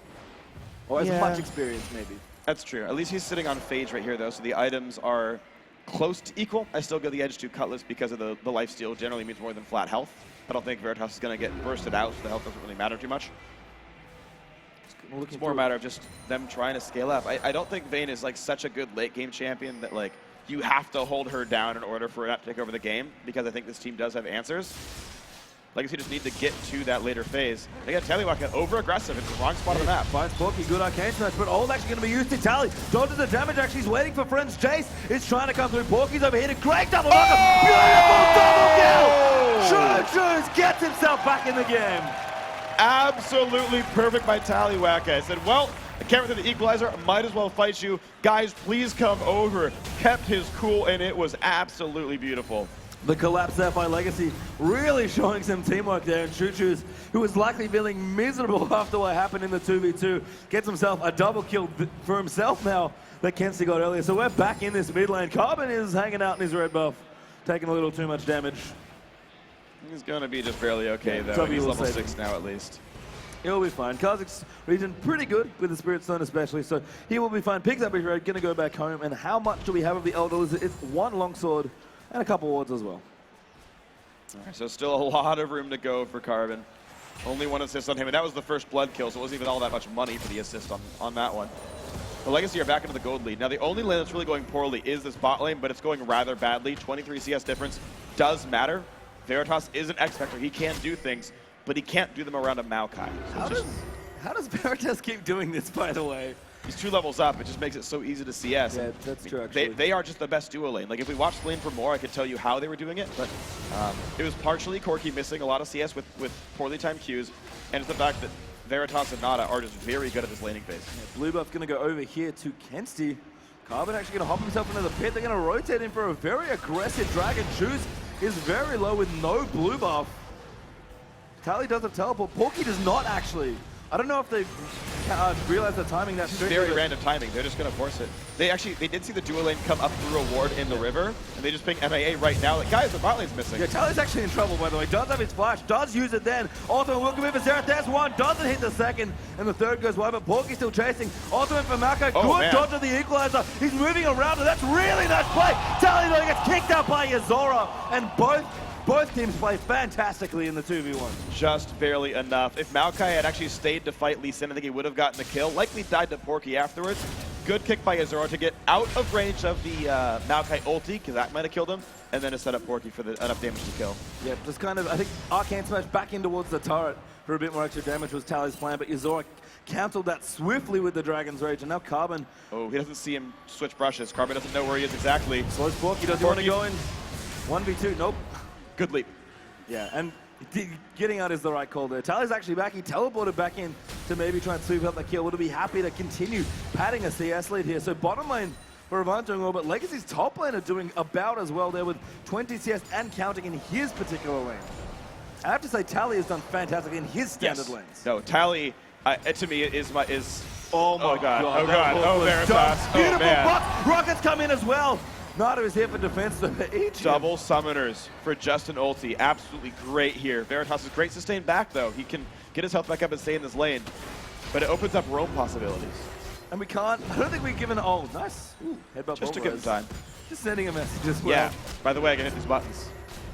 I can use all my buttons, don't worry. Both these supports are just mechanically superb. Oh, absolutely. Ejim is, I think you're right, on fire this tournament. That hook was so dumb. Oh, man. I know. All right, we're going to have to move on, though, because we've got more League of Legends.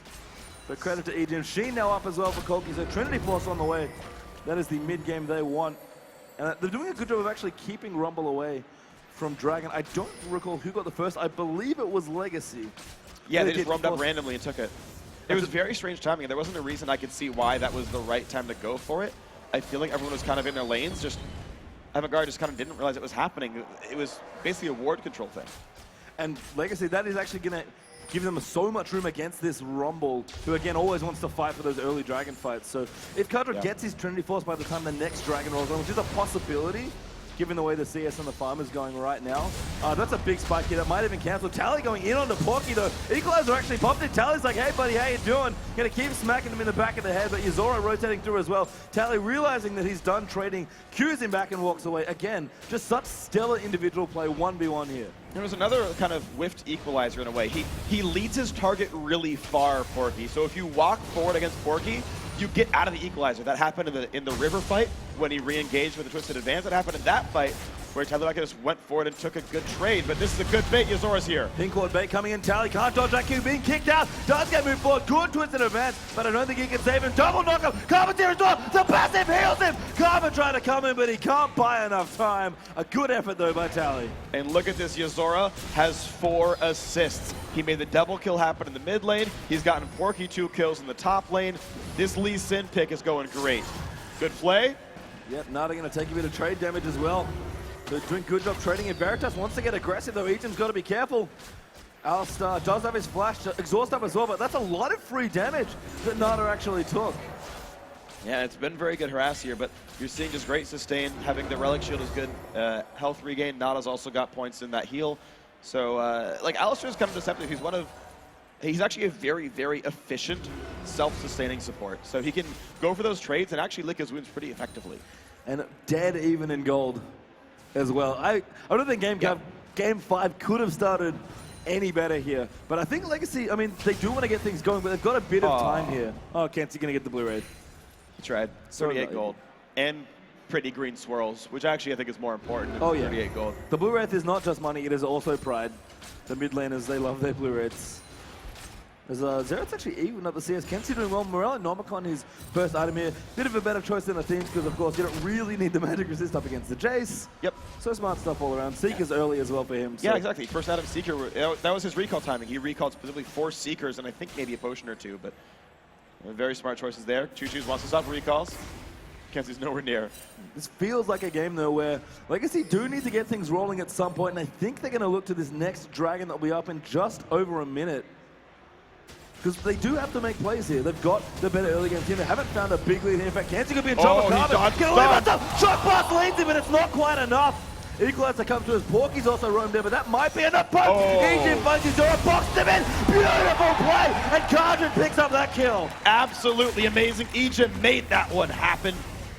Everyone did great. So Carvin jumped in a way to not get stunned by Xerath, forced both summoners out. Then Ejim out of nowhere catches up Yuzora, and suddenly 0-3 Lee Sin. Yep, Tally's not here either, by the way. Rumble did rotate down. They both have their teleports.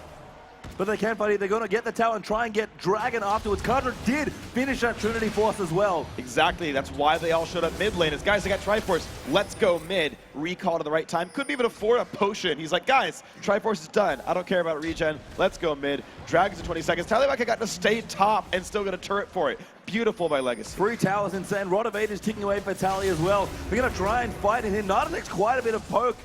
They've got to be careful with their flank. Kadra's actually farming down the bottom lane. Nada looking aggressive, trying to make something happen. This mid tower doesn't look like it will get defended here. Legacy caught themselves out of position. Tally could tally in. They are going to go in for a Carbon. Solo, they're almost done. Zerath will miss again. Oh my god, he dodges every single hit. going back in. He gets exhausted. Atrium though. Beautiful play coming out. Now Cartridge coming in as well. Tally all in there. Porky gets 1 kill. The Veritas is so low. Good kick from Azora. Juice goes down to the splash damage from that kick. And what a play by AV.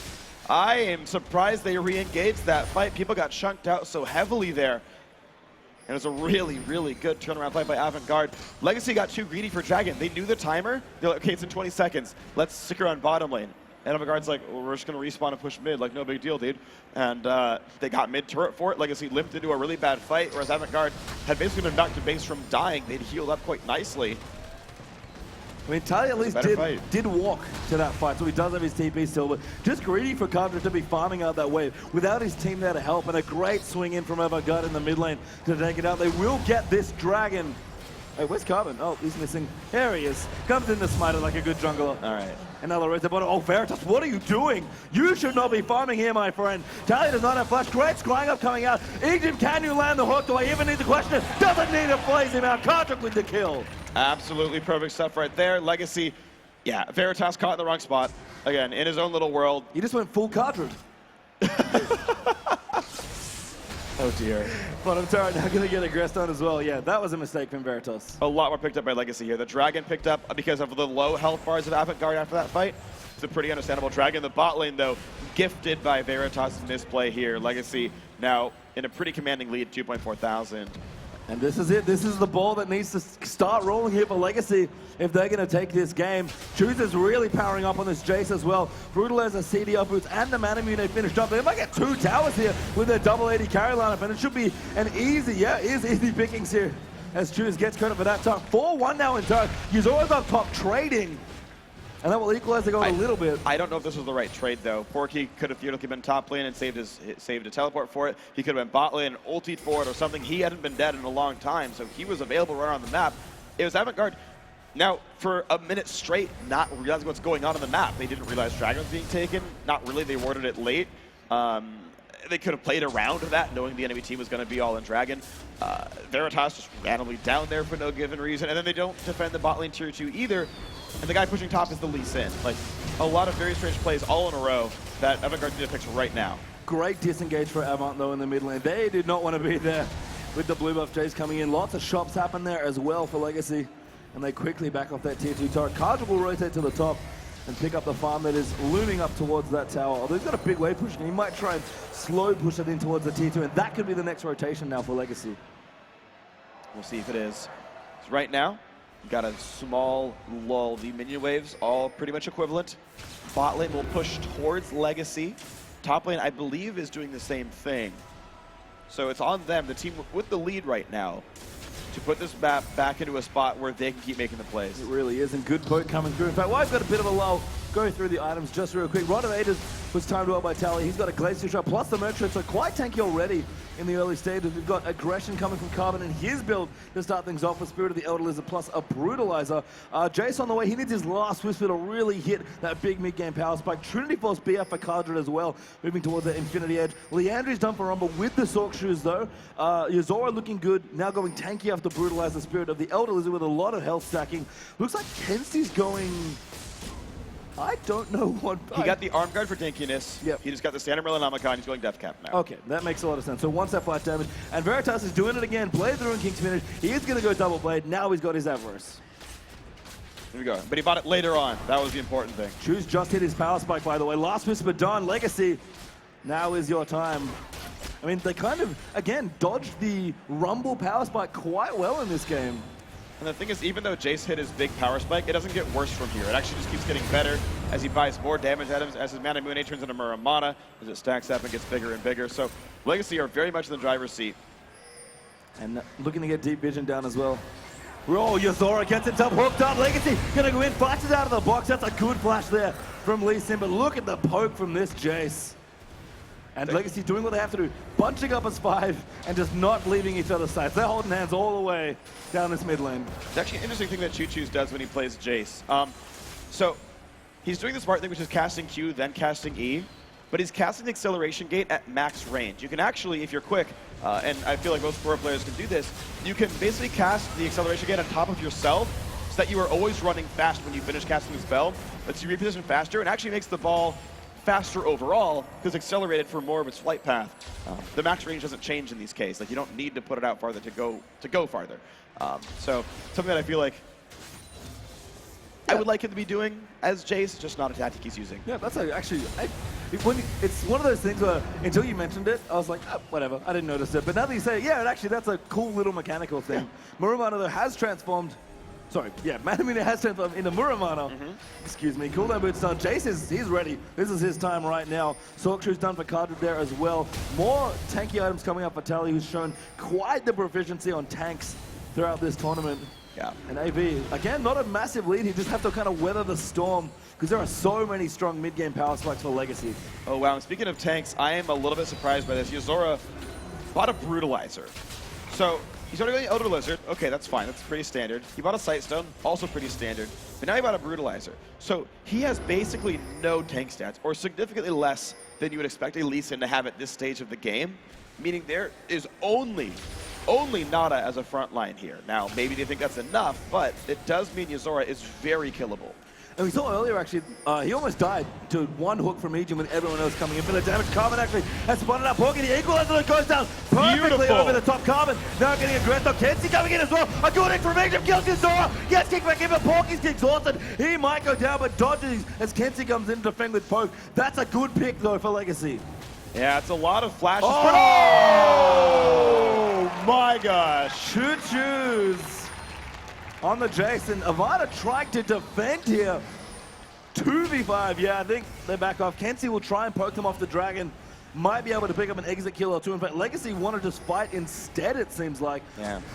Well, I mean, Legacy just want to sit around on this dragon. As long as they can keep the mid lane fairly safe and it's really not being pushed out by Avant-Garde, they're fine. Very secure dragon.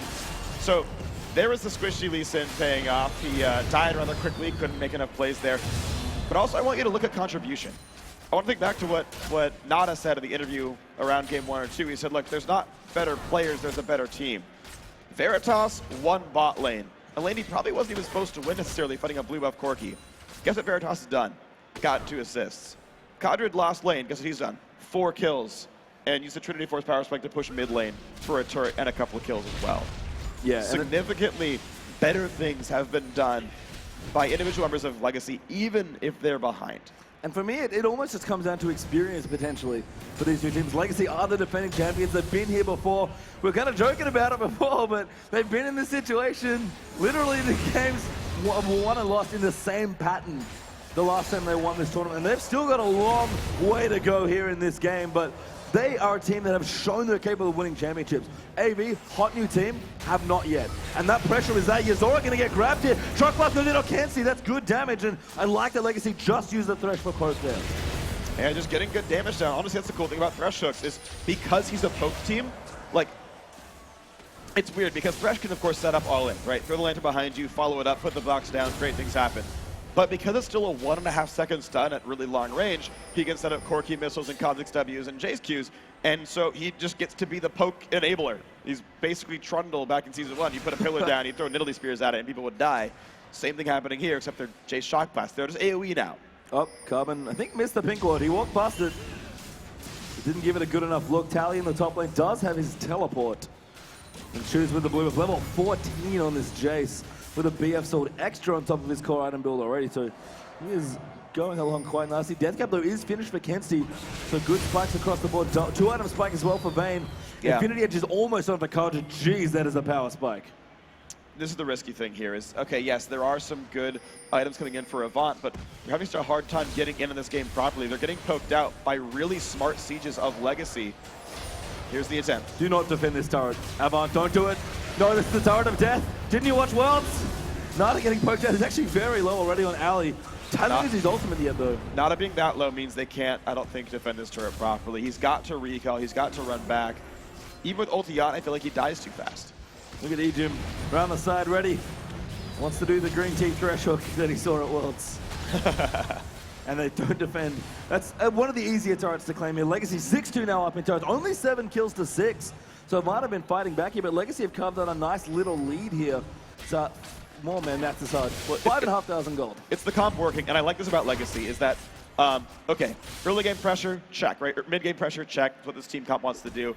But what I like about this and the texture in their team overall is it's not just, look guys, let's look for dragons and just team fight them and press R all at the same time. In fact, most of them when they press R, nothing really happens because they're not these like major crazy ultimates. And if Chucha's at the wrong time, he no longer deals damage. So be careful on those. But it's a different type of team comp. It's, hey guys, we're going to look at turrets, we're going to siege. They use the Triforce power spike well. They've been chunking people out with Jace really well. They're picking champions in a comp that fits their want of aggression, but they're able to play it and channel it in different ways. What the hell? Wow. Jim, stop. I'm not going to have a voice by the end of this stop. game. This is amazing. I love this. That's true. I guess my voice wants you to stop, but everyone else wants you to keep going. Don't worry. We got 60 more minutes of this. That's oh, freak the prophet. Where's complexity when you need them? I wonder how many people got that reference. Moving on, though. Chuchu is actually something that I think I noticed Swiffer do when he played Jace in the game 1 in their semifinal yesterday. I believe this is Infinity Edge Jace coming up. I like it. No, I love it. There's nothing else that builds out of those two items. I think it's a great idea. I want to see Infinity Edge on Zed. I want to see Infinity Edge on Talon. I want to see it on Jace. These auto attacks are very relevant. Spells no longer have good ways of being multiplied at this point. Further AD is not useful very much in spell damage. It's armor pen and then stop. And so then it's like, okay, hypercharge is a good ability. Let's synergize off that. Now they actually took a lot of damage there. Nada's looking to go in. He's got to be careful. Great pulverize there coming in. Porky will get the first kill now. Egypt tapping in is very, very low. And then that's three clean kills. Avant looking really strongly. Legacy needs to back out. And Avant, oh, Veritas flash forward. There's the next kill. Can they complete the AC? Carja's trying to run away. They and can Avant go Baron. turn around to fight somehow. Nada, dude, you're... Yeah, the setup, the AoE wombo combos, it worked beautifully here, and this is going to be the Baron attempt. Yuzora, not likely to take too much damage. Nada's here as well. Karja can try. There are fairly low health bars. Oh, he got clipped by a Xerath Q. Kenzie's zoning him out. Yeah, Karja comes up here. Finally going to turn this game around. Baron will go down here. And that ticking clock that we were talking about, Legacy maybe didn't get enough of a lead here. They punched it, man. They punched the clock. It slowed down. Let's watch that fight again, though. Oh, my gosh. Okay, so the initiation here. This is the important thing. What can Porky and Nada do together? And the answer is a lot. I think Maokai goes in, jumps back out. He's just trying to bait some time. But as Tyler just kind of dies by himself, he just keeps getting picked apart. Yes, they're actually alongside Kenzie gets actually basically a duo kill. And if Jace doesn't land poke to start the fight, which he wasn't able to do, like, this is the trouble with the poke comp. They are not good once the battle actually starts. Yeah, and I think Tally going in aggressively under the tower was the mistake. That's the wrong choice. With a poke comp, you need to keep poking. You can't just go and say, we're just going to start a fight right now. Not in a 5v5. Not a team that wants you to file up in a little line against them so that they can land an equalizer and land Xerath Qs. And all of a sudden, the 90-minute game Freak was teasing us about may actually be a thing. We're going to have a longer game than we might have thought here just a few moments ago. Avant with an incredible team fight. And again, this is what Legacy's normally good at, but Legacy picked the mid-game comp this time around. Nada gonna go in, he goes Future, gonna try and pop Tyler back, but he can't quite find it. Oh, it's gonna come in, Karja getting jumped on, all this goes down, will go down the vein. There's another kill of Bond, going insane under this turret. Egypt goes down as well, 4 kills for 0. Oh my gosh, what just happened to this game? Legacy got torn apart out of nowhere. It all went off of one misplay in the mid-inhibitor turret, and that meant 2 4-0 team fights in a row. Now Baron, the middle inhibitor as well, and 20 seconds to get more. Avant are honestly legacying Legacy. Yeah. They won their games in the last Oh my god, they're going for it! Oh my goodness, Veritas taking the tower. He maybe doesn't want to do it the Nexus turret. Getting aggressive on Nada, taking it up now, but he's taking both towers. Kenzie go in, they get one tower. 10 seconds left on a few. Karja, he's back up in the second. Nexus turret, let's go down. They want the win. Exhaust goes down. Abroad, can they do it, Porky? Yes, they do! Oh my god! Avant-Garde, so decisive to finish that game. Oh! Wow. My god. That game was not supposed to end like that. Avant-Garde was so far down.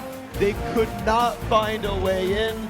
The Jace was massive. They kept getting poked out. I didn't know what they could do. And then they found it. And they found it again, and the game ended. 3 champions in 3 regionals. Oceania, you were once a one-trick pony, or a one-team pony. Welcome to your new League of Legends scene. My God, have we leveled up since a year ago. I was here at PAX Australia. Everything is bigger. The teams are bigger. The teams are better. The crowd is bigger and better. We got Freak here as well. For God's sake, he's huge. Are you calling me fat? No. Maybe you're you're just referring to my ego. Got it. Okay, we're good. Yeah. My vocabulary of puns is, of course, what you're referring to here. It's so wide. Anyway, yeah, but wow, what a series. Oh, my God, that was incredible. Legacy It's got to be a heartbreaker for Legacy. Oh, of course. Oh, my God. They were in such control, and then literally one misplay opened the game up, and then Avant-Garde found their confidence again. And, I mean, good on both teams to stick it out. You win game 1, you get smashed 2-0 from there, and they were like, no, we're still okay. They found a game 4. And they're like, okay, cool, maybe we're back in. Game 5 starts, and they have like a bunch of massive misplays. We're like, oh God, top lane got double killed, and then, oh God, they found more ganks top lane, and suddenly Porky's getting really big on Rumble. And then the comebacks happen again and again and again, and we keep going back and forth in this game. And I thought it had settled down into this poke comp, just getting to Siege, because it's so hard to get in on that team. And then they found it. And for talking up Avant as a team that had hot new players, Korean bottom lane here on Exchange studying in Australia, for all that, the best games we've seen them play, not just here but in Auckland, were games where they won as a team. Nada said it in his video. It's not about players. You win or lose as a team in League of Legends, and that's so true. That was one of the most decisive calls I've ever seen in a game of League of Legends to close that game out. Yeah. I thought they might just throw it right there, go full Cloud9. No, but that's the thing. That's the thing is, you've got to understand what your team does, what your champions do. And you can say, look, we're behind in gold. We just need to lick our wounds and catch it in the late game. That's not okay. That doesn't work in this type of game. If you let them keep poking, they will kill you and you will lose the game. You've got to say, look, we're down 5K. We're down 4 turrets. But if you see the opening, you have to go for it. And in game 5, they've been playing all weekend long. They've got to be maybe a little bit tired, certainly mentally fatigued from all those really close games, to say, no, this is the time we go for this here. And it was the right call both times in a row. Oh, yeah, you're telling me, buddy. And credit to Kenzie, their shot caller. That would have been quite the tough call to make, but he made it, and that team that game ended so fast. So it took about a minute to go from, oh man, I don't know if we're going to go 85 minutes. This is basically Legacy's game here, too. Oh, I don't know if we're going to go 85 minutes. The next is dying in good game Avant-Garde. That's Rumble Xerath Vayne. Ended that game. Like, sure, if I'm on the other team, sure. Maybe I expect the Jace AD carry team to just cream through Nexus, but 2 APs and a short-range AD carry, and they're like, yeah, we're good. We won. They knocked down the champions. They knocked down the turrets afterwards. They got the Baron buff off it, of course, which is very smart. And when they took the inhibitor down, they're like, no, I think we got enough time. And they were right. By about 15 seconds, they could have tanked a couple more shots and been okay. But to go into the game 5 where it's like, if we make this call wrong, we lose, they made it right. All right, guys, well, we are finally done. That is David Freak Turley. I'm Julian Page. We're going to hand it over to Max Atlas Anderson, who is standing by with our Aces MVP. Thank you very much, Pastry Time. As he said, I am Max Atlas Anderson, and that series was unbelievable. And honestly, it was so difficult to work out who to give this MVP to. Of course, there were so many votes. It became a gigantic tie. But the one man that stayed so incredibly consistent throughout that entire series and with some incredibly decisive plays, I'd like to present to you Avant-Garde's Nada.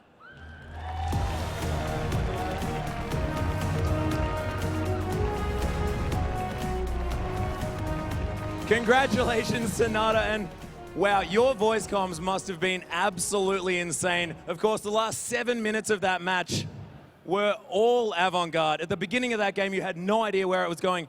How was the vibe in the voice comms during that game? Of course, so much pressure. I don't know how to answer, but yeah, voices were amazing. Yeah, we were just sometimes tilt, sometimes like cheering each other. Yeah, I just can't believe it. This was a great dream. Oh my God. And then I just want to say, thank God, since I'm the Christian. Oh, thank God for the VIP. Oh, I mean MVP. I want the VIP. Oh my goodness, Nada, you are adorable. Yes, everyone. Well-deserved MVP. And one thing I would like to, an honorable mention to Chelby. To Yuzora, sorry. Of course, we often affectionately know him as Chelby. And He played the last 7 minutes of that game so beautifully, and you guys had such clear calls. Is there anything you want to say to your team? I think I don't deserve the MVP. I just got carried by my team. Chevy did all the call shots, and then Chevy's smite is amazing. Oh, everything is taking Baron, Dragon, all the things. I just like to say thank you to all my teams, and then I do like to share the happiness of the winning with my team. You certainly can, Nada. Thank you so much, and such an amazing series. Well-deserved MVP, but I am going to throw it over to David Freak Turley to welcome the 2014 Oceanic champions. Thank you very much, Max. You guys can hear the crowd, of course. You guys here are absolutely amazing. You guys in Melbourne are wonderful. You guys online are absolutely amazing as well. Thank you for being part of this one. We went the entire distance here this weekend, all 11 games, and we've got a brand new champion here, the third champion this year. Let's hear it one more time for Avant-Garde.